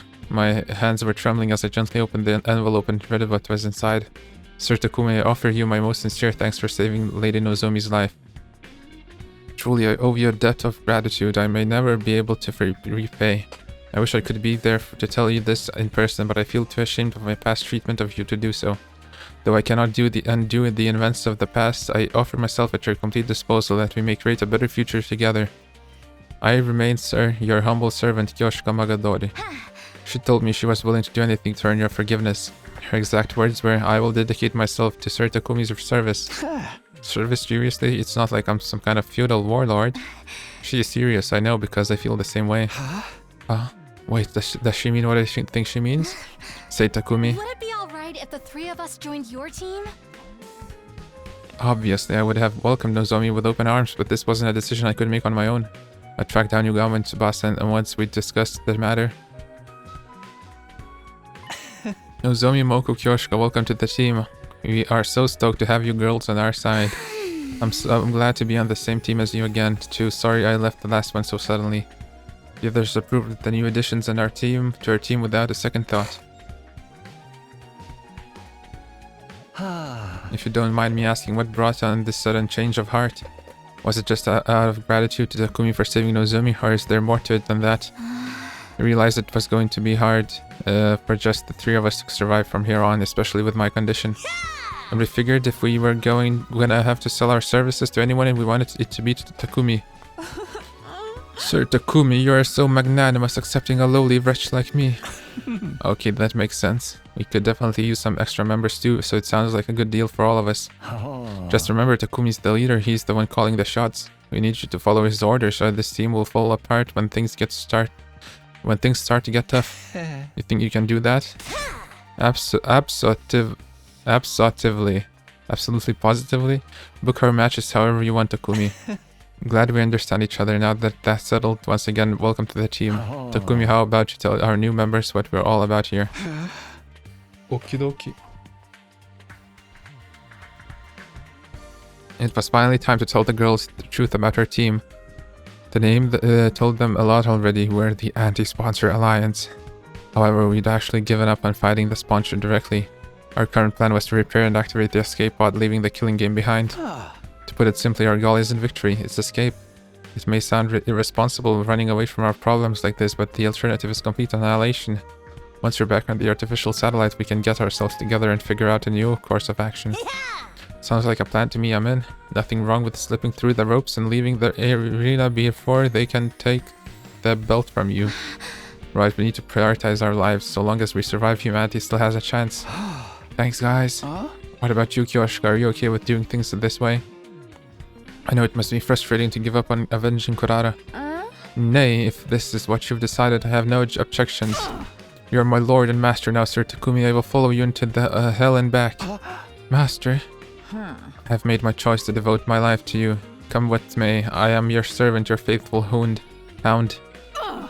Your word is a law. A true samurai follows their lord's orders without question. If you order me to die, I'll gladly plunge a knife into my heart. You really don't have to go that far. If you order me to strip, I'll gladly bear all here now. Please keep your clothes on. Do not be so shy, Sir Takumi. Must atone for the past somehow. The things I said, the way I treated you, they were an insult to your honor. I need to take responsibility, and I'm prepared to suffer any humiliation to do it. I'm telling you that's all in the past now, and we're our friends again, so let's just forget about it, okay? Are you sure? This is a rare chance for you to see a nubile young lady's body, no strings attached. What's the matter? Don't you want to see me naked? Huh? Why are you getting so forceful about this? And well, it's not like I wouldn't like that, Takumi. Takumi? I don't believe you, Takumi. I'm so disappointed in you. Wait, I didn't mean it like that. I was just, hypothetically speaking. In a few short seconds, Kyoshika had done more to damage my reputation with the girls than all my past mistakes put together. Had the sponsor sent her here to sabotage me? Okay, enough kidding around. Let's get back on topic. In terms of our immediate plans, we should start tomorrow by... Hold on, Takumi. I think we can save all that for later. Our alliance just entered the glorious new era. It would be a waste not to celebrate. Why don't we throw a party? A party now? Fostering good morale and camaraderie is part of a leader's duties too, you know? And I just so happen to have brought along a bunch of snacks for everyone. And I've got drinks too. Who wants what? What? When did you guys? Sounds good to me. I'll take a protein shake energy drink cocktail. Huh. Is there any amazake? I should really allow Sir Takumi to slather me in his sticky while praising Kyoshiko. Do you even think about what you're saying? I'll just have an orange juice. What would you like, Takumi? I'll have what you're having, Nozomi. Eventually everyone had a drink and we decided to make a toast. Well then I now call on our team leaders for a profound yet tasteful and totally original speech to get things started. Great, no pressure, huh? Suddenly everyone's eyes were on me. What was I supposed to say? We are gathered here today to bear witness to the union of a new team. What is this, a wedding? Don't be so stiff, you sound like you're officiating at a wedding. Loosen up, Takumi, speak from the heart. Smile like a president at a press conference and do a double peace sign. Love and peace. With everyone encouraging me, I felt the tension in my shoulders start to ease up a little. I've never been good at stuff like this, but here goes. Everyone, thank you for joining the team and agreeing to follow our plan. Even if we have to sacrifice our honor and dignity for it, the anti-sponsor alliance will survive. Together we know we can make this happen. We can get back to the satellite without anyone else dying. Let's drink a toast to that goal. Here's to our survival. To our survival! And so, for the first time in a long time, we let loose and enjoyed hanging out for a while. Things started off fairly quiet, like we were all getting to know each other again. But it didn't take long to descend into chaos. So basically, they lured away a lot of big stars with fat paychecks and creative freedom clauses built into their contracts. But that meant they weren't fostering new talent, and when they actually got bought out by their composition... Hey, you listening, Takumi? Bant, cola, choco chips, etch.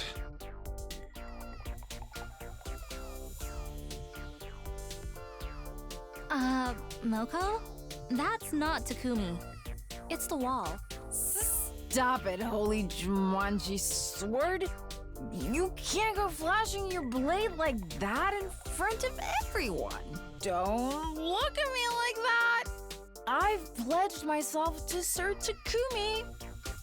I must remain faithful to him. No! Don't stop! Oh my! Why are you acting like a bunch of drunks? None of these drinks even have alcohol in them. You can thank me for that. I added a little of this powder to our refreshments to make everyone extra happy. Happy powder? This goes way beyond happy. Party was a spur of the moment thing and it got pretty crazy toward the end, but it was still a lot of fun. All I'd ever wanted was for everyone to be comfortable around each other, to be happy. I was going to burn the scene into my memory to remind myself of what I was fighting for, what I was fighting to protect. And now cut to dark. And the situation before us, everyone's dead. I wouldn't let anything tear us apart again.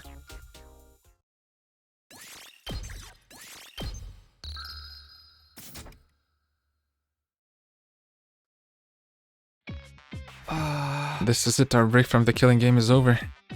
Today was the first day of the Invader Hunt's second round. In a lot of ways it was going to be similar to the first round, but at the opening ceremony we learned that one rule would be different. Ooh, the second round will be extended to last 15 days instead of 10. Yay, less deaths. Are there any objections? I doubt you'd care if there were. Can you at least tell us why you're changing the schedule? I don't want the executions to become too frequent, and several of you have died already. Kurarawa, Suzuki, Hirogo, Shizuhara, Shoma, Genzaki. I didn't think we'd lose 3 hunters just in the first round. You killed 2 of them yourself, asshole. My point is, if the executions continue at this point, you'll be wiped out too soon. That is not my aim here. The Invader Hunt must continue for as long as possible.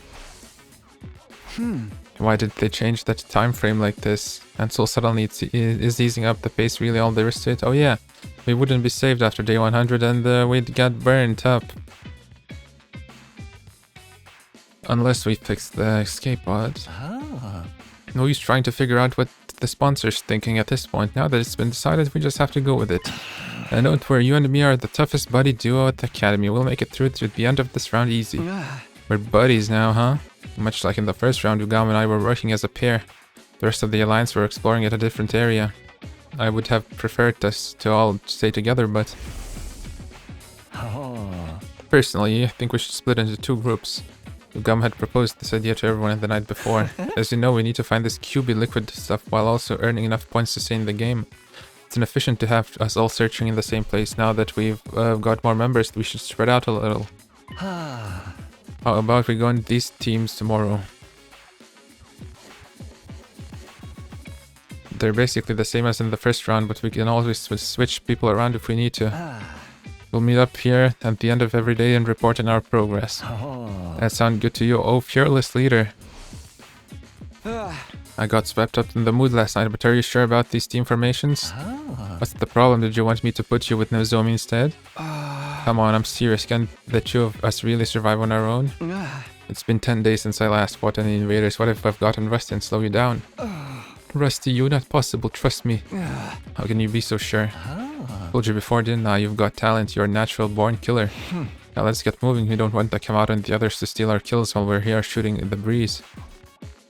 Ugama began walking further into the ruined town. I followed. Okay, how about we look for invaders here? We can spend the morning earning points to secure our positions. Sound good? Yeah, once we're sure we're not at the bottom of the rankings, we can focus on finding the QB liquid. Let's get our hunt on. You remember the secret I taught you? Of course, just detach myself and treat it like a dull, mundane work. We wander around in search of the invaders.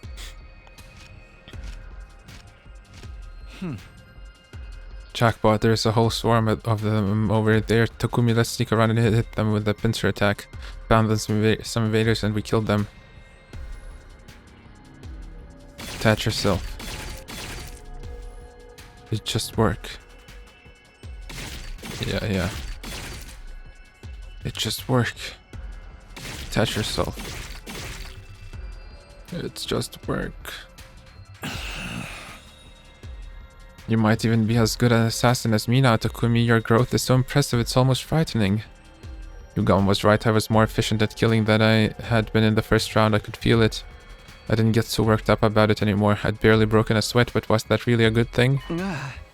This is weird, don't you think? I haven't been out on the hunt in 10 whole days. So why am I still so good at this? I keep telling you it's natural talent. Your potential defies normal logic. Makes no difference if you slack off. In the end, talent will out. It will bloom like a beautiful deadly flower. Have an aptitude for killing. That idea still bothered me. I didn't have time to fully unpack my feelings on the matter. Kill invaders, earn points, find QB liquid. Those are my priorities right now.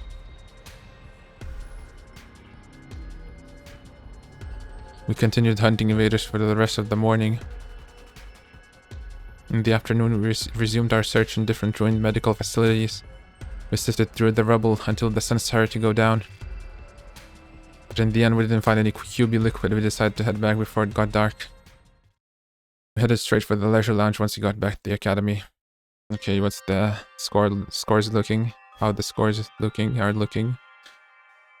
Kako, Ima, Takamaru, Tsubasa, Nozomi, Kyoshika, Moko, Ugama, Takumi, Darumi. Oh yeah, Darumi's alone, or is she still sleeping?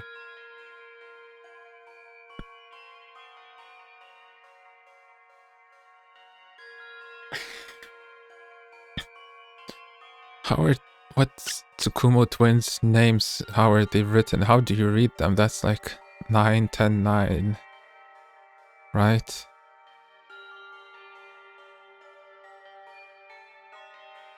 Tsukumo. Curious about the rankings for the new day. We checked the board. They haven't changed all that much since the last time we looked. The points from round 1 probably carried over into this one. That's good news for us. But anyone who is already near the bottom is gonna have an even harder time catching up now. 15 days from now, someone else will die.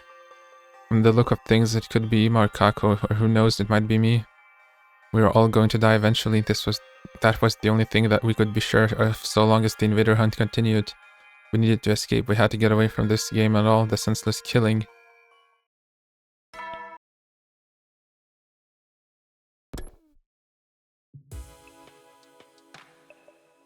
The nighttime announcement played like normal. That was the signal for our next anti-sponsor alliance meeting. Everyone got together in my room like we'd agreed. Is everybody here? Okay, let's get started. I'd like each group to report on how their search went today, although Yugama and I don't really have anything to report. We investigated the old factory, but there was nothing there but junk and rubble. Sure, Takumi, our group came up empty-handed too. Why would that cheer me up? We accomplished nothing. Are you quoting something again, Kyoshika?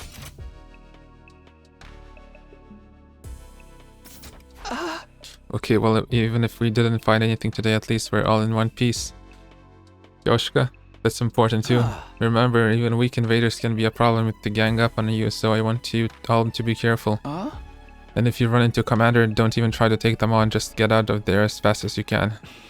Hiding an opponent that strong outside the school grounds is only asking for trouble. For real, even Hiruka couldn't defeat one of them on her own. Say, Takumi, how many enemy commanders are still around anyway? So far as I know, just 4. We haven't fought the leaders of the squads 4, 7, 10, or 11 yet. Out of all of them, the squad 11 commander is one of the most dangerous. She's able to use auditory attacks to induce hallucinations and trap us in a dream world. A master of illusion, changing our dreams into nightmares. At least we aren't stuck on that train with her.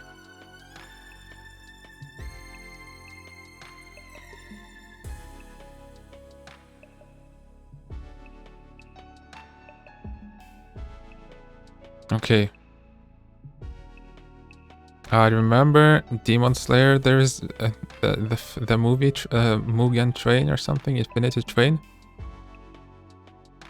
Is that about that changing dreams into nightmares? I don't remember. I don't remember any other trains. How did you deal with that technique last time, Takumi? Gaku played some weird folk song over the school speakers to cancel out the commander's sound waves. So if the sound can't reach you, there's no hallucinations. Noise cancelling headphones should have the same effect then. We could probably make some of the gift-o-matic. We can keep them on when we're outside in case we run into that commander. Good idea, we'll start collecting the materials we need for him tomorrow. Yeah, man, all of us wearing the same thing will make us feel like a real team, you know? Indeed, it's like having class rings or matching t-shirts. Why don't we make them different colors, like we're a team of spandex wearing heroes? Dibs on gold, any champion worth her salt's gonna go for gold. Then I will take silver, as befits a cool-headed swordswoman like myself.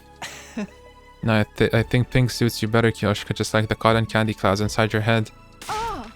Are you calling me stupid again, or naive? Both are untrue. He stayed up late into the night discussing the designs for the headphones.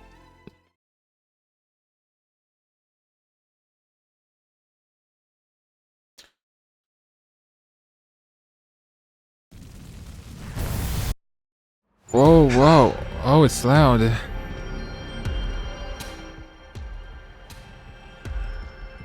Okay, you know what time it is.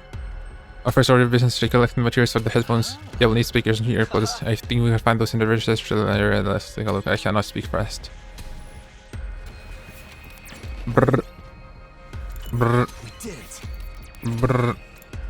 Brr. Brr. Ah, shit. Brr. Brr. Brr. Brr. I found a little something. AirPods? Did we get AirPods? Yes! We did it. Now we have all the materials we need to make headphones for the Alliance members. In that case, let's just use the rest of the day to earn some points. Oh my god, it's still loud. Alright, let's get to work. Once the search for materials was over, it was time to get back to the hunt. Yugama and I walked through the ruined cityscapes like usual, looking for groups of wandering invaders. Whenever we found any, we attacked before they had any a chance to react. Okay, we've seen this. What is happening was killing even more efficiently than yesterday. My pulse hadn't gotten any faster. There wasn't a single bead of sweat on my forehead. I was acting like a seasoned assassin, but that didn't make sense until I came to the academy. I'd never killed anyone before.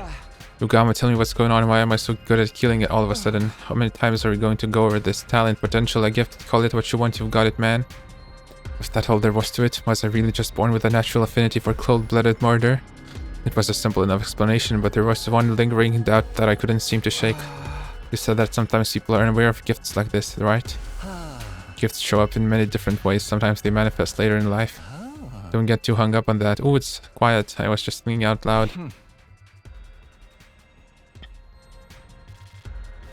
You have a talent for killing, and our current circumstances are helping you cultivate it. What more do you need to know? More than that, I need to know the truth, the whole truth, but nothing but just truth. I was doing something I could never do before, and my proficiency was improving at a rate that didn't make sense. When I thought about that, fear welled up inside me. What in the world was happening to me? Yugama, please, if you know what's really going on here, I need you to tell me. If you've modified me or something, I won't be mad. I just want to know the truth. I owed my life to Yugama. If it hadn't been for him, those invaders I found on the first day of the hunt would have killed me for sure. I really wouldn't mind if it turned out he'd done something to me at some point. It was not knowing what that was killing me. I'm begging you, Yugama, tell me what's happening to me. I looked Yugama in the eye and held his gaze. I didn't care what he said next so long as it wasn't more lies. After a few seconds... A sigh. He broke eye contact and let an exasperated sigh. Okay, when you give me a passionate look like that, there's no way I can stay quiet about it. Yugama. But this is your last chance to let sleeping dogs lie, Takumi. I don't think you're going to like what you hear. You might even end up hating yourself. Are you prepared for that? I wouldn't have asked if I wasn't. I've been through hell and back already. You think I can handle a little more? Alright, I gotta respect your determination. Tell you all about where your talent for killing comes from and why it's developing so fast.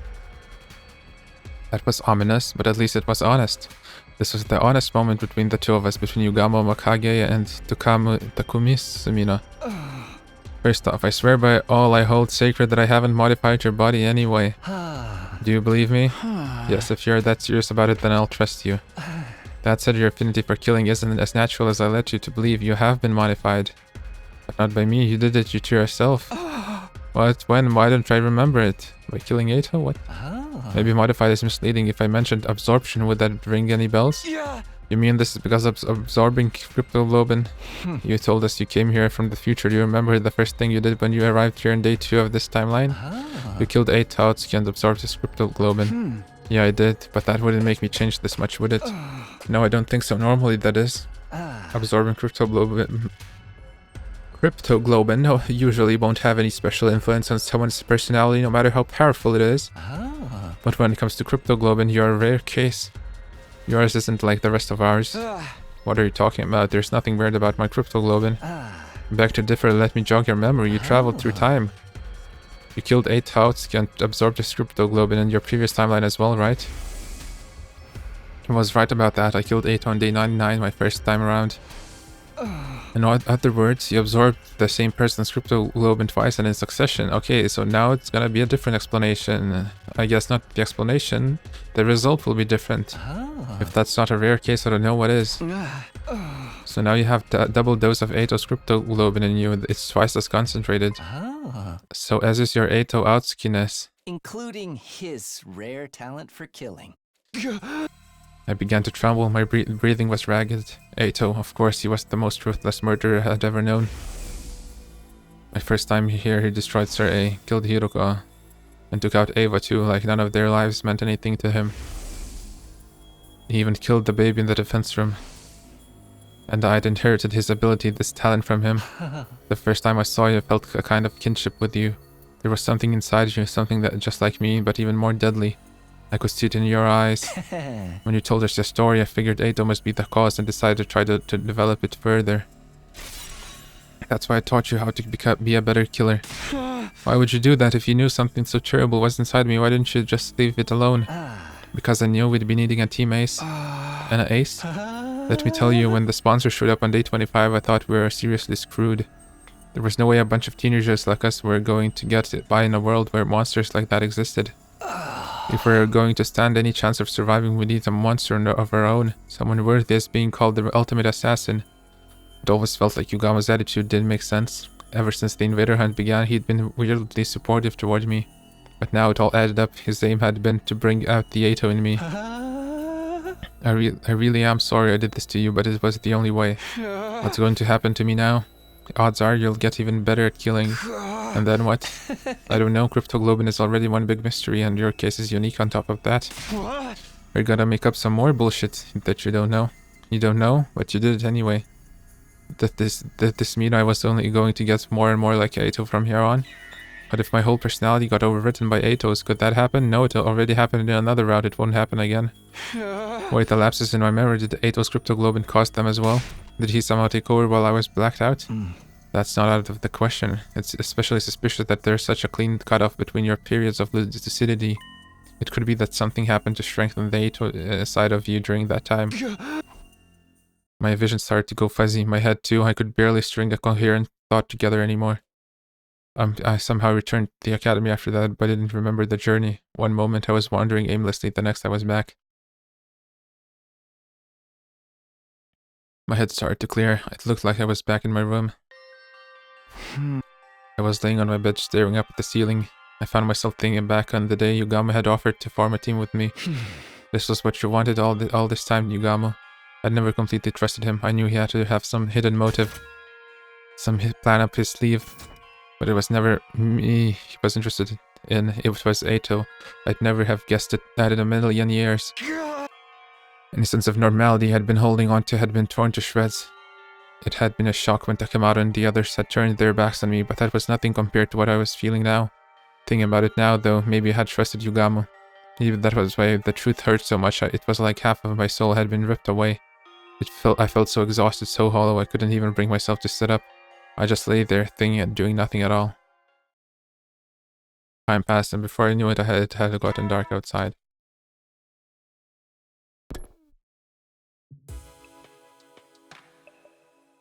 The nighttime announcement played, and the other members of the anti-sponsor alliance filed into my room. The headphones are finally finished. Everyone pick a color. Give me... Oh my god, it's AirPods. Tsubasa revealed that her latest handiwork to gasps of admiration from the others. Oh, they're so cute. Thank you, Tsubasa.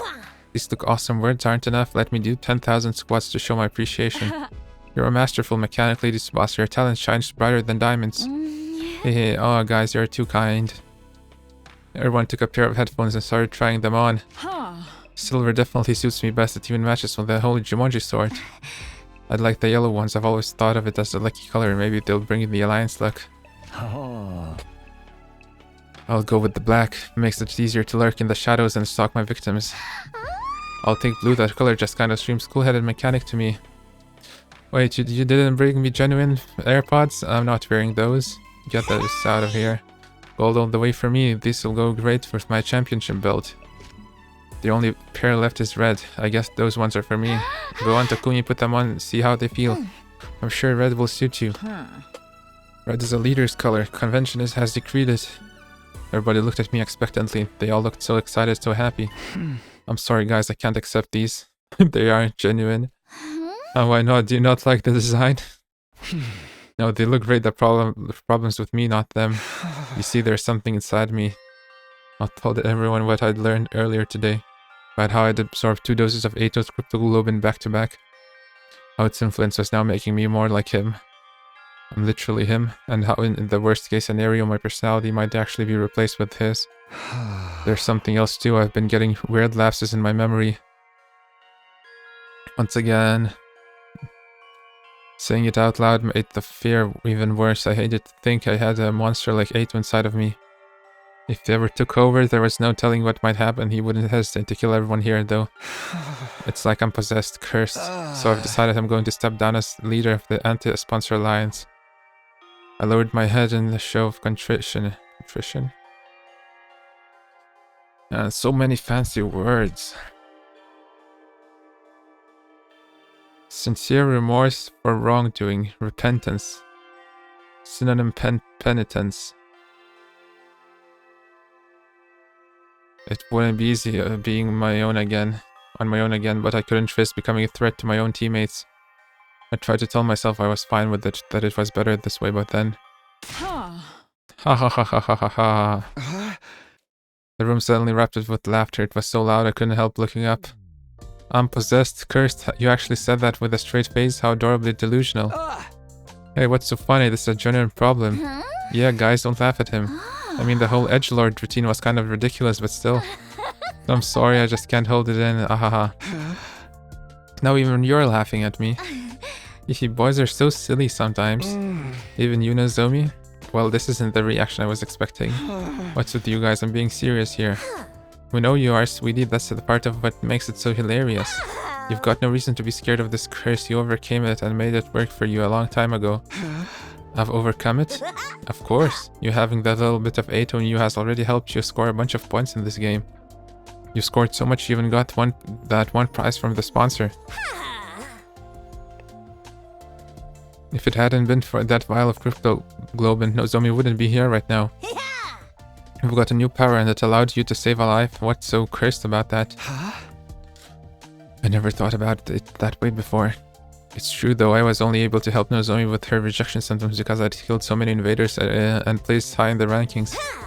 Whether it's a curse or a blessing, it's all about how you look at it. In the meantime, we just gotta keep being you, Takumi. It's nice of you to say that, but it doesn't make the problem go away. If Ato really does take over my body someday, then we'll just slap you around until you come to your senses. That's what friends are for, right? Come on, have some faith in us. Maybe I should have eaten. Want to eat a little bit. Even if your body's consumed by the king of all curses, we'll send him back to hell in disgrace.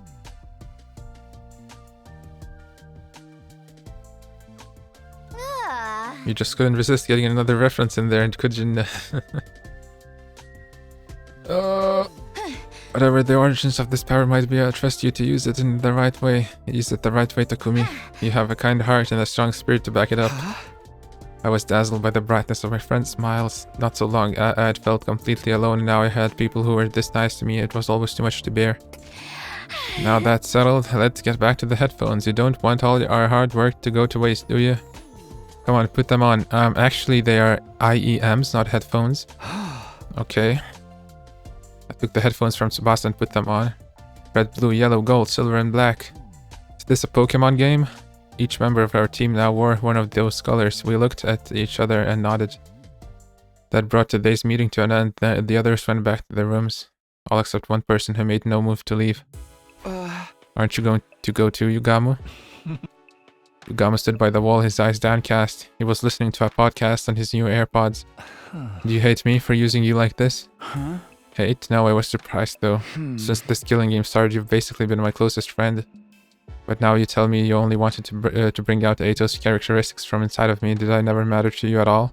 No use hiding it now. I'll be completely honest with you. When we first met, I thought you were a total dud. Aside from Ato's latent properties, there was nothing special about you. No charisma, no expertise, no talent. Oh, that's pretty harsh. Back then I thought we'd be better off without you. If there'd been a way to switch your personality with Ato's, I'd have done it without a second thought. Okay, that's really harsh. I won't ask for your forgiveness. I think seeing Kurara die in such a horrible way made me a little crazy. I wanted the sponsor to pay. I wanted to make them suffer, even if it meant being less than humane in my methods. But the more time you and I spent together, I found myself feeling more affectionate toward you. Affectionate how? You don't always make the best choices and you're way too hard on yourself, but for all that, you never turn away from the light. Even when your friends turned their backs on you, you kept fighting for them. Want to know what I think your crowning moment was? When you dove headlong into danger to try and save Hiruko. When I saw you do that, I was grinning from ear to ear. I thought, who even is this maniac I've gotten myself involved with? And before I knew it, I was rushing in to join you. I never thought of myself as a team player until I started hanging out with you. That's right, I told Yugamu to run back then, but he stayed and fought with us. We had no chance of winning, but he joined us anyway. Rest easy, Takumi. You getting taken over by Ato's personality isn't impossible, but if I know you the way I think I do, it'll never happen. You'll tame those impulses and continue to give your all to protect your friends. That's just the kind of guy Takumi Sumino is. More than anything else, I trust you to do the right thing.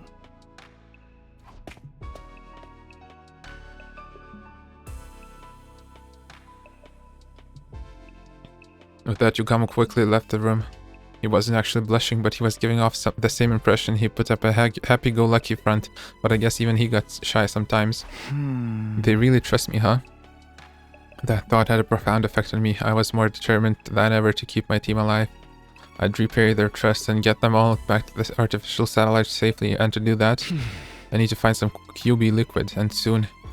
We hadn't found even a trace of any so far, but we couldn't give up yet. I'd find that liquid, I would. Definitely, categorically, without fail. Couldn't we ask Ava about it?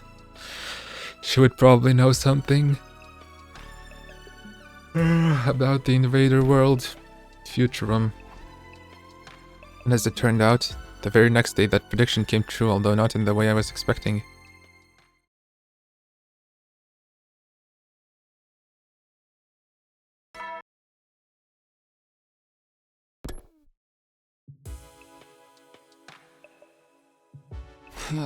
Good night. I sat up and rubbed the sleep from my eyes. It was morning. Why was the nighttime announcement playing? Is the system on the fritz? I hoisted myself out of bed and checked the time.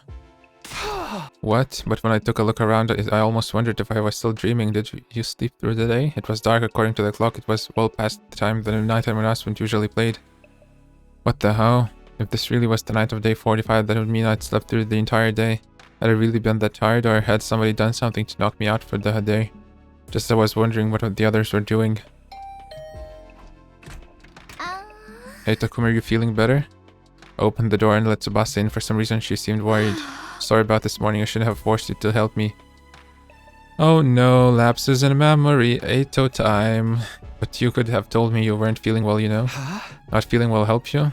I had no idea what she was talking about. So far as I knew, this was the first time I'd seen her today. Oh yeah, I've got something for you. I diluted it so we'd have more to go around. You should spray it on anything metal in your room just in case. What is this? What do you mean? It's the QB liquid you gave me.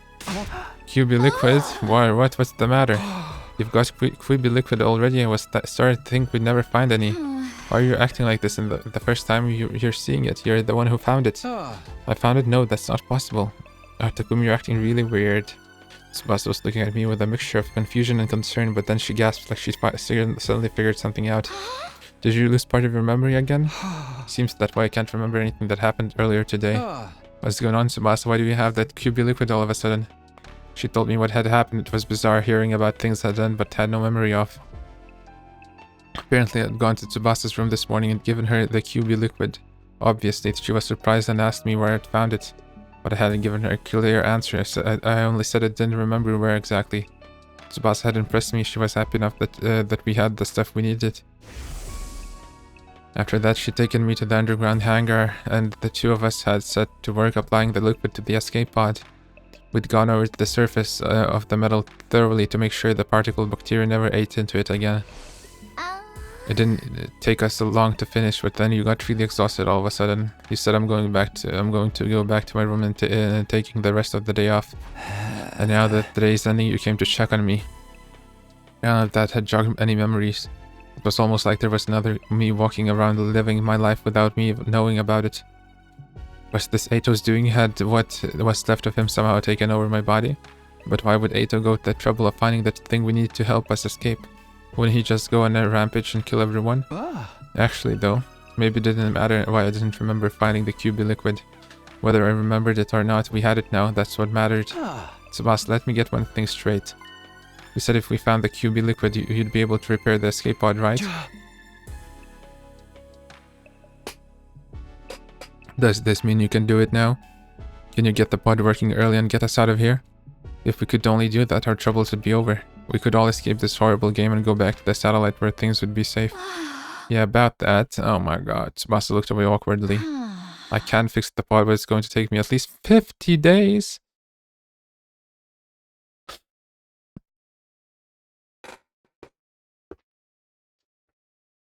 I guess that's better than dying from the flames. So it's just gonna be regular schedule.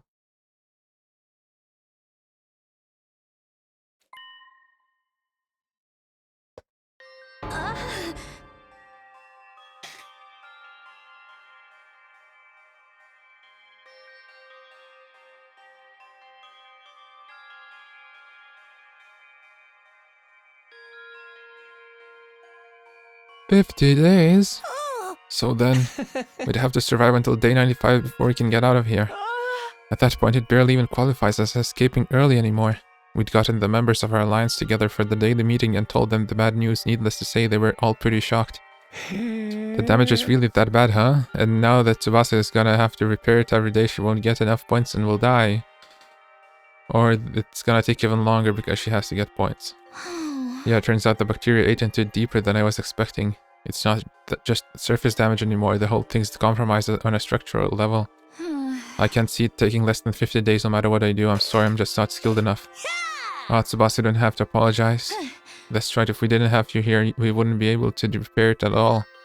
No one was really to blame for this. Nozomi was right about that. It was just some monumentally bad luck. Well, now that escaping early is off the table, we've got two options. We can keep participating in the invader hunt right up to day 95, or we can come up with a new plan to defeat the sponsor and end the game. Same choice I'd try to avoid with this escape pod plan. You're up, team leader. What course is the alliance going to take from here on? Naturally, the right and responsibility to make the choice fell to me. I couldn't waste time. I had to step up and give my teammates direction. Participating in the hunt is out of the question. Yeah, like we just haven't been doing that for all this time. The killing game keeps going all the way to day 95. People will die, not just from the other team, but this one as well. Right, there's no telling when one of us could end up in last place or run into a commander outside the school. That's why I can't let the invader hunt continue, but in order to end it, we'll have to take out the sponsor for good this time. Yeah, and that's not going to be easy. It was bad enough when there was only one of them, but having multiple bodies is definitely going to complicate things. I wonder how many there are in all. If we leave even one alive, it'll scuttle off and create more. They're like cockroaches. We'd overcome a lot of crazy stuff here at the academy, but in fighting an enemy like the sponsor, we might finally have better match. Everybody looked completely shell-shocked. The truth must have dawned on them too. How could we possibly deal with a situation as hopeless as this? But then... I think I know a way to kill the sponsor. Sponsor block. Same joke. Yugam spoke up, offering us a light in the dark. Yugam, what was that? Yeah, we can kill the sponsor, all of them. You're not kidding around, right? This is for realsies, really for real. Oh, I might... Okay, YouTube might not like that I'm saying that. I might have to bleep it. You're not kidding around, right? This is for realsies, really for real. For real. Truth is, there's an idea I've been sitting on for a while. It was only really a vague notion until Shoma got executed. That's when I realized it could actually work. This method will kill the sponsor once and for all. You're that sure of it, why didn't you say anything until now? The method I'm thinking of goes kind of against my principles. I'd have preferred not to use it given the chance. But it looks like my preferences are going to have to take a backseat. Guess that's what I get. Quit philosophizing, just tell us what we need to do. You're gonna break out some finisher no one's ever seen before? Or summon a bear that enhances your innate techniques to their utmost level? And once the sponsor gets drawn into your domain, you'll release everything you've got in one lethal attack? Kyoshika, maybe go sit quietly while we're talking about this. Tell us, Yugamo, this could be our big chance to avenge Kurata. We all waited with bated breaths to hear Yugamo's idea. A surefire way to destroy the sponsor, what could it be? But when he finally did speak up... Sorry, guys. I'm keeping this one under my hat. Yay! What? This is no time to play core, Yugamo. Don't get me wrong, I'm just exercising due caution. The element of surprise is essential to this plan. If the sponsor gets wind of it ahead of time, once again, it'll all be for nothing. So you think one of us is going to leak the information to them? Not intentionally, no. But you can't deny that when it comes to keeping secrets, some of us are more cautious than others. Oro? Why is everyone looking at me all of a sudden? Maybe he was right, maybe some of us were better off not knowing. This means you'll have to do it all on your own. Are you sure you can handle it? You know how powerful the sponsor is, and they're only getting stronger now that they've absorbed Kurata and Shoma's cryptoglobin. That's exactly why I know we can win. It is? The sponsor absorbs cryptoglobin to get stronger. That's the key to our victory. Chaos holds power over us because it's unknowable. The more we learn about something, the more that power is diminished.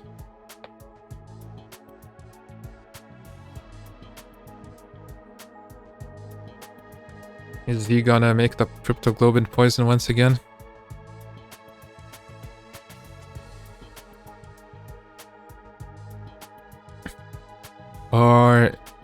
trap. He's gonna absorb something, but he actually absorbs poison. I don't know.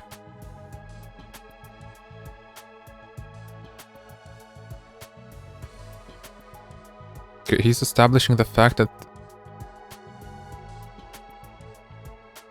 the sponsors like us, he can absorb cryptoglobin, so he has cryptoglobin powers.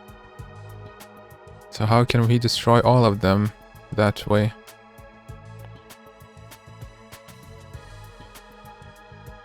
I don't know. The sponsor is going down, you can depend on it, trust me. If this was anyone else, I might have my doubts, but Yugamu's an assassin. If there's one thing he knows about, it's killing. Alright, I'll trust you. It's all on you now, Yugamu. This was the third time this anti-sponsor alliance had switched to a new goal, with Yugamu handling the plan to kill the sponsor that only left one thing for the rest of us to do.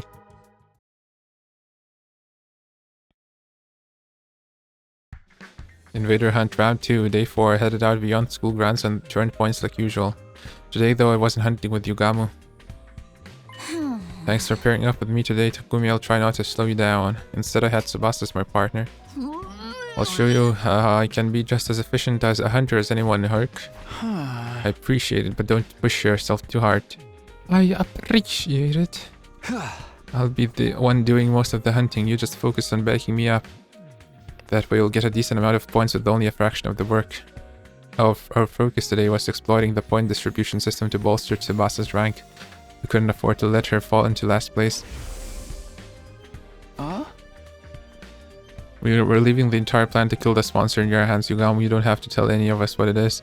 But can you at least tell us how much time you need to get it ready? Not very long, although it's unlikely to be able to enact it before the end of the second round.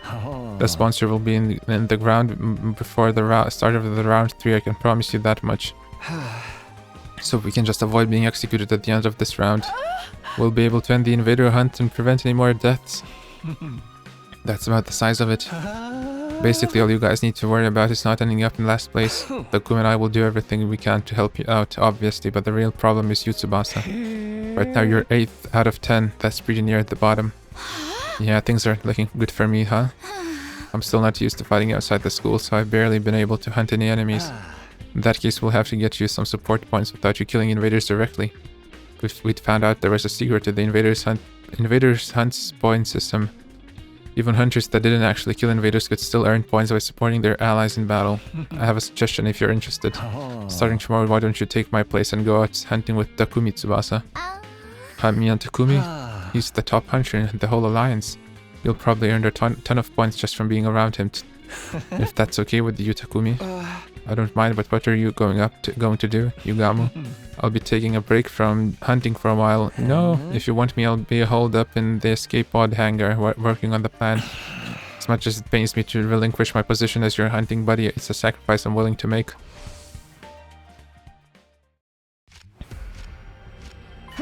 Look there, Tsubasa, big group of invaders. Surprise attacks are effective in situations like this, so we'll sneak up on them quietly. Right, sneaking quickly, squadly. How do you walk without making too much noise again, Herc? She seems pretty nervous, then again, she's always been the type to get stressed out easily. Are you scared? It's okay, just close your eyes and stay next to me. Here, give me your hand. Okay, oh no, hand touching on display. Quickly blur the screen. Held Tsubasa's hand as we snuck closer to the invaders. And then we struck. Detach yourself, oh my god. And I'm misclicking, so I'm not gonna save any time.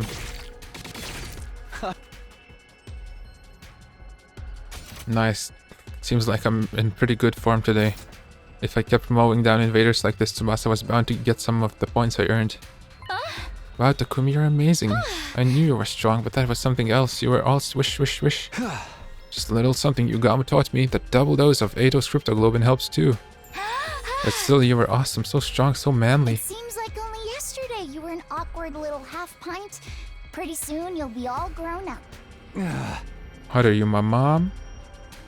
Also, half pint, really? Get moving. Can't waste time talking when there's invaders to hunt. I started walking again, pulling Tsubasa along behind me. We need to make every kill count. Sheesh, what's with the alpha male act all of a sudden? Don't you know, I listened to Andrew Tate's podcast on my AirPods. Being so forceful with a girl, don't get too big for your Takumi-sized boots. I ignored Tsubasa's grumbling and let it fade into the background. I didn't have time to be delicate with her right now. We spent the rest of that day walking around the ruins hunting invaders. We killed a lot of them. You alright? That should do it for today. You should be safe from falling to last place now, Tsubasa. Great, thanks for this, Takumi. I can't believe we took out this many invaders just in one day. I say we, but really all I did was watch. Don't sweat it, it's a leader's job to help out his allies when they're in trouble. Hehe, I'm glad we have a dependable leader like you around. You're really growing into the role. It's weird though, I never imagined I'd be spending time with you like this, just the two of us. Not after I alienated you like everyone else did at the start of the game. Tsubasa's expression suddenly clouded over like she was about to cry. I'm really sorry for back then. You're such a great guy and we treated you like trash. Every time you do something nice for me, I get reminded of that. You're too good to me. Forget about it, it's all in the past and we made it sense. And it made sense at the time.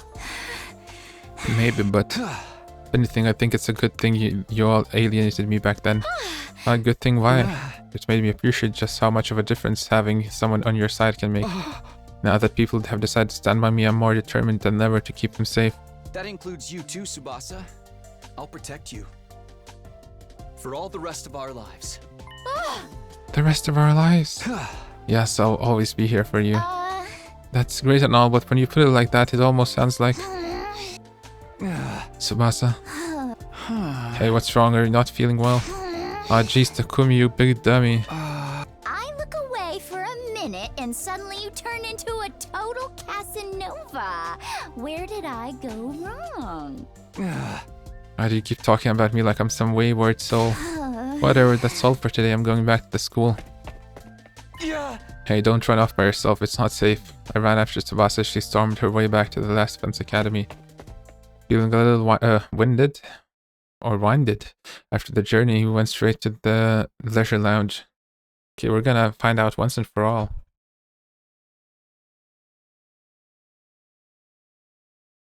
Winded, having breath or respiratory power of a specified kind, often used in combination. Out of breath, short of breath. Okay, yeah, because wind, breathing, yeah.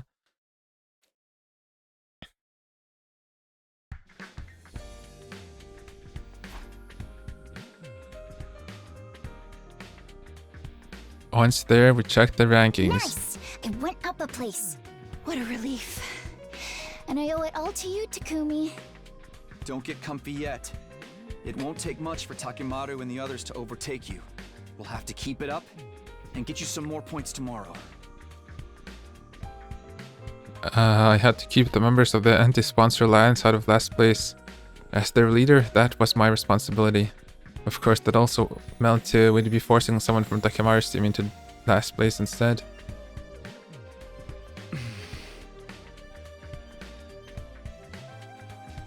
I try not to think about that side of things too much. I wasn't some omnipotent savior. No matter what I did, I couldn't save everyone. Now I'm looking, and does Ima have the symbol of a horse in his name? The symbol for now and horse. He's a now horse. Current horse.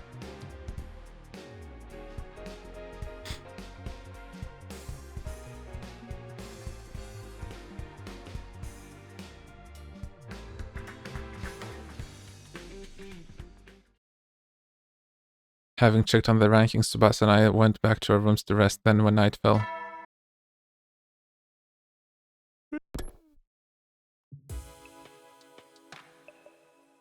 after the announcement played, everyone from the Alliance got together in my room. You helped Tsubasa go up a rank in just one day. Nice going, Takumi. The way you fight to protect Lady Tsubasa is truly inspiring. You're like a stone cold professional killer.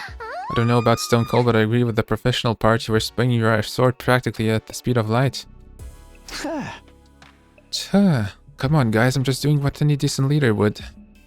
I don't know how to deal with everyone being so nice to me. This cheery atmosphere is going to take some getting used to. Anyway, enough about me. How's your progress, Tsugamo? Is your plan to take down the sponsor still going smoothly? Tsugamo had spent the whole day in the escape pod hangar working on the method he thought up to kill our invincible adversary. The exact details were still a secret, of course. None of us had any idea what this method was. Yep, no problems here. Everything's going according to plan. When I spring my little trap, the sponsor will die. No ifs, ands, and buts. Ooh, trap. Sponsor would die. That was a reassuring thought. What about all of the sponsors? But how exactly are you going to kill the sponsor, Sir Yugama? I've been so curious I can barely eat. We're all allies here. Can't you tell me what this ingenious plan of yours is? Just a hint will do. Just a teensy wins a little hint, a hint of a hint. Knock it off, Yoshiko. Yugama's in charge of killing the sponsor. That includes whether or not he wants to keep it a secret. If my lord commands it, I suppose I have no choice but to back down. Carry out this plan however you want, Yugama. We're putting all our trust in you. Thanks, I won't let you down. Soon enough, you'll be sitting up and begging me to thank me for my efforts. Sit up and beg? What are we, your pets? I could only hope it was a good sign that Yugama felt comfortable enough to joke around. If we could all survive to the end of this round and end the killing game, our futures would be a whole lot brighter. Once the sponsor's gone, it only leaves the invaders to deal with. Indeed, we need only defend the school until day 100 and our victory will be complete. After the invader hunt, defensive battles are gonna be a breeze. It'll take on any and all challengers that come our way. I think so too. The sponsor is the only real threat to us right now. If we can just take them out of the picture, we'll have basically already won. Victory, ending the war, winning the war. The idea was so exciting, it was intoxicating. Just a little more, one final push and it will all be over. No more going out hunting or turning points, no more sponsor lording their power over us. Peaceful days like that were just around the corner.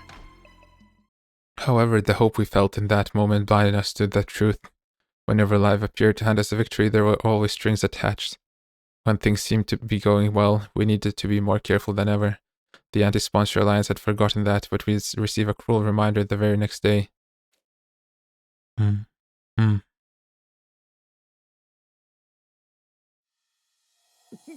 New gang? Nozomi, no!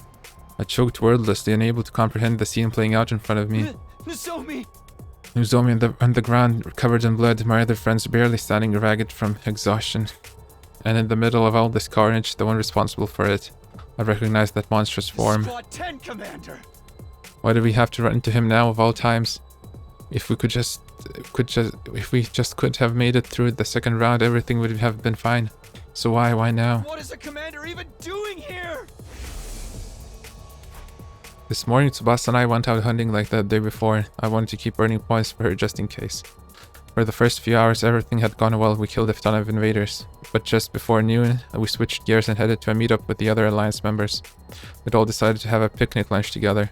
The two of us made our way to the rendezvous point, feeling pretty good about everything. But when we got there, it wasn't a nice laid-back picnic that greeted us. It was this. The commander must have attacked Moku and the others while they were out on the hunt. A battle had ensued, Nozomi was wounded, and I guess that's when we showed up. Damn it! How dare you do this to my friends! The full implications of the situation were becoming clear to me. If I didn't do something quick, they would all die and there'd be no bringing them back. But before that... Tsubasa, get out of here. Go back to the academy. The whole reason I was hunting with Tsubasa was that she wasn't used to fighting outside school grounds. I couldn't let her take on a commander. She has one of the best special attacks.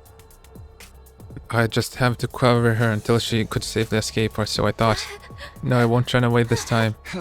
Tsubasa, I ran when Hiruka and Darumi needed help. I ignored them and left them to die. She must be talking about that time we ran into the Squad 3 commander. I jumped in to help Hiruka and Darumi back then, but Tsubasa was too scared of dying. What? Don't dwell in the past, just go. No, I won't, not this time. I'm not running away anymore. Yeah. Tsubasa, wait, you can't charge it on your own. She wouldn't listen, she was already running full speed into the fray. There was no time to stand around and talk. Our battle against the SWAT 10 commander had begun. Please give me a battle. Please give me a battle. But like actually a reasonable battle, not just an exposition match.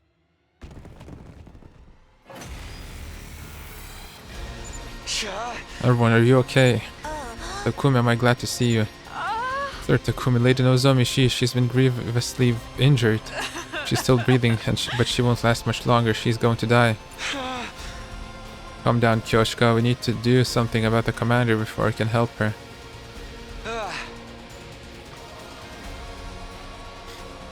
Moko, what happened here? The commander's not all that strong, but whenever we beat him, he comes right back.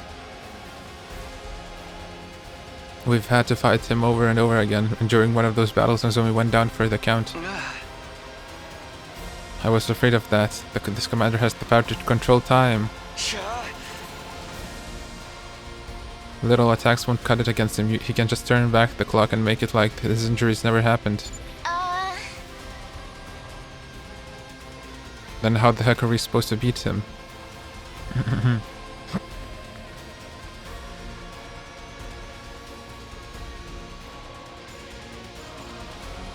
Then how the heck, yeah.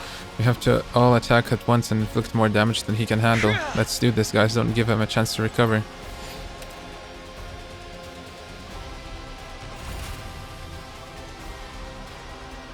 Good to go. Here we go. Ready when you Some are. Basta or Takumi, I don't know. I'm taking the wheel. Say when. Time to use it. Let's go. Take that! All right. Leave it. This should slow them down. Ready when you are. Hi-ya! Leave it to me.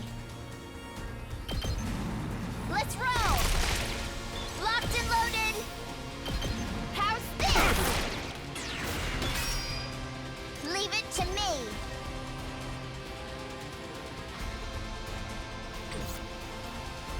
Let's do this. Ah. Here we go. There! My turn. Oh. What? Did she turn back time? Darn it, we almost had him that time. Bean has recovered again. At this rate, the battle will never end. Don't give up, guys. I'll get him this time. Everyone take a deep breath and go. Okay, there are only 2 waves, so it's actually gonna be over this time. Let's do this. I've got this should do it. My turn.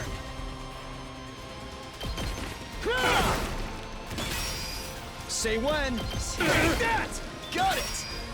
Good to go. Take this. I've got this. One last strike. Come on.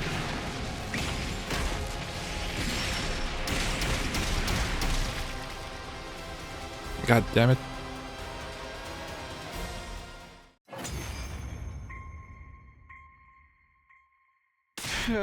Not again, we were so close.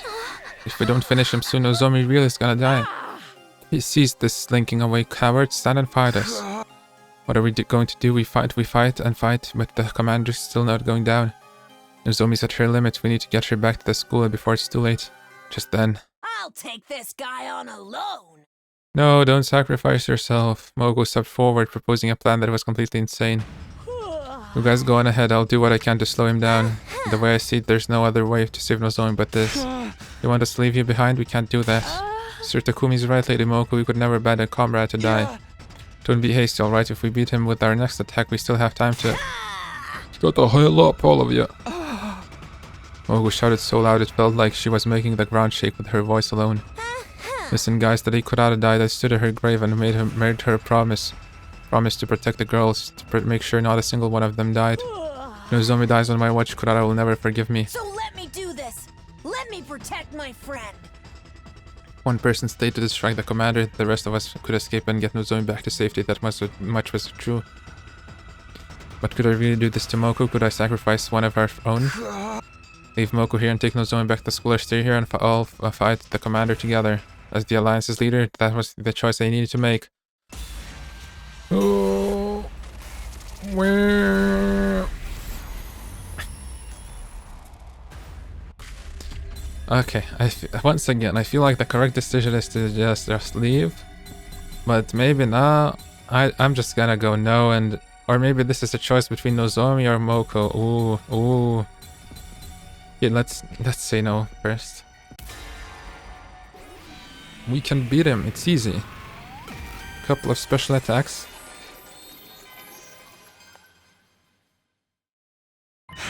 No, you can't expect us to agree to that.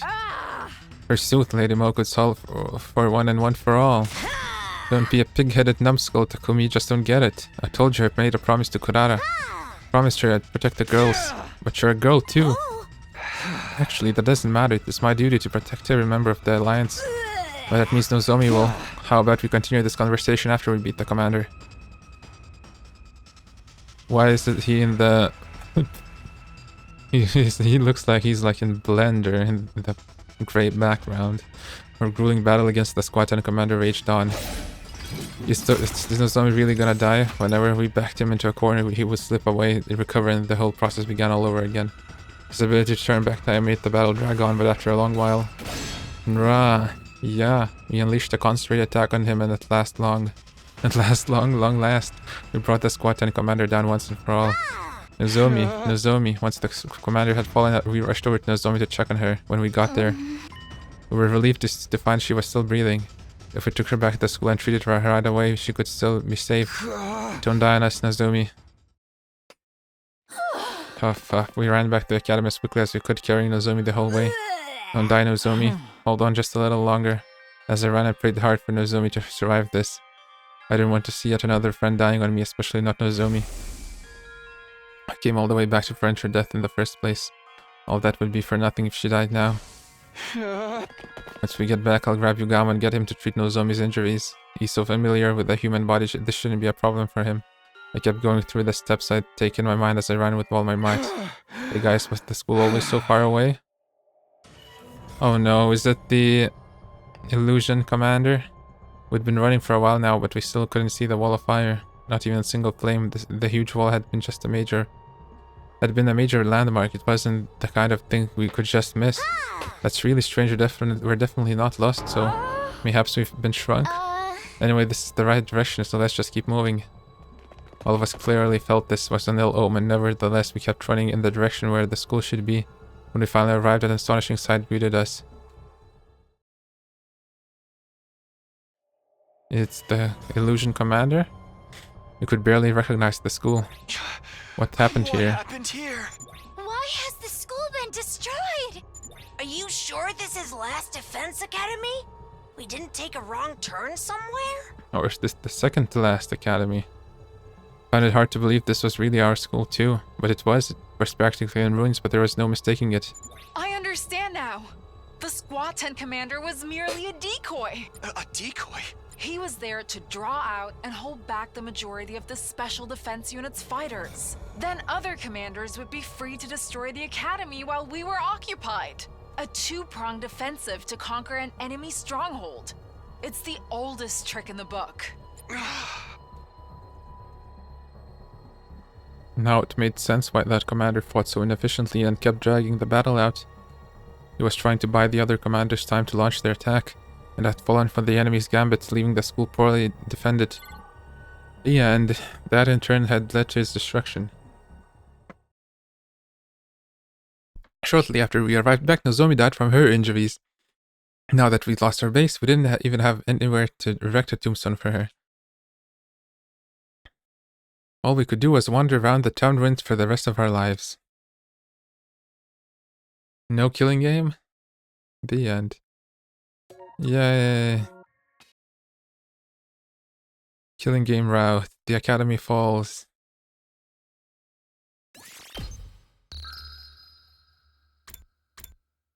Yay. So that choice would have led us to our deaths as well quickly?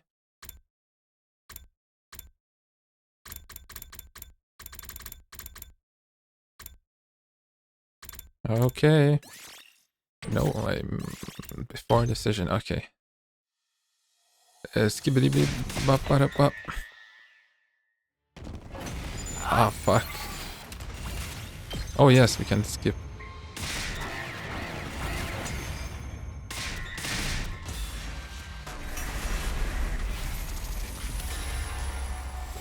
Oh, okay, I just clicked it accidentally. Yes, yay, leave it.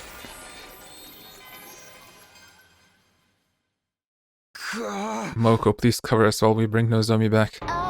No, Takumi, you can't seriously be thinking about leaving Moko behind. Thank you, Takumi. Now I can finally keep my promise to Kurara. I refuse to accept this, Lady Moko. There's no sweetness in this parting, only sorrow. Never, I will never leave you behind. In fact, I shall be staying behind with... Chop. Lady Moko, why?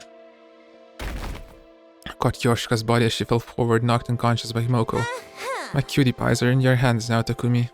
I know you've got what it takes to keep Nozomi and Yoshika safe. Because that's just what great team leaders do. Moko encouraged me with the brightest smile on her face, a smile that had been the source of my strength countless times before. Moko, I don't know how I can repay. Right, time for all of you to exit the ring. The other guy's about to fly in for a second round any moment now. Tsubasa, be a darling and send everyone back, alright? Love you, honey. Yeah, see you later, Moko. Moko tossed her golden headphones over to us. Why? She must have meant for us to hold on to them as keepsake. Okay. We loaded the unconscious Nozomi and Yoshika into Tsubasa's vehicle and drove off without delay. As we pulled away, I looked back to see how Moko was faring. Feast your eyes upon Moko Majiro, the apocalyptic maiden of destruction, and her iron defense of a lifetime. You'll be crossing this line over my dead body. Get ready for the match of your life, Commander! Moko was standing in the way of the commander, determined to buy us enough time to escape. I burned the sight of that stirring scene into my mind that I would never forget it. After rushing back to school, we called Yugama out from the underground hangar, and then... Yugama quickly took the lead and directed us on how to save Nozomi's life. Tsubasa grabbed as many packs of saline and antibiotics as you can from the infirmary now. Right. Takumi used the antiseptic to sterilize the room, then cover everything in sterile sheets. Alright, I'll start suturing the wounds. Man, this would have been much easier if we could just toss her into the revivomatic. He began treating Nozomi's wounds with practiced ease, using his assassination skills to heal instead of kill. Relax, the wounds are not as deep as they seem. Her internal organs are fine, none of her injuries are fatal. So she's gonna live? The thing is, she's lost a lot of blood. A transfusion would undoubtedly save her life, but we don't have any packs of blood on hand. Not that transfusing ordinary blood has any curative effect on us. Just as I was processing what Yugama just told me. Invaders at a time like this, those sadistic cretins are clearly out to torture us. No, wait, on the other hand, they've just shown a ray of light on this deadly hellscape we're in. What ray of light? We need to focus on treating Nozomi. We don't have time to take on invaders too. Because we now have a chance to get our hands on what we need to help her by spilling some commander blood. What we need? Oh, you mean? After defeating our commander, the top 3 hunters on the leaderboard will receive a crypto globe and filled syringe as a reward. Yugama and I were in 2nd and 3rd place respectively, so we would have 2 syringes. We'd be able to use those syringes on Nozomi to replenish her lost crypto globin. With that in mind, we stopped treating Nozomi, shook Yoshika awake, and headed to the war room and prepare for battle. Oh shit. Is this everyone? Alright, Takemaru and the others, it's no time for us to be divided. Those people are frolicking around in dreamland, the dead hit the waking world. What? Sponsor, what are you doing here? You're not trying to interfere with the battle, I hope. The sponsor ignored our questions, choosing to stare intently at the war room monitor instead. Oh, this commander appears to be a skilled illusionist. They create illusions by blasting superpowered music through a sound truck that confuses all who hear it. Sound-based illusions, that has to be the Squad 11 commander Takumi was talking about the other day. We're fine since we have our noise-cancelling headphones, but Takemaru and the others took the full brunt of the attack and are wandering around the dreamland right now, aren't they? Oh. Wait, that doesn't explain why the room is alright. She hasn't done anything to block out the sound. He was right, the room didn't seem affected at all. Yeah, my head's a little fuzzy and I am seeing things I know aren't real, but other than that, everything's great. You can't make someone already stonier than stoned, even stonier. Yo ho ho ho ho. As crazy as always, that's Darumi for you, albeit her brand of insanity was strangely comforting for the situation we were facing at the moment. I fail to see why you all seem so upbeat when the enemy is rapidly advancing on the academy as you speak. Look at the monitor.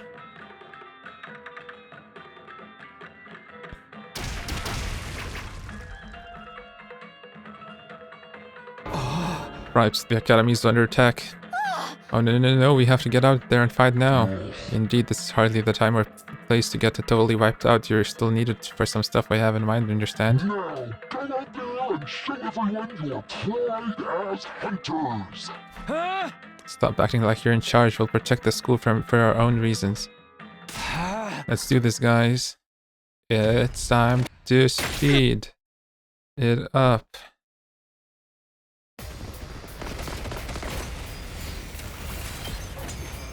All the sounds. Aww, maybe miss them after we...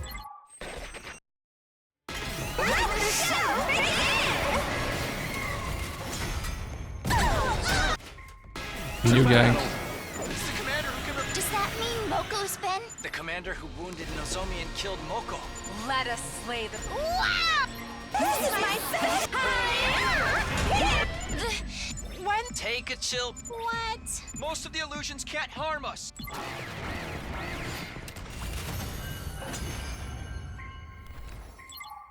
The enemy commanders have been. Moko, we've avenged your death. New Gang is finally defeated. Couldn't have taken out 2 commanders at once if Mogo hadn't sacrificed herself. She deserves full credit for this. Unfortunately, our rejoicing was soon cut short. Well done taking out those formidable enemies, my Special Defense Unit hunters. I praise you for distinguishing yourselves in battle. Sponsor's sudden appearance out of thin air dampened our celebratory mood. Allow me to process the commanders that you've defeated. Every last drop of cryptoglobin shall be drained and concentrated. They signaled toward the sky in the very next moment. Buzz, buzz, buzz. The swarm of bees that had been hovering above us made a beeline. Where are the fallen comrades? Commanders. They sucked them, completely dry of cryptoglobin. Okay, is beeline actually associated with bees?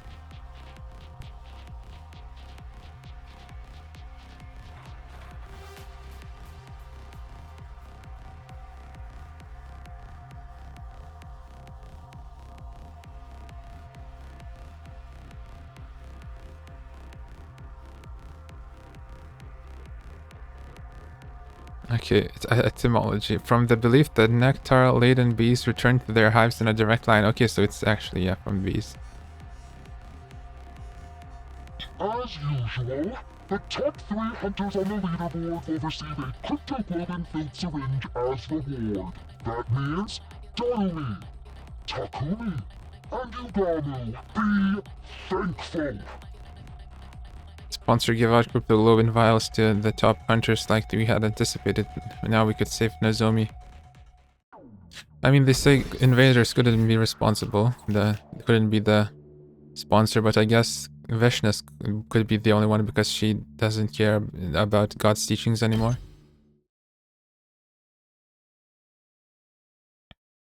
But she would kill us if she infiltrated us. After the battle, we rushed back to Nozomi's room. Once they injected her with the commander's cryptoglobin without delay. The concentrated blood of 2 commanders took effect immediately. Look, everyone, Nozomi's regaining color in her face.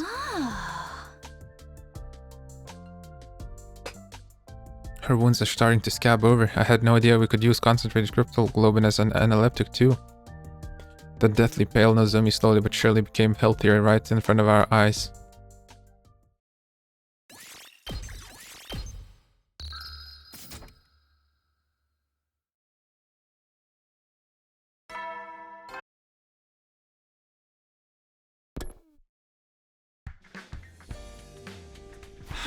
It's morning. My body still felt heavy and unrested because of yesterday's tumultuous activities. Nozomi was severely injured by a commander and Moko sacrificed herself to save her. One of the worst days of my life. The day the fate of the anti-sponsor alliance took a turn for the worse. Moko. There was no time for me to grieve her death yesterday, so all that sadness that I pushed down came bubbling to the surface this morning. I still couldn't believe how suddenly our mood maker had met her demise. Please let her be the last. I've had to endure an irrational amount of distressing situations for the last 48 days. I desperately hoped nothing bad would happen in the next 50. Yep, she's dead. But the moment I made that wish, I could somehow feel in my bones that this call was going to lead to trouble. But I also knew I couldn't ignore the bell no matter how much I wanted to. That's just what great team leaders do, right, Moko? Reluctantly, I got up and opened the door. Takuma, I regret to be the bearer of bad news, but what now? Nozomi's condition suddenly deteriorated this morning. What? I thought she was doing better yesterday. Her physical wounds have almost completely healed since we injected her with the concentrated cryptoglobin. However, other symptoms started showing up this morning. High fever, difficulty breathing, pale and clammy skin. All symptoms of an active viral infection, but I couldn't find any virus in her blood. I have no idea what's causing them. High fever and difficulty breathing. The pieces immediately clicked into place in my head. It must be rejection symptoms. What? From too much cryptoglobin? Rejection? What are you talking about? Well, Nozomi is different from us. Yada yada yada yada. I have with no choice but to tell Yugami Nozomi's secret. I get it now. Symptoms like graft versus host disease. Then, that commander's blood we injected yesterday is starting to attack the host body. Yeah, her body is incompatible with cryptoglobin. I should have thought of that before we injected her with it yesterday. No need to be so hard on yourself. It was the best choice out of a dearth of options. Oh, so how do we suppress these rejection symptoms? What's needed to suppress cryptoglobin rejection symptoms is more cryptoglobin. What? I don't get it anymore. We'll have to kill another commander, get her to absorb their cryptoglobin if we want to save Nozomi. But there are only 2 commanders left. Where would we even find them? There's no time. We have to go out and look for them right now. I grabbed my infuser and was about to fly out of the room when... Wait, Takumi. Yugami pulled me back by the collar of my shirt and almost knocked the wind out of me.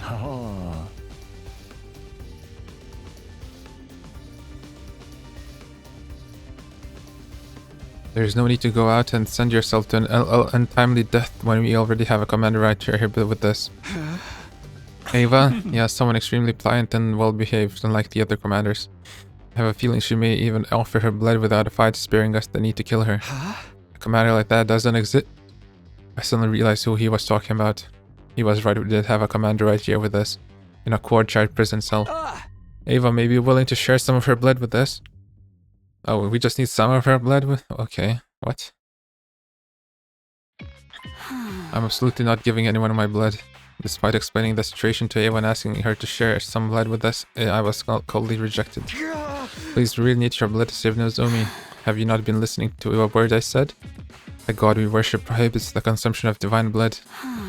I would no longer be a servant of God if I violated this commandment. I did in fact vaguely recall her saying something like that. It's just this once. Surely your god wouldn't get that angry. Don't be stupid. Once is all that's needed. There are no second chances. But we're like commanders, right? We can give our blood. If we can just give it without dying.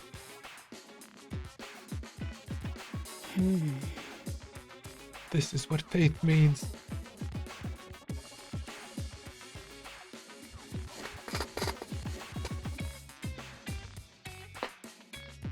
It seemed like it would be impossible to convince that devout Ava to break her faith unless...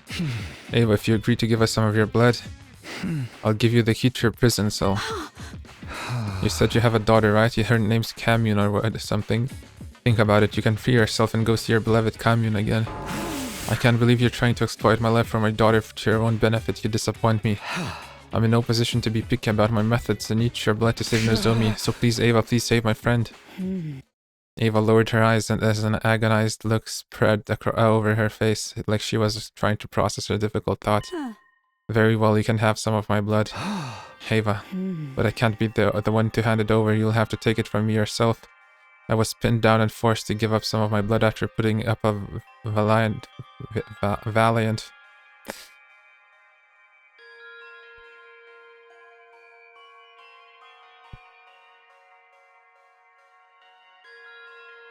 Valiant. Okay.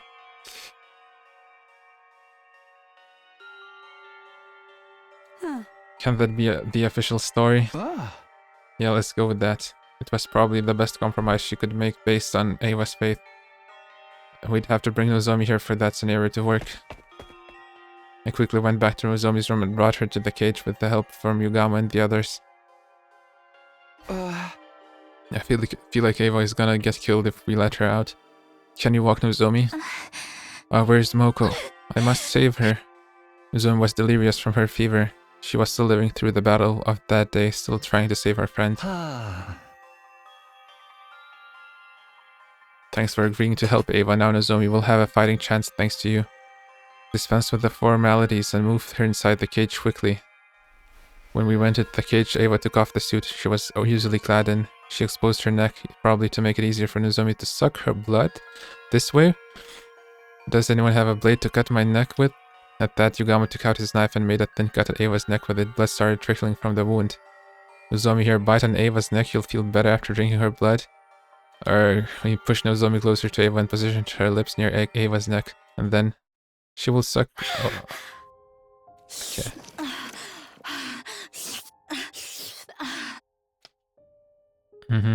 Nozomi bit on Ava's neck and started sucking her blood.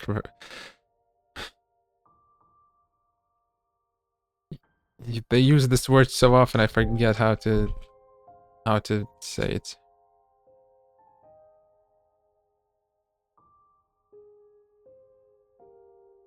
Ravenous.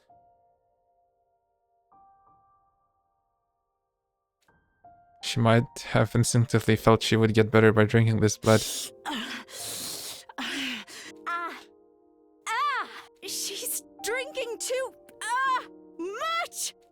Nozomi was so focused on drinking up the blood she had literally latched herself onto Ava's neck. As soon as she said that. Mom, I'm sorry. She blurted out something completely unexpected. I'm sorry for falling sick so easily. Don't worry though. I can still go on. I'll help you and make sure your experiment goes well. So, it's okay. I can handle the injections. Even if I'm not feeling well, let me help, Mom. I'll be useful. So, please, don't die! Nozomi? Absorbing Ava's blood might have overstimulated her and she was clearly confused. She seemed to have mistaken Ava for her mother and kept trying and pleading for her not to die.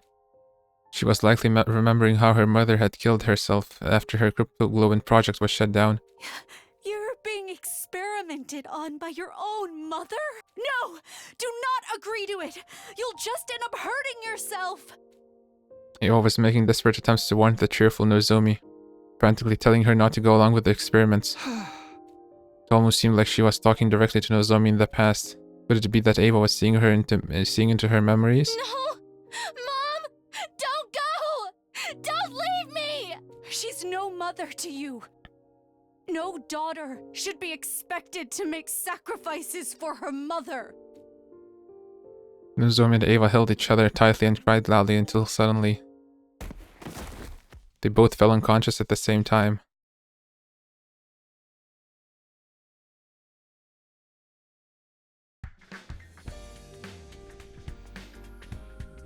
The next morning, I immediately headed to the courtyard as soon as I woke up.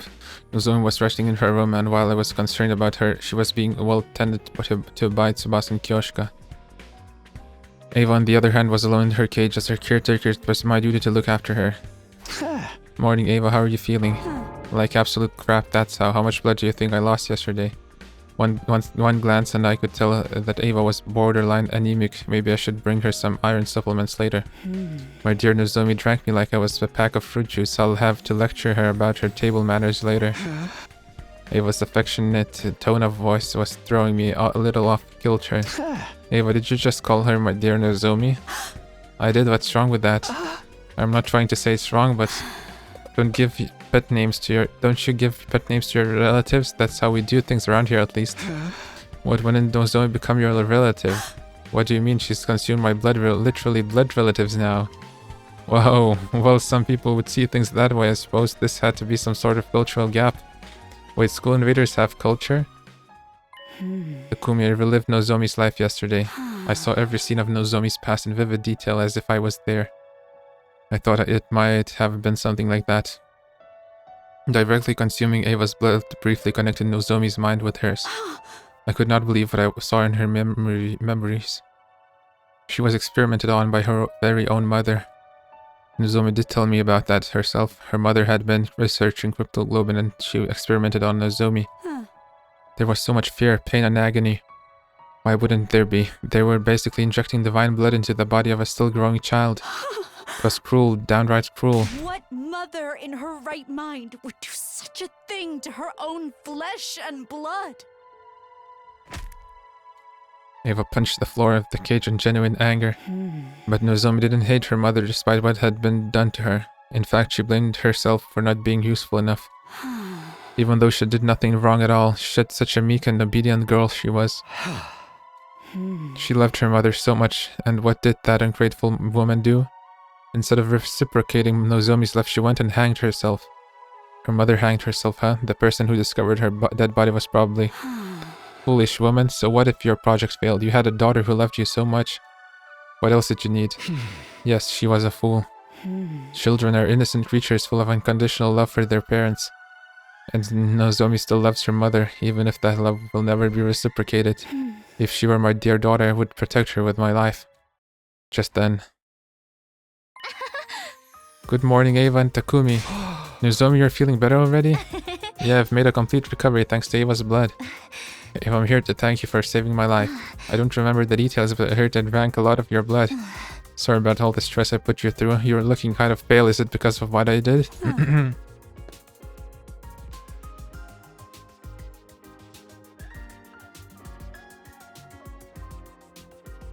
I didn't give you my blood because I wanted to save you. I did it for myself.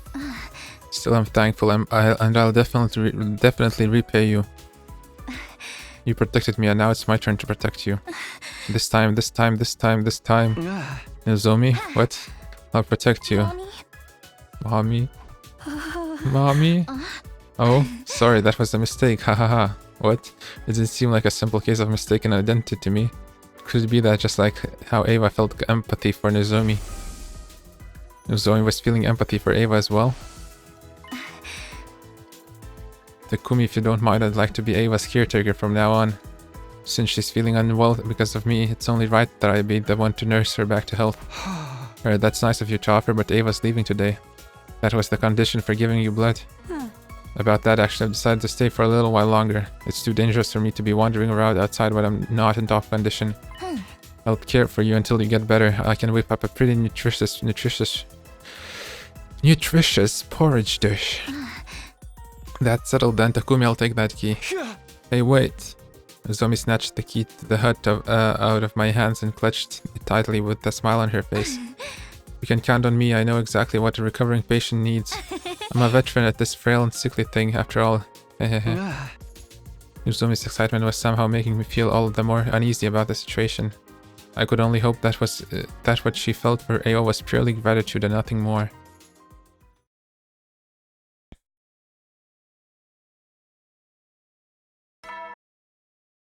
Was the end of the hunt today? Today, this one.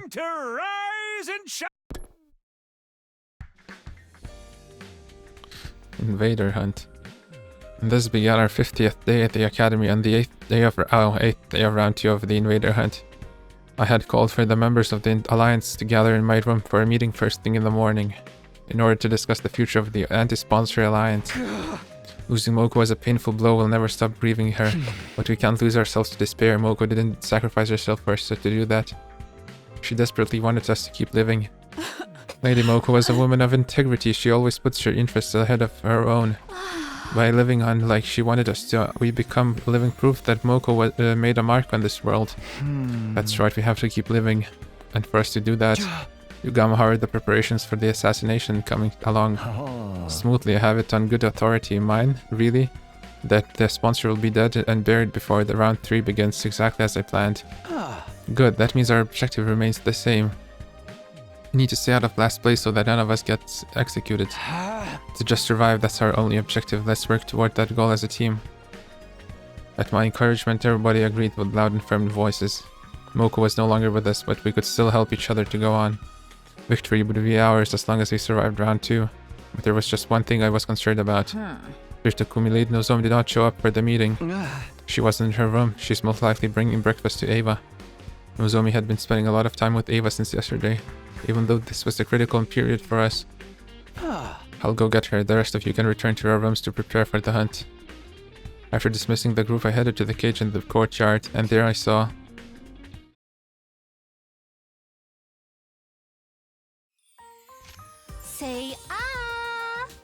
Nozomi, I can feed myself. Sure you can.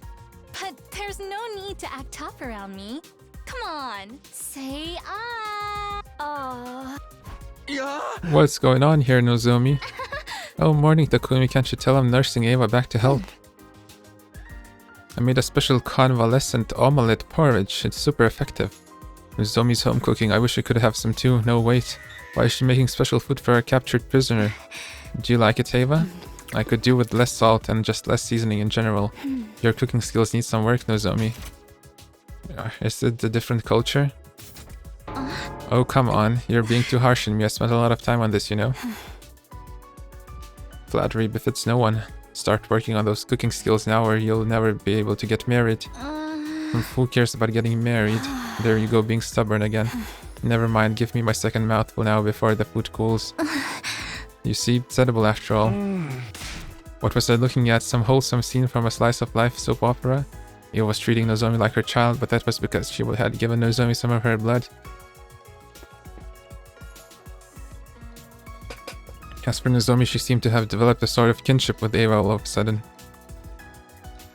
Actually, this wasn't just kinship, more like... Nozomi, we're all going outside to earn some points after this, you should come along. Sorry Takumi, I'm not going outside today, I don't feel completely well yet. Okay, you did just recover from your sickness, you should rest today. Yeah, please let the others know as well. Well, we have 7 more days until the end of round 2, one day shouldn't hurt. After that, we went outside without Nozomi to earn some more points.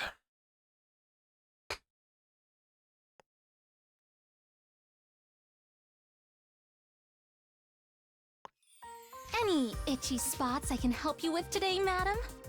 The top of my head, maybe. Yes, that's the spot. Nozomi, you sure know how to make a woman feel pampered. Your scalp feels really stiff, madam. Shall I give you a head massage? And that was the scene I was presented with when I went to the courtyard this morning to fetch Nozomi. Nozomi, what's going on this time? I'm washing Eva's hair for her. She's sick and needs some help with her hygiene. I feel so refreshed. A prisoner getting a spa day is simply unheard of. This is pure bliss. Nozomi was becoming way too attached to someone who was basically being held captive. Hum. Unfazed by my astonishment, Nozomi started blow-drying Eva's hair cheerfully. She smiled so happily like an ordinary little girl. In the end, Nozomi didn't join us for that day's hunt either. Oh no.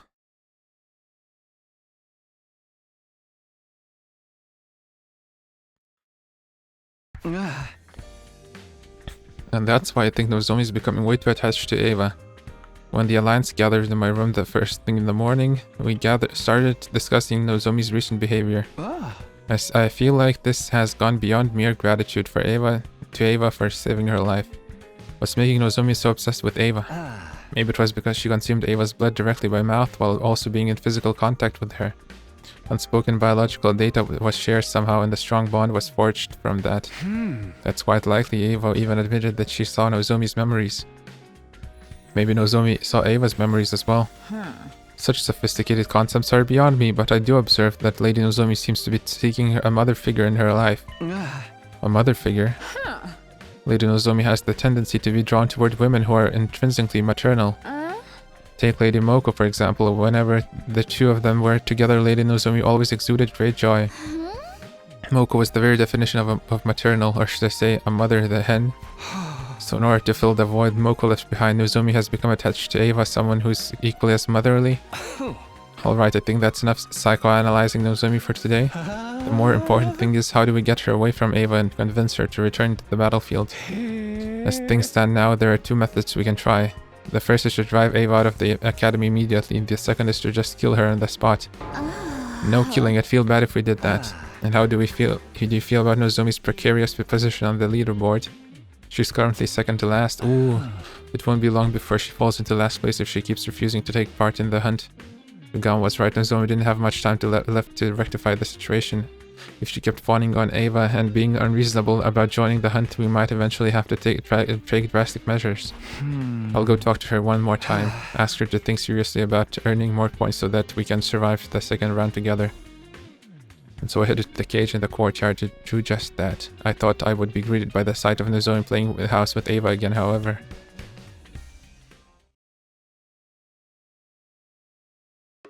I hate you, Ava!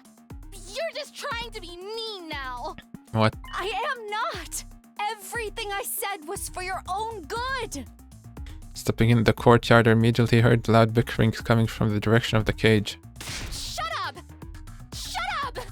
You don't know anything about me! Wait, Nozomi. I'm not done yet.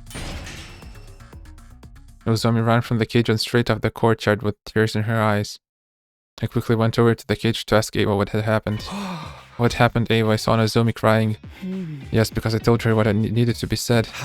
And what was that? I told her frankly her mother was a piece of incorrigible trash. Incorrigible trash?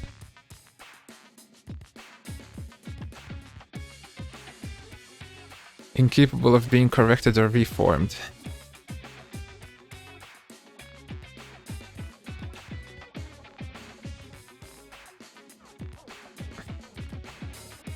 Incorrigible trash, then she should stop loving someone like that. Whoa, that's really sensitive topic for her, Ava. She's been struggling with her feelings for her mother. Of course she'd be upset to hear you say all that. So you don't think her mother's a piece of trash? We're talking about someone who subjected her own daughter to live experimentation, you know? No, that's not what I meant. The waste of breath who ended herself after her project was shut down without sparing a single thought for her daughter. For the daughter she tortured through those very experiments. Okay, when you put it like that, I admit she does appear to fit the definition of human trash. Still, it wasn't what you said, but how you said it. Someone had to tell her the ugly truth, or else her pain would never end. Nozomi still loves her mother, so she blames herself for her mother's suicide. Poor girl, I must free her from this suffering. It was true that telling Nozomi the truth would be good for her in the long run. But people usually avoided such conversations. Nobody wanted to be hated by their friends. You're so strong, aren't you afraid she might hate you? Ava? Does she hate me now? I don't know. She probably hates me now. I made her cry. I'm always like this, even with commune. I get agitated, say things I shouldn't, and then we get into a big fight. Someone like me is just not cut out to be a parent. But Kumi, do you happen to have some alcohol lying around? Drown my sorrows with me tonight? And teach me the right way to raise Nozomi? Why would there be alcohol lying around? Telling the truth as it was, and then bursting into tears afterwards. Talk about mood swings. How did she ever become a commander? I'll go check on Nozomi. I headed for Nozomi's room with the intention of using this chance to drive a wedge between her and Ava. We were in the middle of a war and killing game. This was no time for everyone to be playing happy families with a prisoner.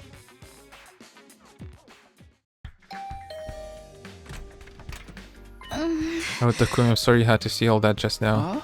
Yeah, about that. What happened actually? Do you mind telling me? I need to keep tabs of everyone because I'm technically team leader, so... No, I don't mind. This might take a while, so come in. I need someone to vent to right now anyway. Nozomi gestured for me to step inside her room, and then... And then Ava was so mean to me. She wouldn't stop complaining about the soup I spent so much time making. She said it was bland, tasteless, and needed more seasoning. And to top it all off, she said nobody would ever marry me if I kept cooking like this. She's so old-fashioned, things like that don't matter these days. I listened to Nozomi vent for much longer than I had expected. I was honestly surprised to see this side of her. I'd always pegged her as the grounded, long-suffering type who never complained. I could deal with her grumbling about me, but this time she went after my mother. She called her a trashy researcher who experimented on her own daughter. Wasn't that mean of her? She doesn't even know the whole story. Yeah, that was mean of her. She went too far. I decided to use this as an opportunity to drive a wedge between the two of them. I'm not surprised she's so heartless. She's a true blue school invader. She's only acting human-like to lull us into a false sense of security before she... Don't you dare talk about Ava like that. She raised her voice so suddenly I thought my eardrums might burst. What's gotten into you? You started talking bad about her first. I have the right, but I won't stand for hearing anyone else speak ill of her. Complaining about her and then turning around to desperately defend her, it was almost like Nozomi thought she was. You're being weird, Nozomi. Ava's not related to you or anything. I know you're emotionally attached to her because she saved your life, but there have to be boundaries. This is neither the time nor place to be playing family with an invader. You'll die if you don't start focusing on the hunting game now. Sumi lowered her eyes sadly, but I had no intention of holding back. I will keep urging her to stop this charade until she comes to her senses. The night I received Ava's blood, I had a dream. What dream? The dream where I relived Ava's life, so I was right. Nozomi saw Ava's memories too. Ava never wanted to become a soldier, but she had to live up to the expectations of those around her because she was born with the power of Cryptoglobin. Elevated the status of a hero, she fought battle after battle while thinking in her heart, if only I could just hurry up and die. I was surprised to learn that Ava felt that way. However, she stopped trying to seek death after one fateful day. The day she adopted her daughter. Kamyun. Yes, Kamyun. She's the daughter of Ava's dead older brother, so she's technically her niece. Ava's life changed completely after she adopted Kamyun. Nozomi grabbed a pen and started drawing what looked like a face in a notebook. Was this the Kamyun we were talking about? Kamyun was a bright young prodigy and refused to listen to Ava at first. She would mock Ava disrespectfully and caused her a lot of headaches. Ava was about to give up. She had no idea how to handle Kamyun. Until one night, Ava found Kamyun secretly crying by herself. She wailed and cried for her mommy and daddy just like a normal child. No, Kamyun had always been a normal child. Once Ava realized that, she held Kamyun in a tight embrace and made a promise. She promised to put aside Kamyun's status as a child prodigy and treat her the same way a real parent would. She promised to love her to the end like she was her own flesh and blood. That must be why Ava was so desperate to keep living, even if it meant being taken prisoner. She didn't want to leave Kamyun all alone in the world. Ava's feelings for her daughter are genuine, that's why I felt comfortable enough speaking my mind to her.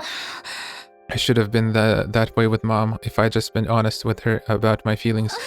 She wouldn't have... I know you feel guilty about what happened to your mother, and I won't deny that the affection you feel for Ava is real. But can't you do all that after surviving the second round? You're in second to last place at the moment. One wrong move and you'll be executed. So please, Nozomi, join the game tomorrow and start earning points. Nozomi, why won't you look at me? I've misunderstood the school invaders. I used to think they were nothing but heartless monsters. But they're not. They have family and loved ones too, like I saw in Ava's memories. And that's why. She looked at me with determination and said, That's why I won't fight the invaders anymore. Bruh.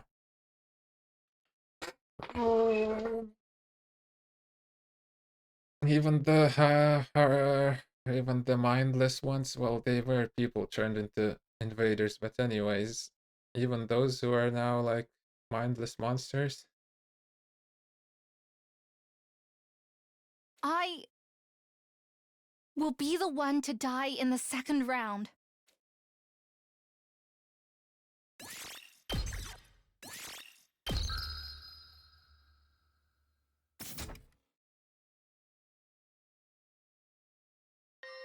Huh.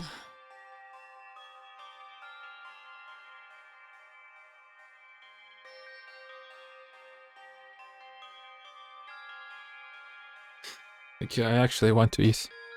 Want to go eat, so okay, it's enough for today. We'll see how this round ends next time. We'll continue the killing game. Let's see what happens. Okay, see ya.